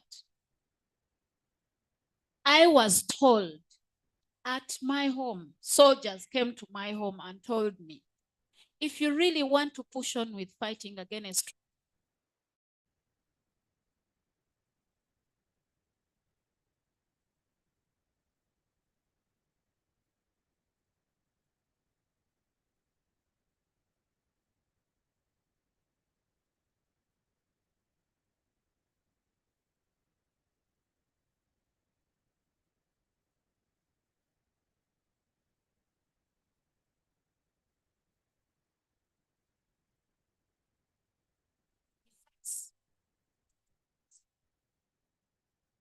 anyone else. About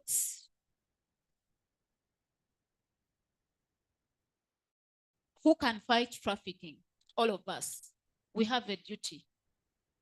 It doesn't matter who. Like I said, it is very, very tricky, but we have to fight on. It escalates to everyone. It doesn't matter who. One day trafficking will knock at your door without knowing. I remember one day, one of the ministers, Honorable Nantaba, was, crying out for the speaker to help her repatriate a relative of hers. So this trafficking thing does not stop on the poor, the uneducated, but also the educated. When it comes to families, I have a sister who looks exactly like me. And one day, one of the security persons actually this person is a journalist. He told me, you have to stop moving around. And also your sister has to stop moving around because there are people who are following you. These are the threats we go through. On what do we do on the documentaries and the content we have for trafficking? Actually, we are looking for people whom we can work with to have this documentary reach different people. Because first of all, as a person, my reason for doing that documentary, one, for supporting survivors, because I want to cut this syndrome of receiving. If I am to receive something from you, let me give what I have. That is my ability as an artist. If I give you a film and I call you, please come for my screening or my premiere, then you pay something there, you're supporting me. I don't really support so much this issue of coming to you every day for food. So these are the avenues we use as my group to survive today. Refugee Law Council or Refugee Law Project can work with us. Really, we are open to having this documentary distributed. We have long looked for people who can help us in the distribution of this documentary. And if this is really can be done, I really welcome it. Thank you so much. Thank you. So I see we have a couple of questions from our online audience. We have Canon Banis Nima and Francis Okello Amodo. So I will unmute you, Kanot, and you'll go first. Thanks. Thank you so much. I would like to thank Refugee Law for this meeting that they have put on. I had put my 3 questions on the chat. The first question is, what is the relationship between human traffickers and the human body parts harvesters? And there has been information, for example, floated by people like Tamale Mirundi. And he has named some of the key people in this trade.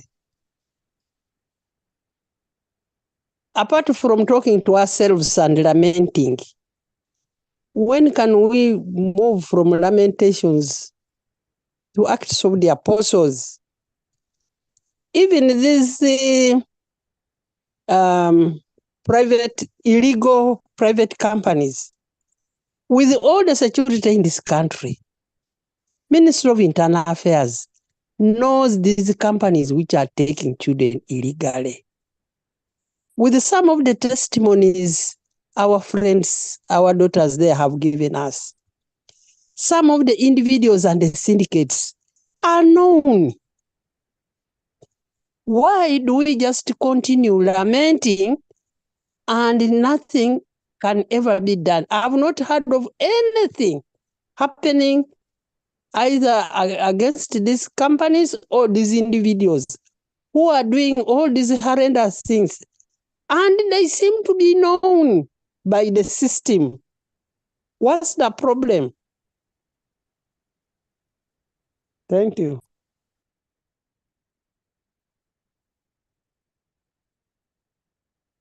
So Francis, you can unmute.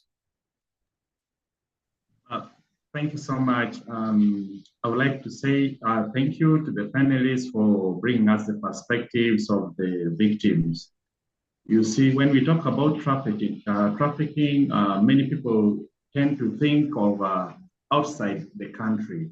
But I would like to say that we have, at local level, we have a lot of trafficking going on, just like Salongo tried to throw some light on, although he's also went from local to international level. But I would like to think that if we attack this vice from the local going upwards to the international level, then we can be able to, address this better. Because when you look at the recent trends of events in the local perspectives, I would like to say the mushrooming religious, denominations that are coming up are also coming with a lot of this kind of trafficking. You realize that due to vulnerabilities of our people, children are taken in the name of being supported to attain education, and they end up being trafficked. And this happening a lot in the local perspectives. In the context of forced migration, it's even worse because the level of vulnerability is so high. You find a forced migrant seeking protection and resettlement outside of the country many times undergo a very tedious verification process before they are resettled elsewhere. And because of that, many have been creating stories, right? But there are many genuine protection cases that have been pushed away. And this becomes potential victims of trafficking. If someone comes and says, yes, we can help you be resettled out there, then they fall prey to the traffickers. I thought I should give this. Thank you very much.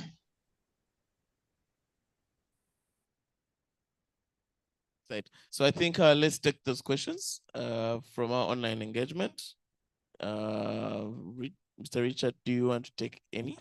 I think there was a question about the difference between trafficking and human body harvesters.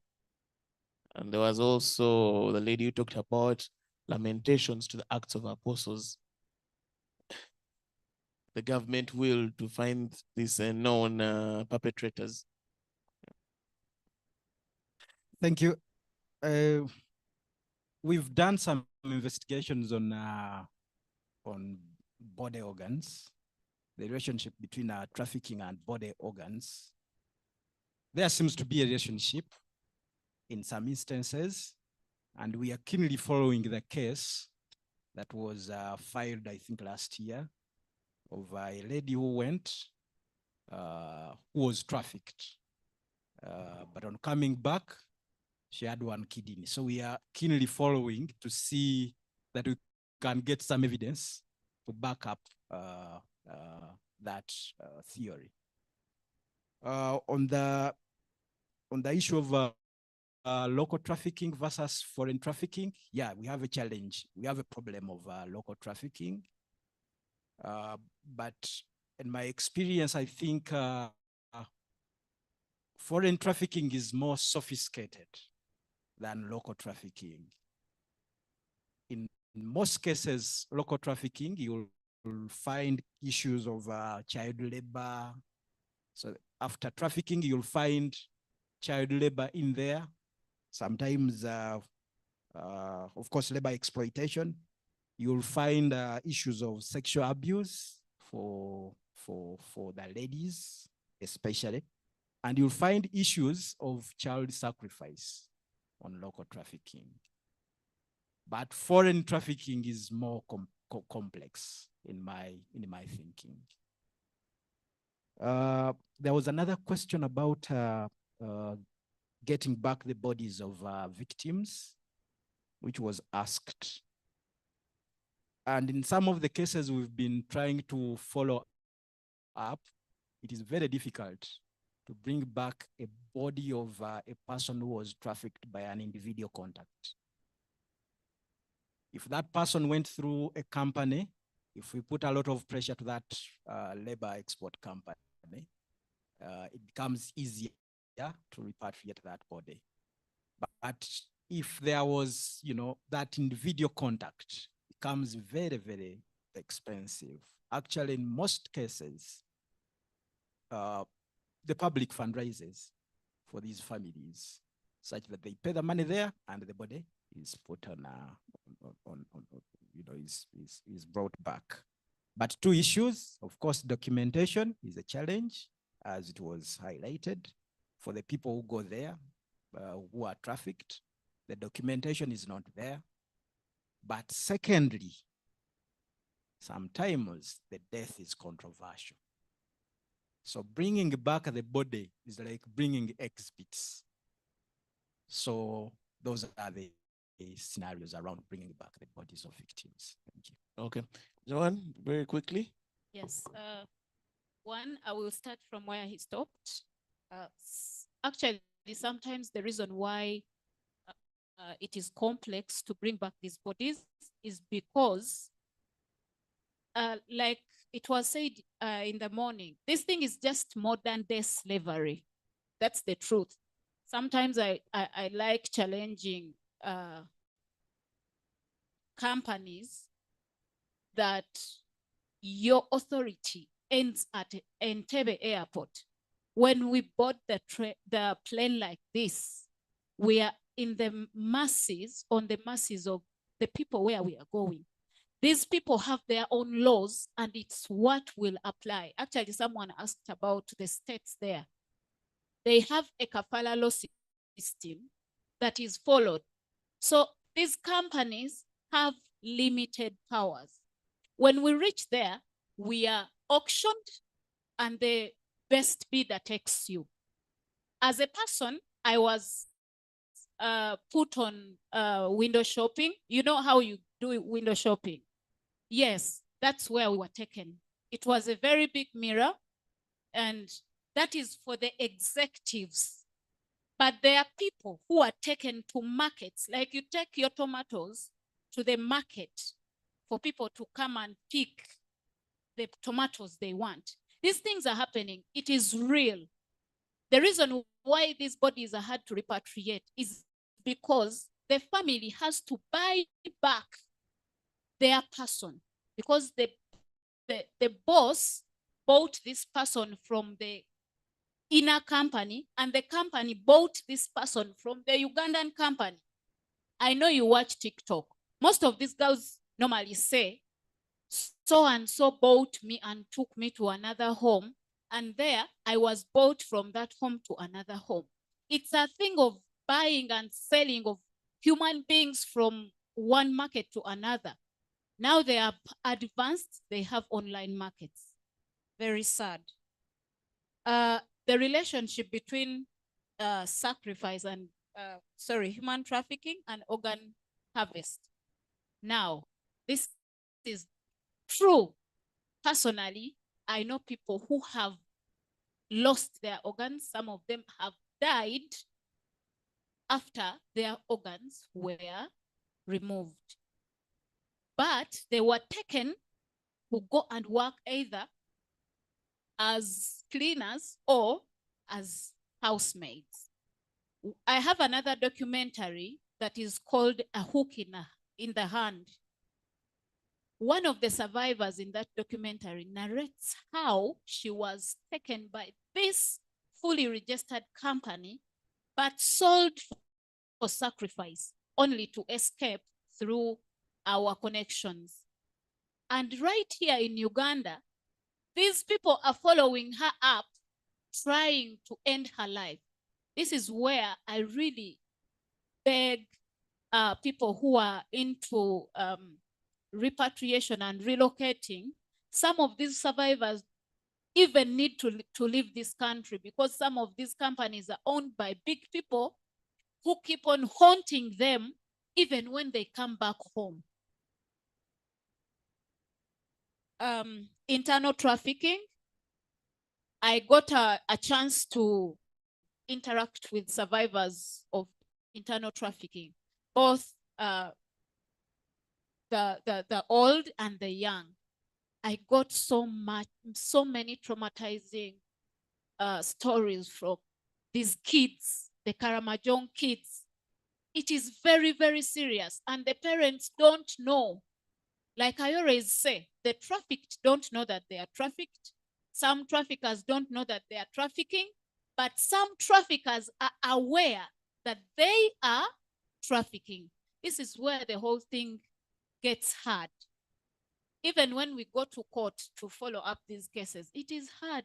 There is a case that I really followed up to the end, and the judge said that there was not enough evidence to show that there was trafficking and there was torture. But this person died in Oman. The lady, like he said, when the person dies, there is not a lot of evidence. But this lady had recorded audios and videos. They were everywhere. Even her case is on YouTube. But it was hard to get justice for this lady. So this is how complex this whole thing of human trafficking is. Thank you so much. Wow. Modern day slave trade, masked in sheepskin, preconceived murder, and ritual sacrifices. The question is, when does it end? So, ladies and gentlemen, we have come to the end of our session. I've been informed our truck with the food has reached. The chicken is still in the casserole. But I'd like us to give a very thunderous hand clap for my panel. I think it takes a lot for them to come and share. So thank you so much for the information you have shared, and keep on doing the good work against the fight on trafficking. So I'd like to hand over to the team manager, Apollo. Thank you so much. A loud applause to our panel and the session chair. Thank you so much. What I have noted and I have learned, there are people who are being sold like tomatoes on a stall in a market. It's very unfortunate. And there are those at supermarkets. Wow, we are almost going to have shopping baskets. Human beings. It's very unfortunate. However, if all these discussions or these revelations have traumatized you and you need a counselor, we have more than enough counselors in the room. Please, every counselor here, raise up your hand. Counselors, please raise up your hand. So if you need support to be helped out of that kind of situation you have entered into, to get out of that dark room, reach to any of those counselors and support you free of charge. We are going for lunch, and we are going to have 45 minutes for lunch. We are sorry that is also traumatizing, but just bear with us. We still have only one panel to go, and after that panel, I think the ambassador is also coming in this afternoon. We shall have closing remarks, final reflections and recommendations, then closing remarks. Thank you for being very attentive and very active. Our online audience, we also ask you to find where to get a plate of food, a glass of water, or juice, and at least nourish your body as we prepare to come back in 45 minutes. For the people here, you pass by the registration desk. Sharifa is there. Raise your hand. She has the lunch coupons, and we are going to the same restaurant where we were yesterday, the main restaurant. Bon appetit.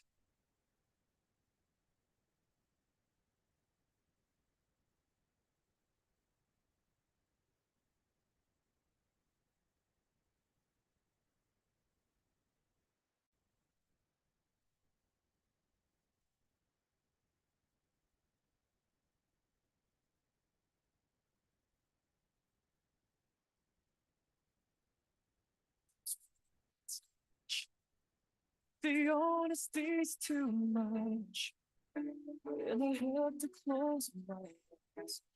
I wanna hold you till I die, till we both break down and cry. I wanna hold you till the feeling fades subside. And all its strategy leaves me battling with my pride. But through the insecurity, sometimes I survive.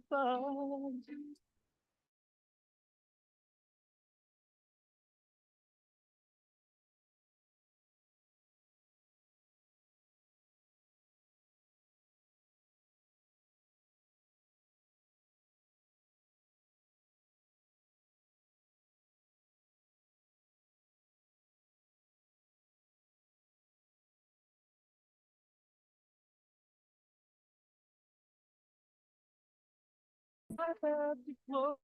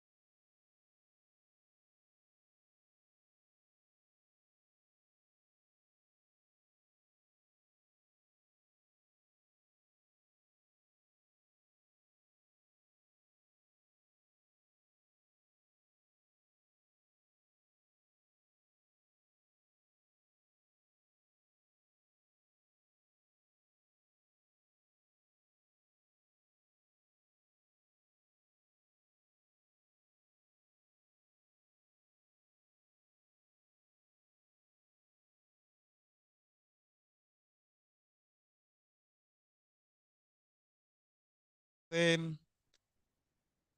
so that we can start. Yeah. Try to inform them so that we can start together at the same time. I'll be glad if we do support each other to get the members back to the room.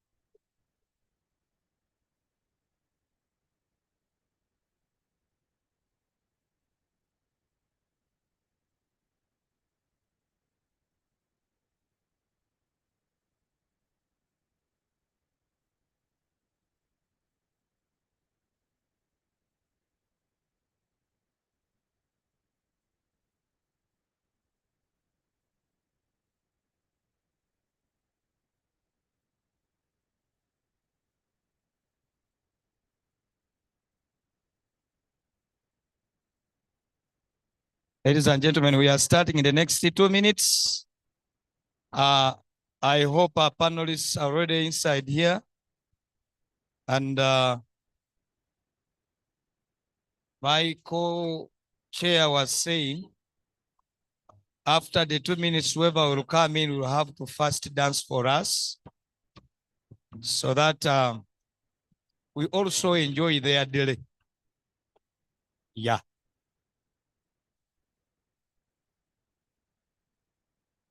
Patience, pass here. Patience, this is the route. Yes, Edwin, pass here.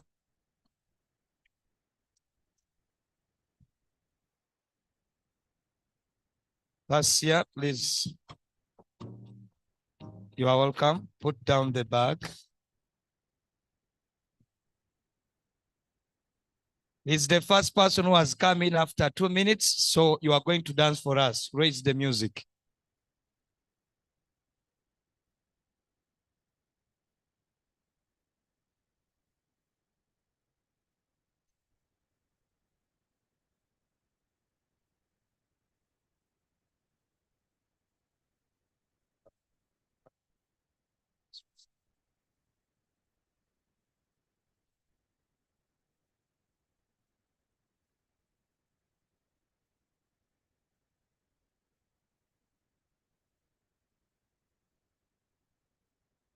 We have a dancer here.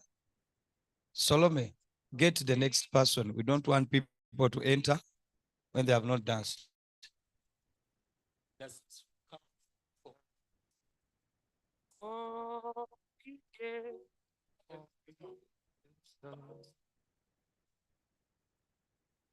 And we're down, oh, oh, oh, oh, oh, we're down, oh, oh, oh, oh, we're down, oh, oh,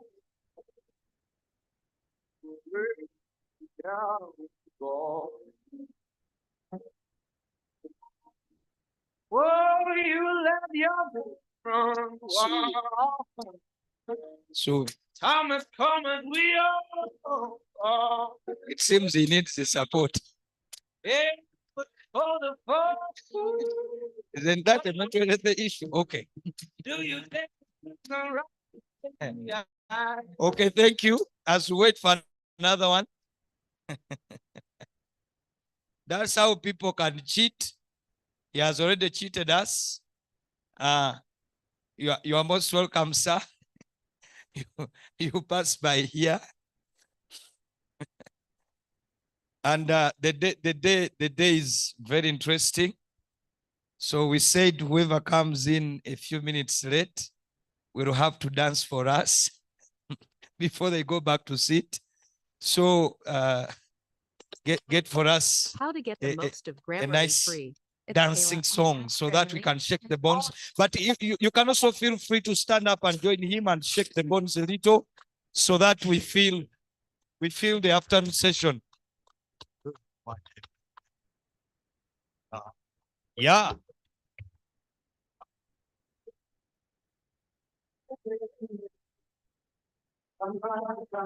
Wow. Yes, we have another dancing crew coming in, please. That's right.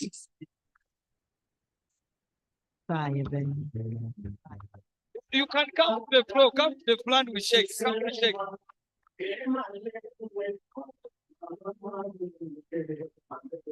Solomon, he's escaping.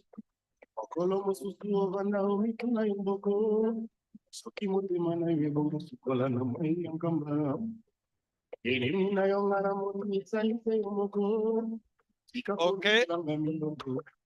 Inform others who are still outside that they are getting late and they will dance on a squeezing song.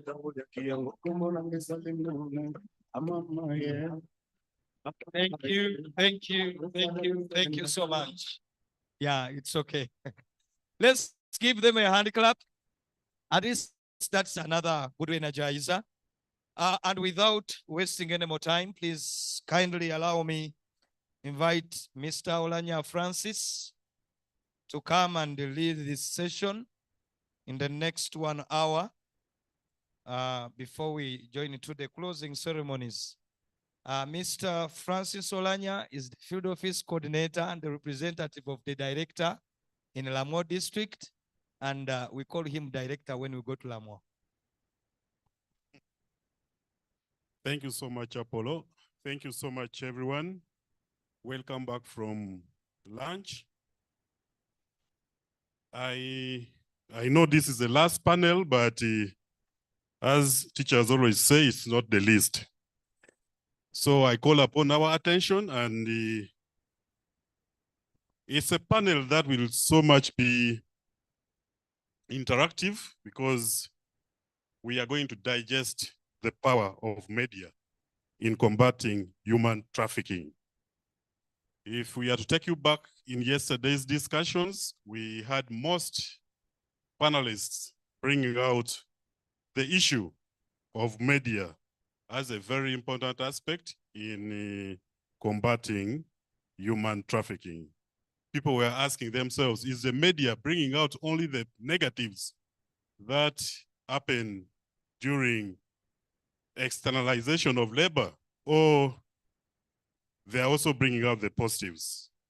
We also saw that panelists were so much bringing out, even this morning, when we saw our Salongo from Bukede TV bringing out the podcast, it was all geared towards bringing clearly issues on media. I'm going to have two panelists, experienced media personalities. I am humbled and privileged to introduce my manager, Martha Akelo. Martha is a strategic communication specialist. She has vast experience working with the mainstream media. She has worked so much with the young people, especially during her tenure with the Straight Talk Foundation. Martha Akelo is also passionate about social behavior change, communication, development, and health communication. Martha currently works with Refugee Law Project as a manager of our thematic program, Media for Social Change. Allow me welcome Martha Akelo. You are welcome. Please clap for her as she joins.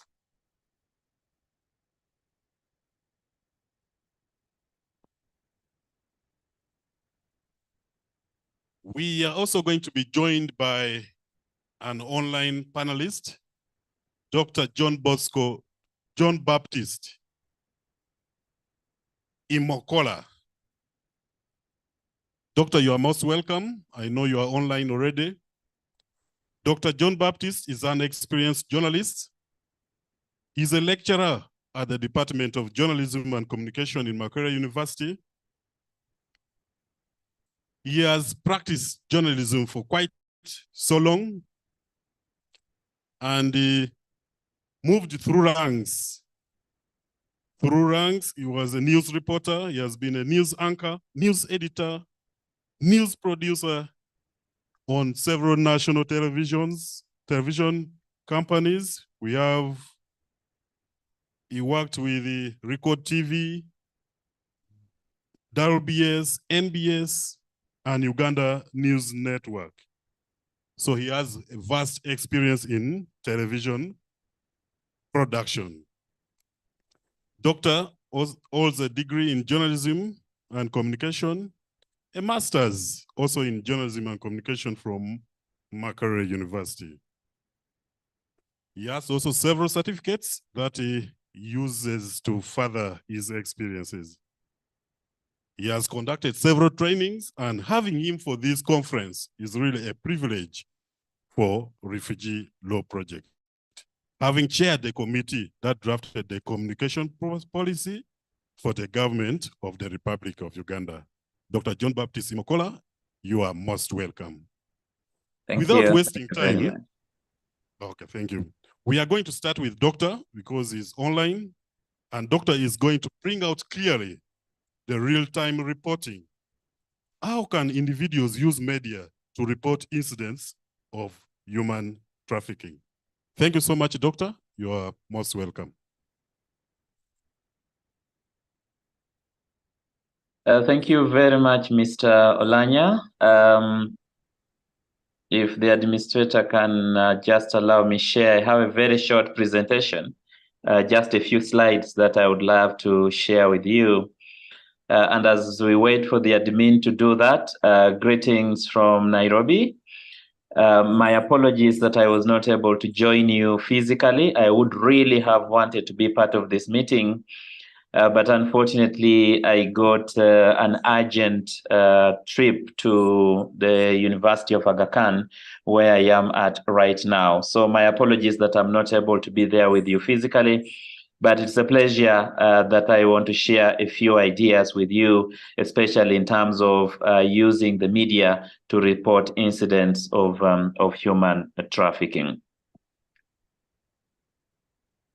Admin, if we can just move to the next slide.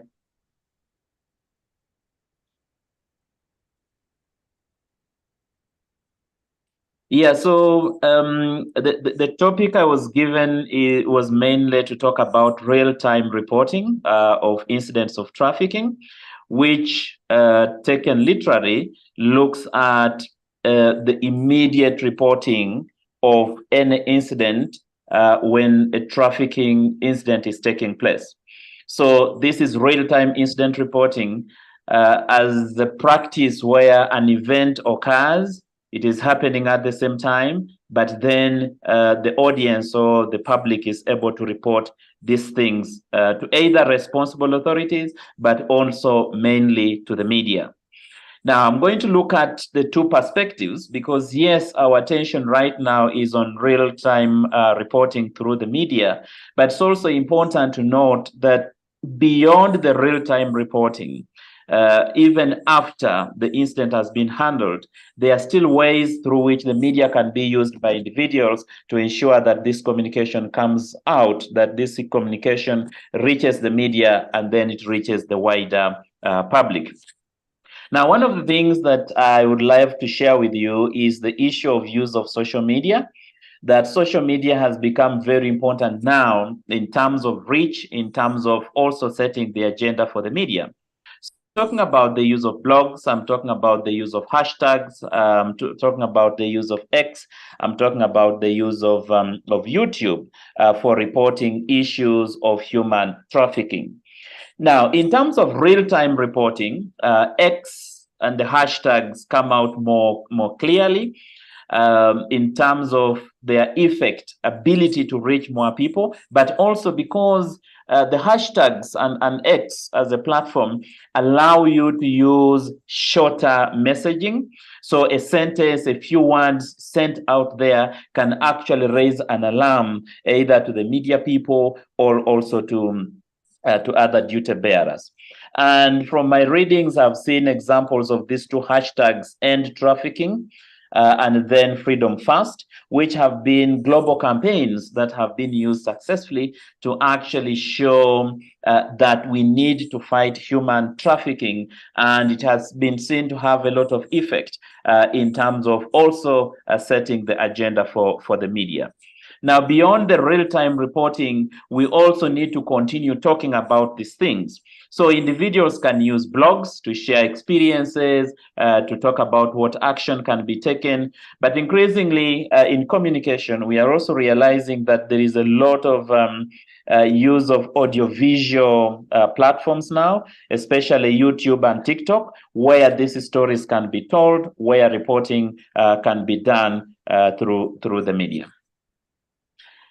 And then after the use of blogs, I also want to talk about the use of tips and story ideas to journalists and other media professionals. And the idea that I am trying to share here is that, you see, the media depends on story ideas and tips that they get from the public. So sometimes, and Mr. Lanya, you have brought this out when you were introducing this panel, when you said that people are asking the question, what is the media reporting? Should it only be negatively or positively? You see, sometimes we look at the media as being this kind of being or group of people, institution that is all-knowing. They can reach all places. They know everything. But that is not true. The media actually relies on story ideas, relies on tips that we get from individuals. So one thing that can be done is that whether you're being trafficked or you're dealing with a case of human trafficking, or you have some information in relation to human trafficking, you need to come out and share this as tips to the media. Now, what happens in the media environment is that after we get these ideas, after we get these tips from individuals or from society generally, we are then required to start following up these stories. We start asking the questions. So even if you want to keep your identity unknown, you're able to send a tip. It could be an SMS, it could be a WhatsApp message, it could be an anonymous letter, it could be an email, and then the media gets to know that there is something happening, something is taking place somewhere, and then they are able to follow up and report on it. So that is the other one. So all of us who are involved in fighting trafficking, the victims of trafficking, whether it is in real time or after or before in terms of prevention, whether it's a positive story or a negative story, we need to take responsibility and support the media people with these ideas. They are part of the public, they are part of society, but then they are not all knowing. They do not know everything that is taking place. They don't know the interventions, the activities, and that is why we need to share this with them. Now, the other thing is through the use of opinion articles. Now, the earlier idea that I was sharing with you is mainly to do with the news, which has objectivity, which has impartiality, which has accuracy. And so the media people will look for other sources. They will not just report what you have told them. They will try to verify this information. And sometimes the stories delay. Sometimes the stories are not even published because of lack of evidence and all those kinds of things. But then it is also possible for us as individuals to write opinion articles. Of course, this does not help in real-time reporting, but either before or after, when we are talking about preventing, and after when we are asking ourselves what lessons have we learned from this, we can write opinions. In terms of commentaries, just write a commentary and comment on something. So, for example, we may ask, what are the duty bearers doing? In the earlier session before we went for lunch, I had people talking about what is the role of government, talking about recruitment agencies that are owned by big people and all those kinds of things. Let's write commentaries. Let's write articles in the newspapers and say, I'm commenting on this issue of human trafficking. Not enough is being done. We know of some organizations that have taken people into externalized labor and they have suffered human trafficking, mistreatment, and all those kinds of things. And then something can be done about it. You can also write a letter to the editor. Now, a commentary is longer. A commentary has a more detail and explanation. A letter to the editor is usually very short, about 200 words, but you are writing a letter to bring the attention of the editor, but also by extension, because these letters are published in the newspapers, to bring into the attention of the public that something needs to be done about whatever issue you're trying to raise. So if it is government taking responsibility, if it is the role of the media, if it is about individuals who are not taking who are not playing their part, you can write a letter to the editor. Now, there is also the issue of program participation, especially in Uganda now. We pride ourselves in very many radio stations. The latest Uganda Communications Commission numbers show us that we have about 366 radio stations in this country. And in the last research by Ipsos, about 82% of Ugandans are accessing this information through radio. So we can actually participate in some of these programs. I might sound very old, but there's some programs where we are spending 2 hours and we are talking football, and sometimes we are dancing and playing music, our Kadongo Kamo, our Lingala, and all these kinds of things. What about us, whether we are talking about accountability or financing or issues of governance or the law or constitutionalism? All these are linked to the issue of human trafficking. All these are linked to the issues of externalization of labor, for example. So we are able to call in as individuals. We are able to try to set the agenda by getting this information and pushing it into the programming of the media. And then we can also tell stories of victims. I joined the last session when it was concluding, unfortunately, because I was in a bit of a meeting. But then I heard the narration, the narratives, people who have interacted with individuals who have been taken into labor externalization and have lost body parts, have been trafficked, have been tortured, have been mistreated. As individuals, we can tell the stories of these victims. It could be a newspaper article, it could be in your blog, it could be through a post on Facebook, it could be through a YouTube recording, it could be on TikTok, it could be on different platforms. So when we tell stories of victims, we are able to highlight the issue of human trafficking, not in just in terms of blaming, but also it could be in terms of how do we prevent, sharing information, creating awareness. It could be in terms of what is being done, what are the action points, what is happening. It could be in terms of calling people to action, the duty bearers.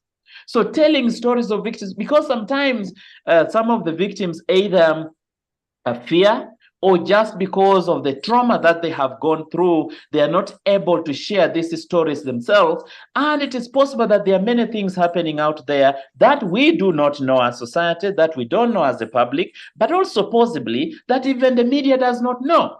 So when we tell these stories, when we talk about the stories of the victims and what happened to them, sometimes even the media picks these stories from the stories that we have shared. I have been an editor myself, and there are some stories that we have followed just because someone has tweeted about them, because someone has talked about it on Facebook. So you go back and sit and say, but is this a story real? Are we able to get this person? Can we get more information? And then in that way, we are able to highlight the issues to do with human trafficking. Now, that is briefly some of the ways, in my view, that individuals can use the media, either real time or even if it is not real time, to hype the issues of human trafficking, to set the agenda for the media so that we can see this content out there, so that we can see these stories out there for the consumption of the general public. Now, I also just want to highlight a few things that we need to be aware of when we are dealing with the media or raising the issues of human trafficking. And the first important thing, in my view, is that you need to keep yourself and your victims safe. So when you are reporting, how much identity are you giving out there? Are you keeping yourself safe? Are you protected? Because many of you in the room are players in this sector, and probably you know that human traffickers are not an average person, are not omuntu wa wansi. They have a bit of power, they have a bit of money, they probably even have a bit of weapons, probably they even have a bit of political protection. And so as we are reporting, even when we are dealing with the media, it's important that you keep your safety, but also the safety of your victims. So one of the ways you can do that is anonymization, for example. Write your letter, send it to the newsroom, send a border man to drop it there, and no one is able to trace you. But the information would have reached the media, and then they are able to follow up, but then they cannot link it back to you in any way. But we have also seen instances where even the victims might be exposed, and if you expose the victims, we may end up becoming a danger to the victims more than actually protecting and helping them. And one of the ways through which we can do that is by protecting the privacy or the identity of the victims. So in media training, in media work, what we do is that we can create pseudonyms, for example. So if this person is called Nakafero Janet, and I am reporting that she has been trafficked to Saudi Arabia, for example, I might want to change that name and say, okay, for the meantime, we are going to call this lady Hasifa. And then, so whoever is involved in that story, even if they want to run away, they might not exactly know who we are talking about until probably the duty bearers, the law enforcement officers, the media people, or the security agencies have actually got close to either saving this person or dealing with the issue. Now, the issue of ethics is also important. That as a journalist, I am a preacher of ethics, that there are basics that we need to follow in terms of ethical practice. Humanism, for example, our humanity. It's not just about sensationalizing the story or the issue, making it look too big just because we want to get the clicks. Right now, we have what we call the clickbait. So you want people to watch the video, you want people to listen to your audio or to go to your blog. You create a figure and say probably 80% of our girls who are working in Saudi Arabia traffic. Where is the accuracy in that? Where is the impartiality? We don't necessarily have to take sides to bring these issues out. Even in cases where we think that someone is maybe culpable, that you have a suspected trafficker, we have the laws that tell us, yes, that we suspect, but you don't have the power as an individual person reporting this issue to actually call this person a trafficker unless it is proven so by the courts of law. So in reporting, in communication, in journalism, we also talk about the principle or the ethical responsibility of impartiality, that you will be neutral, you will continue reporting the issue, you will talk about the issue without necessarily blaming people, without necessarily name calling people, without necessarily victimizing people, but the issue still comes out. Now, there is the issue of vulnerabilities of the victims, which is related to the first point that I talked about, but it's important.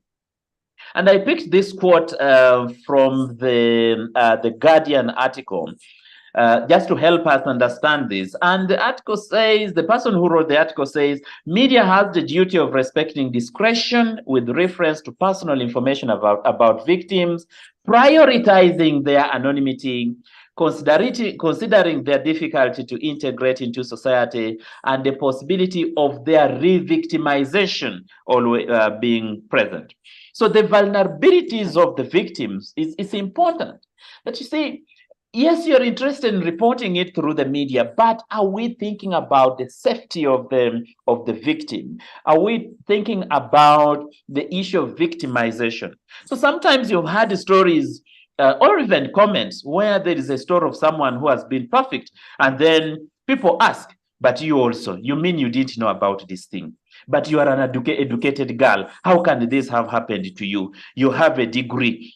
You mean you couldn't sense anything? But girls also, how do you just do this? How do you get a friend on the internet, for example, and you fall to this prey? Now, that is victimizing the vulnerability of the victims, and instead of addressing the issue or acting as a solution, we might actually end up causing more harm than doing good. If we could just move to so lastly, the last section in my presentation is just to ask the question, why is it important for individuals to report? Why should you as individuals take responsibility to involve the media, to report to the media, whether it's real time, when a human trafficking event is taking process is taking place, or even after, or even before, in terms of protecting? Why is it important that as individuals we use the power of the media? One is that it is important to seek the attention of the media. Now, again, Mr. Lanya, you asked this at the beginning and said, but is the media concerned? Are they actually looking at these things of human trafficking? The problem with the media is that there are too many things that we are dealing with. So just look at the edit of the new vision. They are looking at what is in parliament. They have stories on agriculture. Probably there are also people thinking about weddings, and they have to think about that and all those kinds of things. Now, as people who are involved in fighting human trafficking, or dealing with the issue of human rights in labor externalization, protecting migrant labor, and all those kinds of things, we also need to catch the attention of the media.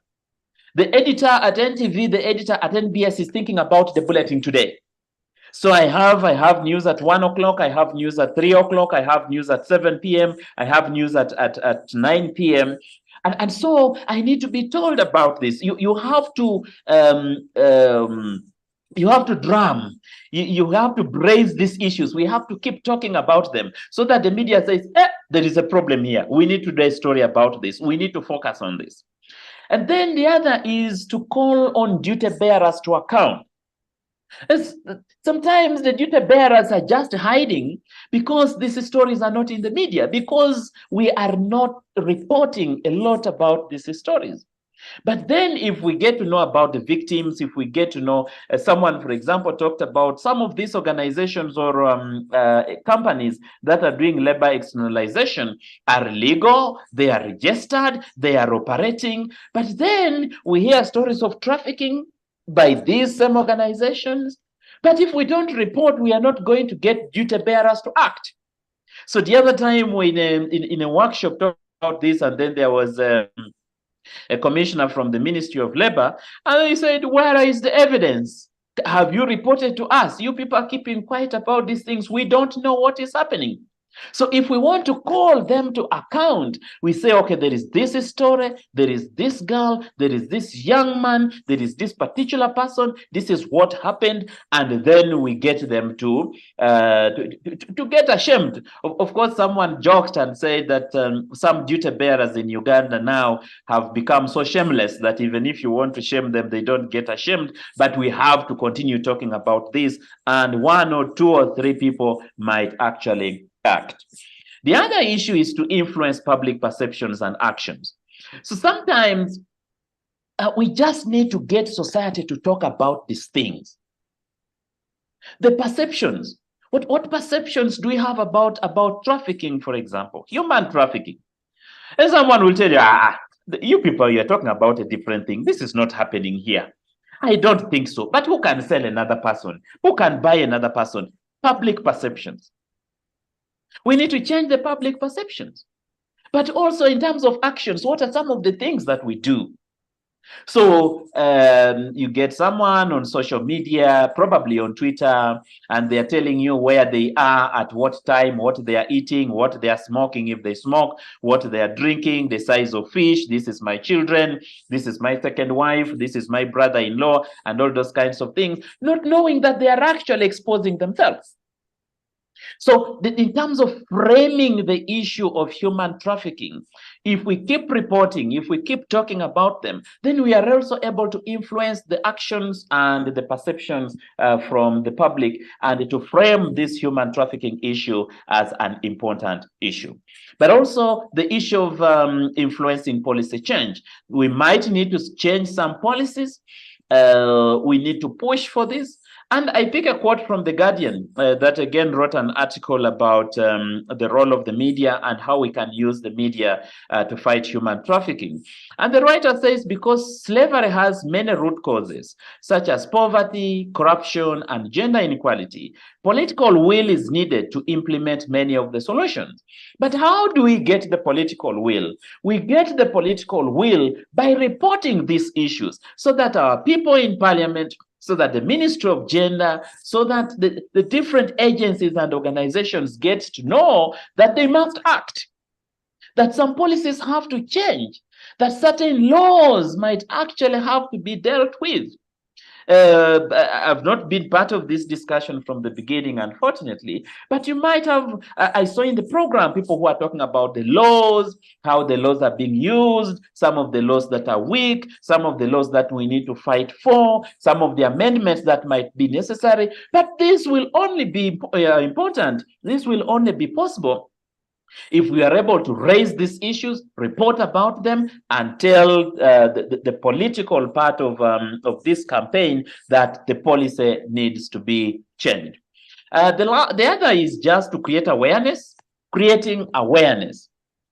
How many people are being, how many cases of human trafficking do we have in Uganda, for example? You might find that there are very many people who don't know. You might find that the Minister of Gender, Labor and Social Development does not know. That when you tell Ugandans that there exists modern slavery, that there exists human trafficking, those are NGOs. So sometimes in the newsrooms or in the public, we say, those are NGOs. They are just doing accountability. They're looking for sympathy from the donors. They are doing their accountability. That is not possible. But actually, these things are happening. We sometimes are so ignorant. We are not aware until you hear a neighbor's child has been trafficked. Or this person has died in Saudi Arabia. Or this one has been killed in Jordan.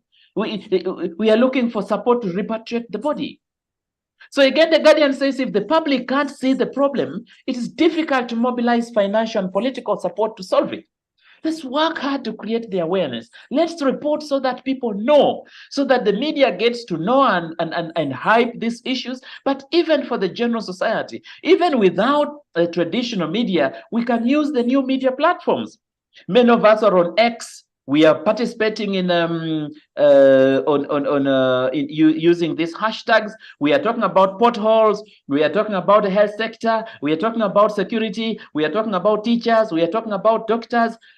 Why shouldn't we also increase the drumming, the talking about human trafficking, so that the public can be part of the solution, know that there is a problem, and we can deal with the problem.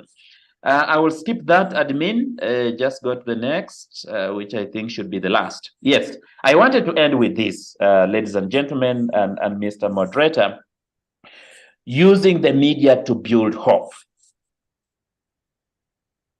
In terms of suggesting solutions to the problem, in terms of calling individuals or organizations to action, what can we do together to ensure that we fight human trafficking?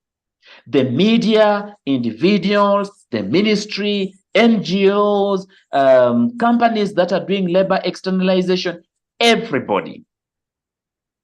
I come from a school of thought where even in the media work, it's not our responsibility just to complain and report problems. We have far enough problems to deal with. Can we have some hope? Hope that things will get better, hope that things will work, but also to do it in a way that we provide solutions. Yes, the numbers of the people who are being trafficked is high. What can we do about it? It's possible for us to do something. It's not enough to be in, for my friends who come from the central, for us to be in Viwobe, crying all the time, oh, there is a problem here, problem this, problem that, problem. And then what? We can build hope and say that it is possible that we can fight human trafficking. It starts with each one of us. What are the solutions? Let's do this, let's do that, whether at individual level, organizational level, national level, international level, building hope, providing solutions, calling on people to act and not just complaining. So, Mr. Lanya, when you asked and said, we see a lot of negative stories in the media, where are the positive stories? Let's start to set this agenda. Let's tell the editors, let's tell the reporters that there is hope, there are solutions, there's something that we can do, and together we have a responsibility to fight human trafficking, for us to be a better society, for us to build a better Uganda. Mr. Moderator, those are the insights I wanted to share with participants in this conference, and it was a pleasure being asked to be part of this discussion. Thank you very much. Thank you. Thank you so much, Dr. John Baptist. Thank you for the wonderful presentation that you have made to the audience and to the online team. I really liked the way you brought out, especially on issues of use of hashtags. I think this will be so much helpful in bringing out all the issues as far as human trafficking is concerned. I also liked your concern on the protection of both the victims and also the reporter through the use of pseudonyms. Lastly, I think your comment on lamentation is just an emphasis on most of the issues that people were saying yesterday, right from the commissioner, from the Minister of Gender, Labor and Social Development, and then also some speakers this morning that were calling upon people to move away, in quotes, from the book of Lamentations to the Acts of the Apostles. So thank you so much for bringing out all that you brought out. And I believe your drumming call is something that RLP, the Embassy of the Netherlands, have already started bringing through this conference. Thank you so much. I hope you'll be on until when we are done with the sessions of today, and be to the team around, keep noting down your concerns, your comments for Doctor, so that after this, you'll be able to come in. Allow me welcome Martha Kello. You're welcome. You'll be digesting how we can leverage media outlets as avenues to shape the discourse on human trafficking. And how could media be effectively engaged to address the human trafficking question and landscape? You're welcome, Martha.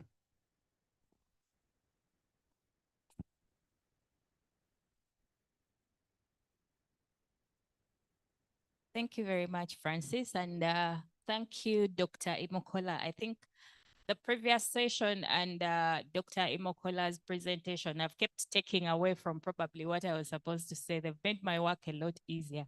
So I've had to change approach a little just for me to stay relevant and make sure that my colleague does not chase me off the panel since she gave me the opportunity to be here. So I think for me, I will look at media from the perspective of we CSOs. We all have some media going on.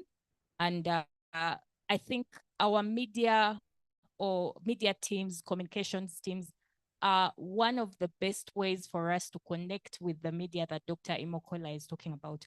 And I think we are in the era when everybody has something in their hands that they can call media, and that is a plus for us. So we can actually say we are in a good time of media usage, but it doesn't seem that we have understood how that is an opportunity for us.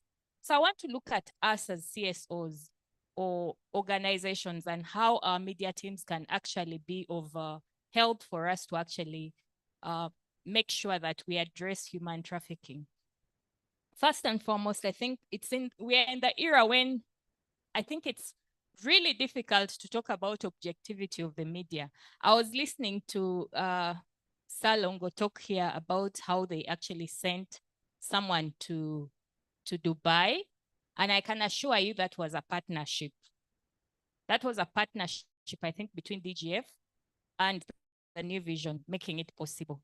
Let's also understand that these partnerships are very important for us to get our messages across. We are not an island that you can sit here as a CSO and fail to reach out like Dr. Imokola has said, because like he says, they do not understand. I come from the school of thought that believes that for people to get good stories, for the media to write effectively about your issue, you must reach out. And I think way back, some years back when I worked for the New Vision, they had a training desk, which was run by someone called Ben Bella. It was one of those most effective training desks. We need to start reaching out to such desks to say, can you give us an opportunity to actually train your journalists or create that awareness amongst them so that they actually appreciate how important our issue is, how much of an issue it is even. Most times, and I've always told my colleagues that I've been very uncomfortable with the way CSOs engage the media. They want to engage the media last, and I can tell you, even for this meeting or any other meeting, they'll be the last people will think about. And so when they come, most times they come from a place of no context about your issue. And when they write a bad story, we whine and make noise about it. But how often have we actually said, we are training stakeholders and the media is important as a stakeholder. Can we invite them to be part of this? Because I think it's that time that we need to start having media, what we call, what do you call them? Media personalities that champion our causes. I know that the media has what they call beats. Maybe these are people who can actually pick up, like, for example, environment has Gerald Tenure at the New Vision. He simply concentrates on writing about environment and he knows the environment at the back of his hands. What about human trafficking? Have we actually sought people who can actually address human trafficking and write competently about human trafficking? Like Dr. Imokola says, we are not know-it-alls as media. We need to also build the capacity of the media to appreciate our issues. That's one of the things. I think then also within our communications desks, departments, we could create awareness. We could do awareness campaigns on the different issues that we work on human trafficking. But you find that many times our directors, our managers expect us to do campaigns penniless. I just want someone who works for a CSO here who comfortably budgets well for the media to be able to do its work. I want to see that person. Then I would want to come and work for you because you would have made work easy. One of the experiences I've had working for CSOs is that they want to be at the level of, say, MTN and its campaigns. But do you know how much budget MTN puts in such a campaign? Do you know how much human resource they put in for such a campaign? Do you know how much thinking goes into such a campaign? So you walk into a CSO, they give you a desk and there's no budget and they expect, you know, there's a saying that to whom much is given, much is expected. But in our case as communications people in CSO, it's the other way around. To whom little is given, much is expected. And you wonder, and actually you'll be assessed on the fact that you didn't create that campaign.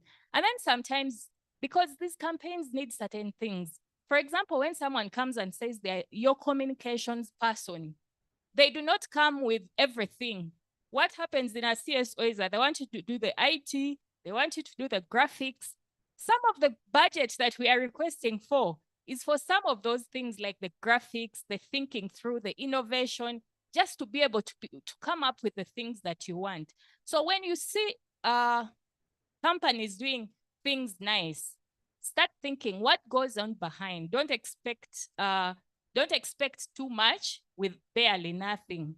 That is what happens. And then you find that I think also within our own CSOs, we do not give media people space to do their work, to think, to innovate. So where people are supposed to be innovating, you will find that the procurement people are the ones doing the printing, and you don't even, what have they printed? Myself and the people that I have worked with in the media keep saying, if you see something bad from my entity, please consider I'm not part of their team. I didn't do that because we don't respect. We think everybody will actually do what? Will communicate, which is very unfortunate. So I think there's need to give space to our communications teams to do their work so that they can actually create the visibility around the issues the way they should. Then we also need to build partnerships with media outlets and content creators to ensure that human trafficking stories receive the necessary coverage. And I think Doctor has emphasized it. And I think even the previous, Salongo spoke about it. And when I spoke about his initiative, surely it was a partnership. We can no longer be islands somewhere. And I think one of the things we need to appreciate is that human trafficking is so complex. And as entities, we cannot just be sitting behind our desks and thinking we shall solve it as technical people behind there who know this thing. We need to start going out there, sharing the stories like Doctor said. But these must be human stories. And like he says, protect your people. But if they are in a place where they're comfortable to share their stories, probably that is something. But also that is mostly a journey sometimes. I know I do a lot of media trainings, and one of the things journalists have against us as CSOs is that we think we own victims. Actually, they've asked me, why do you people think you own the victims? Why don't you want us to talk to them? And I think it goes back to the way we engage with the media. For them, probably they've not understood that there are certain things that we are protecting. Probably this person is under threat or something. So, but if we had an effective engagement with them, then they would probably understand that we need to be at a point that this person is ready to talk to the public before we actually present them. But also, like he says, that we need to have stories of hope. There are people who actually went out and are doing well. Maybe some of those stories can actually break the ice, that we can have such stories, but also we can have stories like hers. She's been through tough times, but she has gone through a lot and she's now a survivor, able to tell her story. Some of those stories actually speak to a lot of our work and what we are doing. So, and for the media, sometimes actually they need to put face to a story for that story to be valid. But then also putting face doesn't mean put someone in danger. So they, like he says, there's a way around it, but there should be a story sometimes. But most times, I think we are too careful. We don't want to, like, again, we become too careful to the fact that we make it difficult for the media and ourselves as well. I think also beyond that, to keep human trafficking on the agenda, it doesn't always have to just be when we have when we have someone share their experience or something has happened, someone has died. I think this has to be sustained, continuously educate people, go out to communities, especially people who are not able to click on your websites, use the media to engage them in different ways. And I think this also includes traditional media. But also, I think we like to be in our comfort zone. So we will speak in these boardrooms, speak in Kampala. I was telling someone that 2 years ago, I went to my village and I found small offices of labor externalization companies in my village. And when I was talking to the young girls, most of them are my relatives anyway, telling them, guys, be careful. They're like, don't tell us. Uganda is hard. We have to go and make some money. So who counters that message? How do we counter it? Is it possible to use community media to be able? And I know that in our entities, we have some small budgets that we can use, the people within the community, to actually do these sensitizations within the community, go to a different place. At our Refugee Law Project, we have what is called facilitated film screenings, which actually promote conversations about hard situations in communities. So maybe having videos like hers and going to these communities and using that approach just to be able to have these conversations would be a good start in breaking that ice and countering some of those things. Because some of these things, people look at it as an opportunity, and even probably someone yesterday was telling me that for journalists as well, they're also going through tough times in their own media houses. So they're probably also thinking, if I could get the opportunity to leave this country to make some money. So how do you get that? I mean, they look at this as a normal thing. It's an opportunity to go out and make some money. So, but we need to be able to have the other side of the story and have it in the different communities where these young people are coming from. You realize that many of them probably are challenged even with information. So when they tell them don't talk, they won't talk because they've not had your message of saying, please make sure I tell someone. So if that information was in their midst and we are saying that, look, these are some of the things that are likely to happen. If they listened to a podcast like the one that New Vision shared, then they would be like, so this person is telling me not to talk. And then they would probably say, okay, there's a problem here. But many times they don't have that. It's you and me in Kampala who even listen to that podcast, because a podcast is basically on the New Vision website. If only it would be shared on different WhatsApp groups and goes round like some of the things, probably it would reach some of these places. We also have hotlines in our different entities. It's time we promoted these hotlines and resources for reporting on human trafficking or seeking assistance for victims.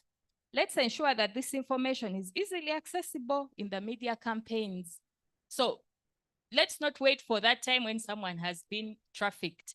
Let this be more like the mode of operation. We have this information, it's easily available on our hotlines and all that. I was actually thinking that maybe we also need to influence the different media houses to say, when some of these labor externalization companies come to you, you need to have a line somewhere like the cigarettes. This is not good for someone or someone who is below 18. Probably we need to be campaigning to that level that if it's some advert on labor externalization, we say, be careful, it could be human traffic. Have you actually checked that this is the right company, read your contract or something like that, so that they know. It's unfortunate that she says that the companies only, their influence ends at the gates of Entebbe. So how do we get the other side? Maybe it's time we actually did partnerships with international organizations like Al Jazeera to talk about these things.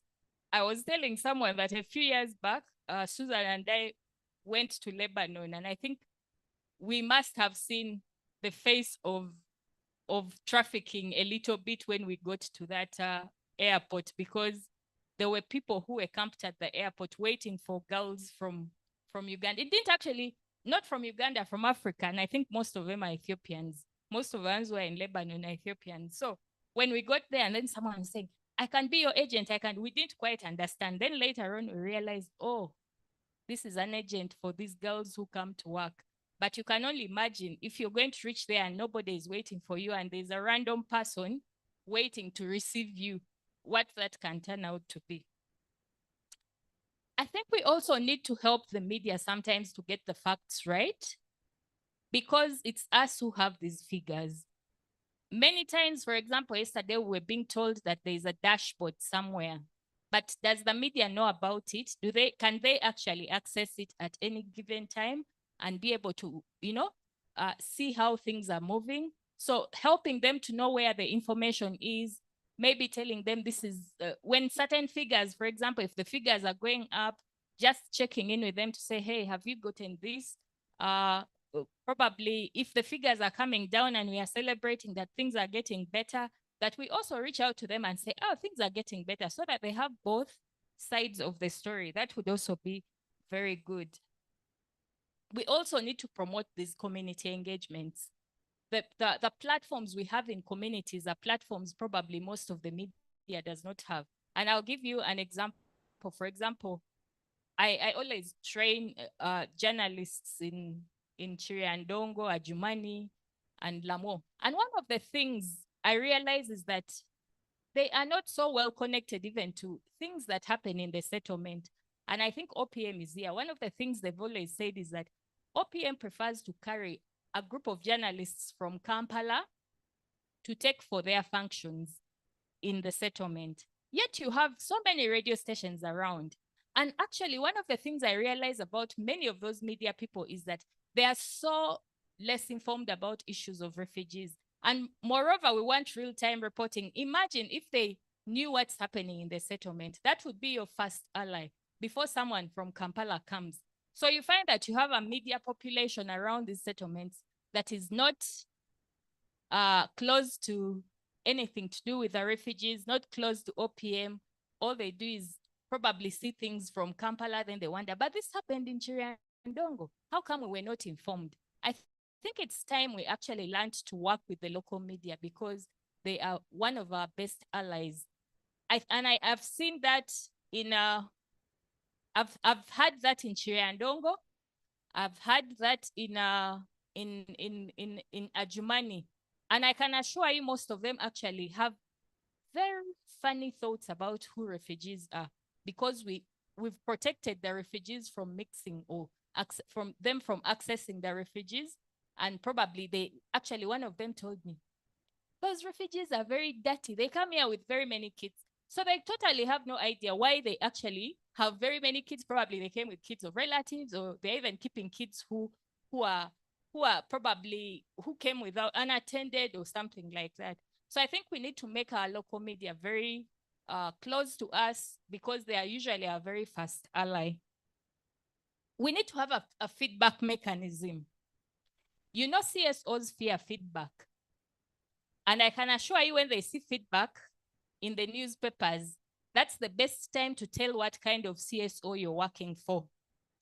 They will not pick their phones. They will be here and not there. You will try and reach the director. He will tell you, go to the comms person, but he will call the comms person to say, don't say anything. And that makes us look bad. We need to have open communication lines, because this is an opportunity to help people understand what we do and also correct things that may come out. CSOs fear being put on the spot. But I think sometimes, I remember I used to work with Kathy Watson, who was William Pike's wife, and she used to tell us any kind of press attention is good, whether it's bad or whether you see it as negative. It's a good opportunity to engage. I think that is the principle that we need to use, and stop shying away from confronting issues when the media is looking for us. And many times you'll see the media coming and saying that the people responsible were not available. That is a bad thing, and it looks bad. So we need to learn to confront some of these things and open our lines. Let's stop this passing information. The director is out of the country. then the director calls you to say, if you say anything, that's upon you. And it makes it difficult for us comms people as well. And I think we need to learn to also measure impact sometimes of what our engagements with the media have been. Because for me, I normally look at it from, say, the number of stories that are now coming out in the media, especially concerning the issue that you're talking about, and the number of times probably the media reaches out to you. I know sometimes the media can be very difficult, but because of some governance issues in the media, so I hear colleagues say, those people, they like money so much. But I think we can have a way around it. And we can also have a way to just help them know that we also work with budgets. But most importantly, that we are all, on the issue and doing our work the right way. So by effectively engaging the media and using these strategies, we can then raise awareness, drive action, and contribute to collective efforts to combat human trafficking. I thank you very much. Thank you. Thank you so much, Martha. Thank you for your wonderful message to the team. We shall receive comments, questions, but I suggest we start with the online team. So we have Canon online. I think we can mute and make. Thank you, thank you, thank you. I just wanted to compliment what Martha has said. I worked on a project concerning women with disability participating in peace building. And in the project, when we were writing it, we actually included capacity building for the media at all levels. And we trained the women in how to identify conflicts and report. We also now deliberately trained the media in Yumbe, in Arua, in Wakiso, in Masaka, and in Nakawa. These people had the two trainings. The first training, we trained them in the concepts about disability, about peace, about conflict early warning, and how to report. Then we encouraged the media to go for 6 months and report issues on peace. We gave them assignments, or they selected assignments to do. They came back after 6 months. We had another review and another training.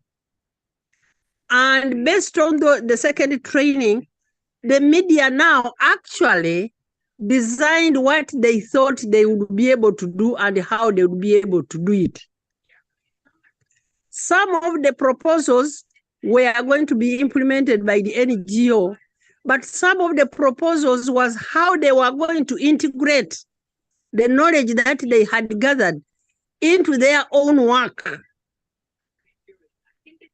So there was a deliberate effort to not just to do awareness raising, but to do an in-depth training for the media so that they knew the concepts, the issues, and all these things that we are talking about. They were very, very knowledgeable. They were some of the most knowledgeable in the project. And they were able to pick up these issues and carry on. Actually, the project has ended, but the media we trained have continued with the work. The local media have been continuing to raise local songs, local drama, local poems. They have been raising these issues on these Mizindaro programs in the community. Whenever there is a festival, the media, the local media, the artists are able to raise these issues in the communities. And they would be the most effective for community sensitization, because they would know what to look for, they would know how to put the messages out of the training, because they would have done this themselves.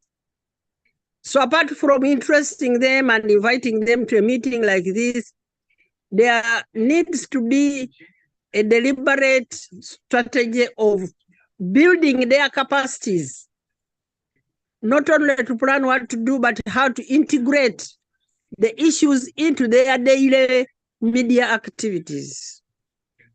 Thank you. Thank you so much, Canon. Thank you for that wonderful comment and question. We shall engage the audience. I think, Apollo, please pass over the mic to, we have a lady in purple. We have Phoebe, Commandant, and then the lady on the front table.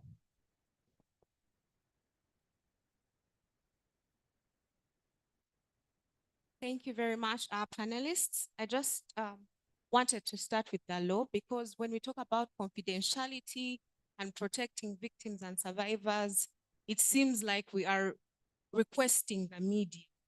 But Section 13 of the PTIP Act, which is the Trafficking Law of Uganda, talks about confidentiality. And Part 3 says any editor, publisher, and reporter or columnist in case of printed material, announcer or producer in the case of television, or radio producer, etc., using that information, who publishes or causes publicity of the names and personal circumstances or any other information tending to establish the victim's identity without authority, commits an offense. So it's not a request. I think it should be taken very seriously. My second point is towards regional trafficking and national trafficking. We hear stories of girls at the airport, people going to Dubai, but all of that is happening here and at higher percentages. The statistics globally show that trafficking anywhere is 75% domestic, and the rest is, that 25 is international. We have, there's a case where a girl was lured over Facebook. She was in Muyenga. It was not necessarily that she didn't have money, but maybe it was a case of love. And she ended up in Ginger, and 3 men were using her. Now, if you look at the PTIP Act, and the Act means purpose, that's a trafficking case. But those are not cases we hear over the media. And then regional cases, the East African area, people using Lake Victoria to get in girls from Burundi, Rwanda, Kenya, Tanzania, and the other way around. So those are things that maybe our regional police can work on, but people do not know that this is happening. And even the easier example of maids who are underage that I will not go into, that was mentioned yesterday. And also, the other point I think we hear a lot, at least in the media, is, oh, maybe Uganda doesn't have policy framework or sufficient policy framework to do the right thing or to protect its citizenry. And yesterday, the Kenyan lawyer was talking about their NRM, their national referral mechanisms. Well, in Uganda, it's called the National Referral Guidelines because of political reasons, it couldn't be the NRM. But we do have some policies. And before you say, oh, the policy is not working, look at the existing laws and then look at the police report of 2009, for example, and say, okay, we have the law in 2009. How many people were prosecuted, or how many cases were reported at police? So you'll find that even when we have the law is not being implemented. So we can't add newer, nicer laws before we can even utilize the ones that we do have.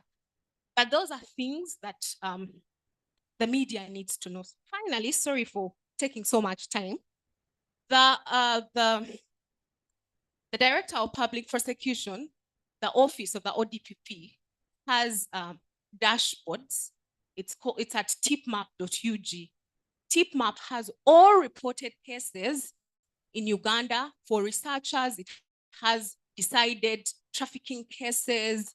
So when one wants to do research or learn more about trafficking, that might be a good resource to also use.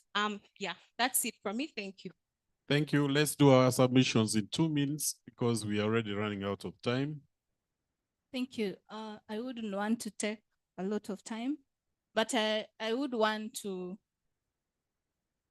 the last person who has spoken, my sister, thank you for all that elaborate explanations that you've talked. But one thing about media, especially the local ones, I think you need to, or we need to more like strengthen a lot on capacity building to them in the local grassroots, because we also need to find the authenticity of the kind of information that is published out.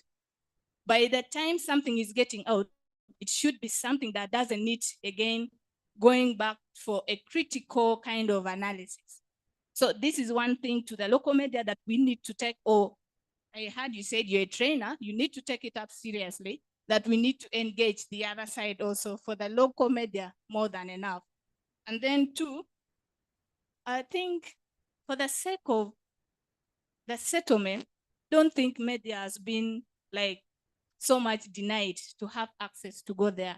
But also sometimes the kind of, you talked about that they come with children that are so, but then by the time someone is accepting to go inside there, we should have been in position to accept the codes of conduct and how we are supposed to operate with the persons of concern in the settlement. And these local medias, actually, we've not rejected them, by the way, they've been part. And recently, we even had a function of a block farm institute that was established in Lamu, and we had all the local media team, the NBS, the local radio stations in Northern were all available. So I don't know where the denial comes from. And lastly, over expectation, and maybe the aspect of the facilitation fee that you've talked about, they would over ask that, and then sometimes the organization wouldn't have that amount of facilitation to them. Thank you. Thank you so much. We have the last one. Thank you so much. First of all, before I say anything, I would like, on behalf of the survivors I know and myself, I would like to thank the media in a special way, because these people have become our refuge, actually. Our best friends are the media. Thank you so much. In July, because it's the Human Trafficking Month, Monitor publications ran at least a full month of stories from survivors that I coordinated. And that was really a great initiative in awareness creation. And the stories were written by Gabriel Wule. And I think they're a very good source for awareness creation. When it comes to CSOs and survivors, it is very, very tricky, because some CSOs, it's not just that they like own the survivors. Some CSOs actually do it practically. They want to own the survivors. This is the reason why some of the survivors run away from the campaigns. They want to do it on their own, because there are some rules and regulations. Not all rules and regulations are bad, but sometimes we feel like we are back to the enslavement we were in. So really, some CSOs should adjust. When it comes to continuous awareness creation, let's go to communities. As a person, as a survivor and an artist and an activist, I do community theater. And sometimes when we have the resources, or when we are allowed to go to these communities, we actually go there and sensitize our people. Just like the saying goes, if you want to hide something from an African, put it in writing. Now, we have a counter mechanism, which is art, visual. If they cannot read, then let us show them. Because some people don't want to listen to people talking for long. Show them. Do something practical. Community theater is so effective. Because personally, I have gotten so many people telling me that I was about to go, I was about to be trafficked, but thank you for saving me. Even schools, they are part of the group we should look at. Those students are a target group. So in this, we need your help to create anti-human trafficking clubs in schools where we shall have students echoing out the truth and facts about human trafficking. As I conclude, I want to thank the media once more for being our friend and our family. Thank you so much. Thank you. May God bless you. Thank you. Thank you so much. Due to time factor, I think we shall connect back to Dr. John Baptist. Thank you, Mr. Olanya. I think we shall keep interactions. We are really, really time bad. Okay. Love to have Dr. John Baptist back to give his last comments and also respond to a few issues that came up from the audience. Doctor, are you there? You're most welcome. Yeah, thank you. Thank you very much, Mr. Olanya. There were no questions for me, just a few quick comments from the reactions that we have received. I would like to thank the participant who has talked about high use of community theater. These traditional mechanisms of communication which have been proven to work, but then as organizations and individuals who are involved in this, can we do more to push this to the media as well?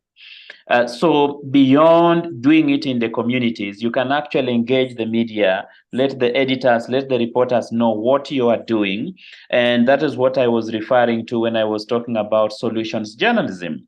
So if the media get to know the kind of work that you're doing and they report about it and they write about it so that others can learn from that, can implement the same, we probably might be sending the information a lot more out there. But also, there's actually a way we can bring this community theater even to the media. I told you that I complain sometimes about how much music I see on TV, how much music I see on radio, and too much sports and football and whatever else. These are the things that we need to set the agenda for the media and tell them these are issues that society is faced with. These are the challenges we are dealing with, and you as media need to help us with this. The same is related to the comment on cases that are not seen in the media. And I said that the media sometimes gets overwhelmed with too many things. So as organizations, as individuals who are involved in fighting human trafficking, we need to help to set the agenda for the media. So let's ask these questions. What is happening? Why aren't you reporting these stories? It could be a tweet. It could be an email to the editor. It could be a letter to the editor. It can be a commentary in the newspaper. But it can also be you actually sending this information and telling the journalists, there is this story, it has never been reported. There's this story, it has never been reported, and probably one or two media houses will get interest. Now, in regard to regional stories, I agree with the participant who says that when we look at human trafficking in the Ugandan context, for example, it's not limited to Uganda. We have a lot of relationship in terms of trafficking with Kenya, with Democratic Republic of Congo, with Rwanda, with Burundi, with South Sudan. So in terms of the media, for the organizations who are here, one thing that we can look at, for example, is having regional media partnerships. We have seen this work in some parts of the world. So for example, you put up a reporting grant and say this grant has to be a joint report or a joint story between a media house in Uganda and a media house in another country. When I was still an editor at NBS, we did this with the Voice of America, we did this with the BBC, and we're able to actually bring out these stories and look at the same issue across borders.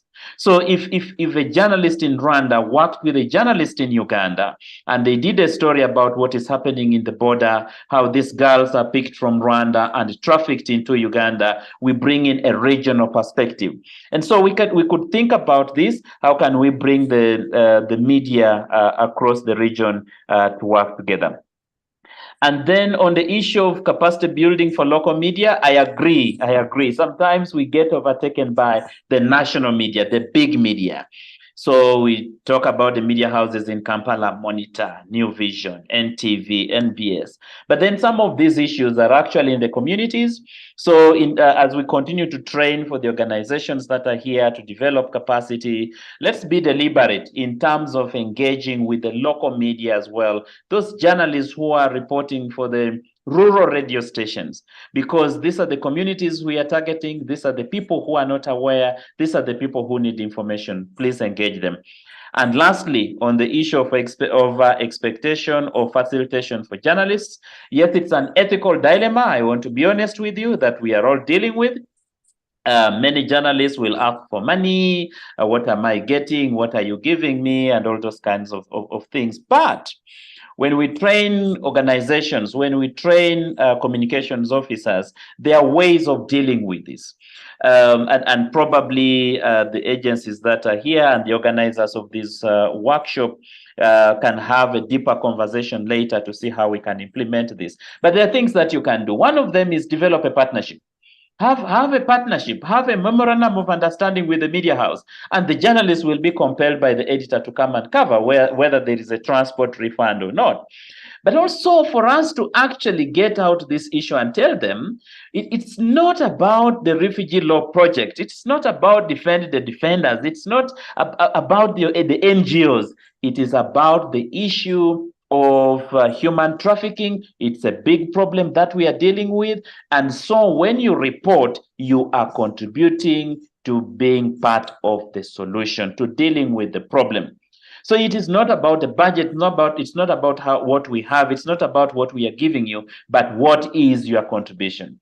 And there are other things that we can do. We can continue a conversation around this. So those are my quick comments in response to the comments that came from the participants. Thank you, Ms. Olanya. Thank you so much, Doctor, and thank you for your time. I would love to welcome Martha to give our last comments and respond to a few issues from the audience. Thank you. Yeah, so thank you so much. And I think, again, listening to the lady that talked about the different roles, we have a problem in CSOs. We sit around with so much information and expect people will just get to know it. It's time we became more proactive. Let's go out to the media. Sometimes we are actually, and I keep telling people that beyond the reporter that comes to your function, I've been a sub-editor and an editor. I think you need to also help me to understand your issue. So let's go out and say, we would like to talk to the editors, would like to talk to the sub-editors, would like to have a breakfast meeting with you to understand our issue. Because I will tell you that having been a sub-editor some years back or an editor, some of these things are subjective. Some people write and you don't understand what they're talking about. So when that story comes to their desk, to the desk of the sub-editor or the editor, it is going to go to the trash bin. So I think we need to look at all the different levels of the newsroom for them to appreciate our issue. Let's try and meet. I know that in this country, including media owners, I think they have a say in what goes out because they're protecting themselves. They don't want things that will bring them problems and all that. So we need to go out of our way and stop complaining when you have a bad story or when you don't see what you think should be out there coming out. I think the question should be, how much have you pushed yourself to help the media practitioners understand your issue? Because that will help us so much. But I think coming back to us as CSOs, we need to make our comms teams, our media teams more vibrant, allow them to work, facilitate them, budget, and make sure that they actually do work for us, because that is one of the ways that the media picks up issues. When you have a vibrant media team that is always out there making sure that your issue is out in the public, then it's attractive to the other media to come and say, oh, so what is happening there? Many times we want to gag them. We want to advise them to do their things, yet they know actually what to do. So many times the media team just watches and says, okay, the director will do it because he has taken over the job of the comms person. And then they mess up and then people are laughing and saying, what were you people thinking about? But it's because we do not let them have the space to do their work and be able. And also for the comms teams, I would really like, I come from the background of strategic communication, where I actually know that we comms people cannot do things minus the programmers. Having a good relationship with the programs people is very beneficial, and programs people don't act selfish. We know you have the budgets, but can you also, if you want to look good, can you also use your budgets to facilitate your comms people to be able to make you look good? Thank you. Thank you. Thank you so much, Martha. Thank you, Doctor. Can we have a round of applause for the panelists, please? Thank you. Thank you so much. From me, I can say my apologies to all those who didn't manage to give their comments. It's time factor, and lunchtime, I think, took most of our time, but we have nothing to do for now. Thank you so much for listening. I wish everyone the best. Thank you so much, Francis. Thank you, Martha, and thank you, Dr. John Baptist. A round of applause until they take their seats, please. So with that, ladies and gentlemen, both in the room and those online, we are coming to the end of our day. On our program now, the final reflections and key recommendations from Dr. Pius Ojara. But before I invite him, because once closing remarks are given, my powers will have been revoked. Allow me make some announcements. So once we are done, Apollo, who is seated right here, will make administrative announcements. So please do not leave before you listen to those, because I know they have a positive or neutral factor in your life. That being said, I would also like to say thank you so much to all our panelists who are in the room. Those who have joined us online, let's have a round of applause for them. Thank you. Participants who are in the room, those who have left us because of some reasons, would also like to clap for ourselves. That clap is weak. A stronger clap, please. And then for our participants who have joined us online since from yesterday, today, been part of the amazing discussions we've had. Those who have joined us from Kenya, from Sweden, from the USA, Rwanda, Swaziland, South Sudan, and those from Uganda. Thank you so much. Thank you. And then for us, your day managers, please clap for us as well. Thank you. So with that said and done, I would like to invite the Director, Refugee Law Project, who will give reflections and recommendations, and thereafter invite the Ambassador to close this amazing conference. So Dr. Pius Ojara de Saxon, you're welcome.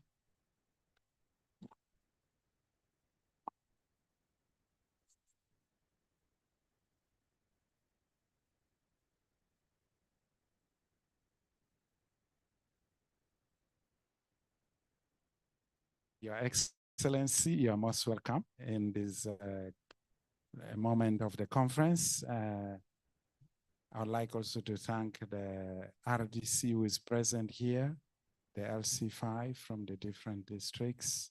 I want to acknowledge the presence of Ministry of Gender, Internal Affairs that participated, Foreign Affairs that were present here, and my colleagues, the refugees, the survivors, and everyone who has come, and IGAD, who have participated in this conference.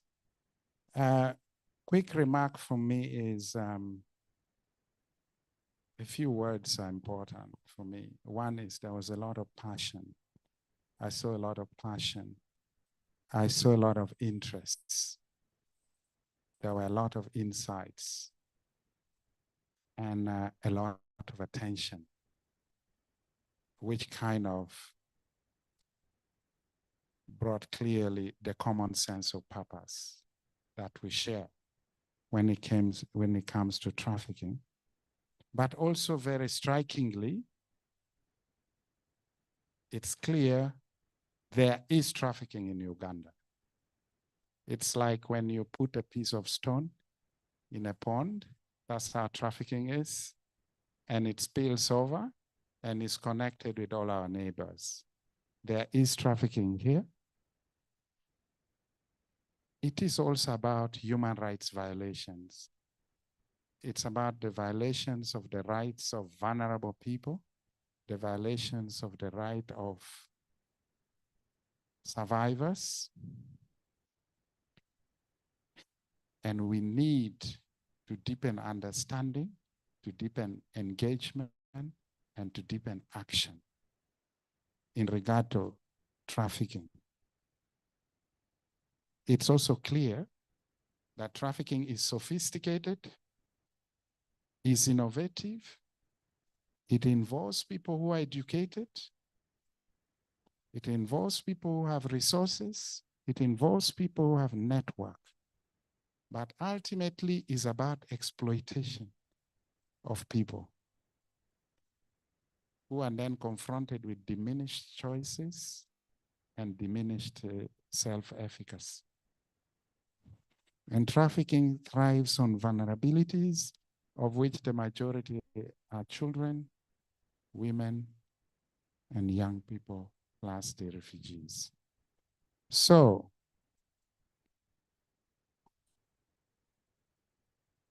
we need to be people of risk appetite. Without risk appetite, from what we have seen, we cannot engage in the trafficking agenda. And in order to set transformative agenda and engagement in trafficking, so that we can influence public perceptions and actions, so that we can influence policy change, so that we can create awareness to mobilize support, so that we can give profile to the voice and experiences of survivors, so that we may build hope by coming up with solutions and call to action, and truly make media our partner and friend in this venture, which I must say is a very serious, long process. I see the following recommendations. 1, but the set of recommendations are informed by an all-society approach. Tackling trafficking is an all-society approach. We need the RDCs, we need the LC5s, we need the Ministry of Internal Affairs, we need Ministry of Gender, we need the companies on labor externalizations, we need local communities, we need refugee communities, we need the women and the youth involved.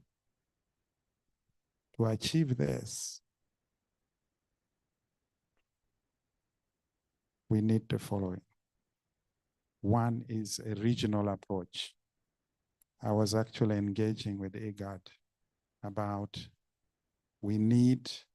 RLP needs to engage not just with the national institutions, we need the IGAD institution involved in this. It's not just about Uganda. The networks are across borders. So we need that collaboration with IGAD. And I was talking with the IGAD person who will try to see what can be done on that. But connected, but as a basis for takeoff, we need research and documentation to build up, to have a credible evidence base for engagement. We need some very serious research, a kind of sophisticated research as well, We have heard of people being threatened, people being asked to write their will if they continue to engage in this matter. But the research needs to be done.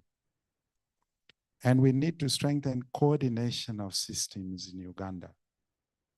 We are a bit in silos, just like that title is saying. Internal Affairs is doing their own things. OPM is doing their things. Foreign Affairs not talking to OPM. They are not talking to IGAD and all of that. We need to be coordinated. So there will be need to strengthen coordination for clarifying priorities, for clarifying quick wins, next steps, and identifying what achievable targets we can make. As I said, this is a long journey. So we have to sit as different actors involved and clarify that. What is it that can be done? Following the evidence base, following the coordination, strengthening of the systems, because this is not an individual venture. It needs to be system-based engagement. There is then need for sensitization and awareness creation of key stakeholders. And we have noticed and we recognize that even government officials, government institutions, and us might be unwittingly collaborating and contributing to trafficking. That's very important because we might be actually people who are behind it without even knowing about it. And also within the priority, really highlighting the fact, you know, we tend to talk about trafficking as involving people to Middle East at airport that we heard about. But the majority is here within Uganda. The people are being trafficked for self-sacrifice of children, for sacrifice of children, for example, for sex exploitation. As we say, the devil is in the house, is with us. Probably around Kampala even the most. That means you have to do a much more serious, sophisticated research. And then the other one is advocacy at the national level, at the local government level, at the settlements level, sometimes at neighborhood levels, you know, where we have these companies for externalization have local offices and lying to people. They're actually lying. We need to sensitize people, advocate that they are held to account. Even the ministry, you heard what the Ministry of Gender said. We unwillingly accepted this. What does that mean? What is happening? You get that? That's serious phenomenon happening. So for me, these are really the recommendations I see that needs to be carried forward. And RLP will do its best to see what incremental steps we can take in regard to this. And I think all of us here, because we are really very passionate, we can make little contribution. As Subi said during the presentation on the nexus between mental health and trafficking of persons, language, we can already begin to speak a new language that reframes the elements and the items around this agenda. So these are my concluding remarks and what I see as recommendation, and also about RLP commitment to carry forward the agenda. And I'm very cognizant when a number of government officials said, you know, we need you to help us coordinate ourselves. I take that seriously. That's the feedback I was given, that we need you to help us as government, different institutions, ministries, to coordinate, and we will take on that challenge. And I think it is for the good of the country, and is for the good of the well-being of everybody, to promote a prosperous, transformational, social, economic well-being. Thank you very much, everyone. And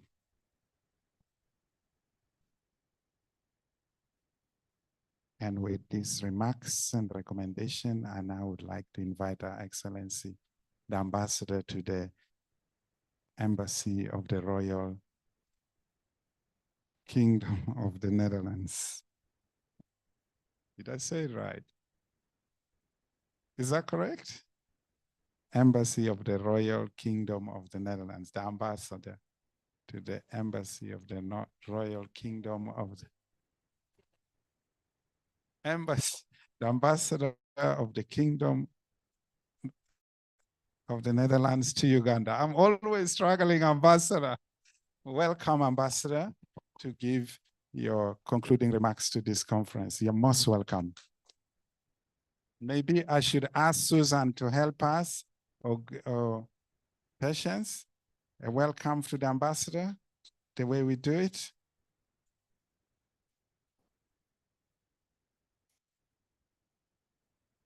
Again.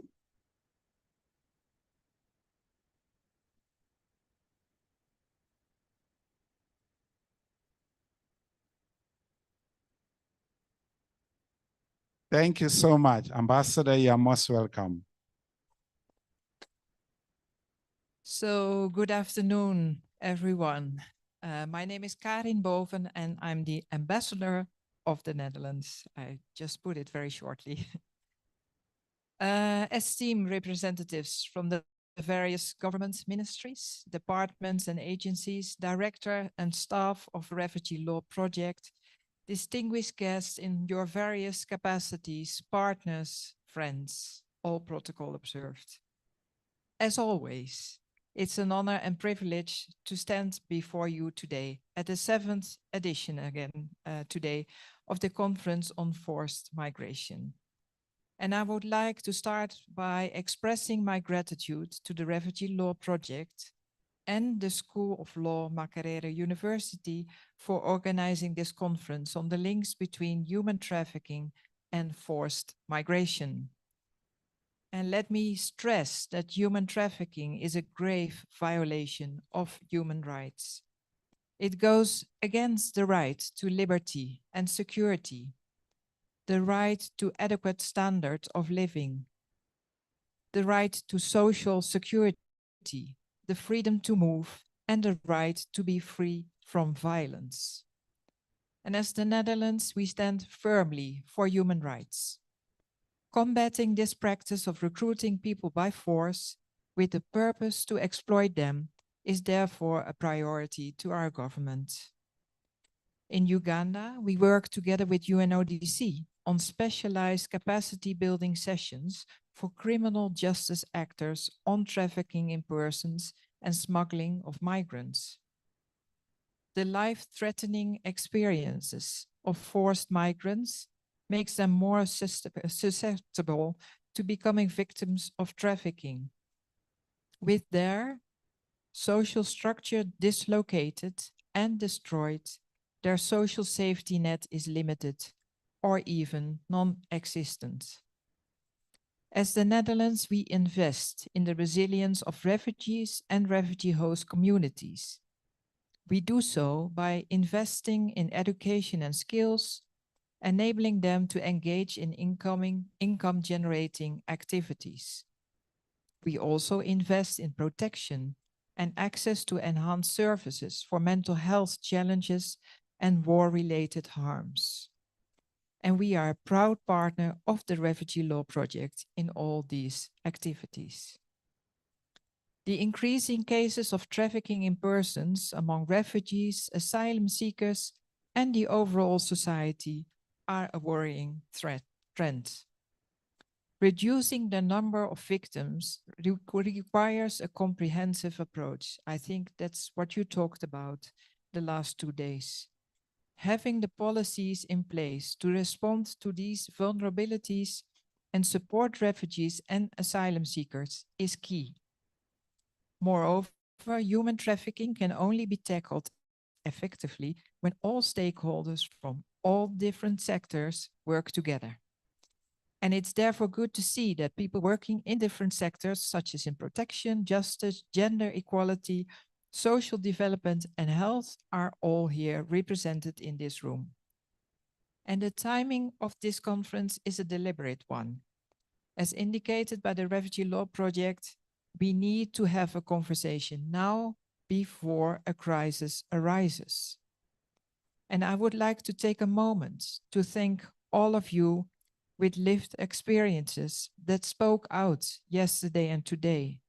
I followed you, of course, on Twitter, and also Joy, my staff member of the Dutch Embassy, is here. I applaud your bravery, and I have deep respect for your work and your contribution to the cause. By sharing your stories, you are raising awareness on this important topic. You are contributing to the understanding of how one can fall victim to this practice and what is needed to respond effectively. You are helping others to stay safe as well. So let me go back to the subject of this conference, the silos in which we tend to look at human trafficking and forced migration. The panel discussion I heard over the course of the conference clearly show that these silos should be overcome, also mentioned by Pius just before me. There are clear linkages between human trafficking and forced migration. We need indeed to step up and strengthen the collaborations to fight human trafficking and forced migration through prevention, protection, punishment, and partnerships. So this has been the start of an important conversation. It cannot be the end. Let's take the connections made, the discussions held, and the insights gained along and build on them. Together, we can continue to raise awareness on this link between trafficking and forced migrations and continue to protect migrants and refugees. So, to come to a closure, I take the opportunity here to close the conference. I wish all of you strength and safe travels back to your homes, maybe sometimes far away. Thank you very much for the good work. Again, we have deep respect for what you're doing. And until we meet again, we as the Netherlands, we are here to support you.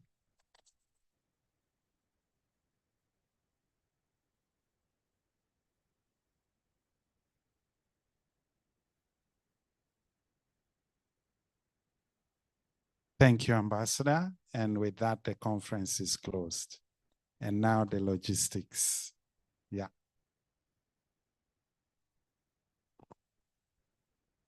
Thank you so much. I wouldn't have come back here, but I have to because I have to make some administrative communications. For those who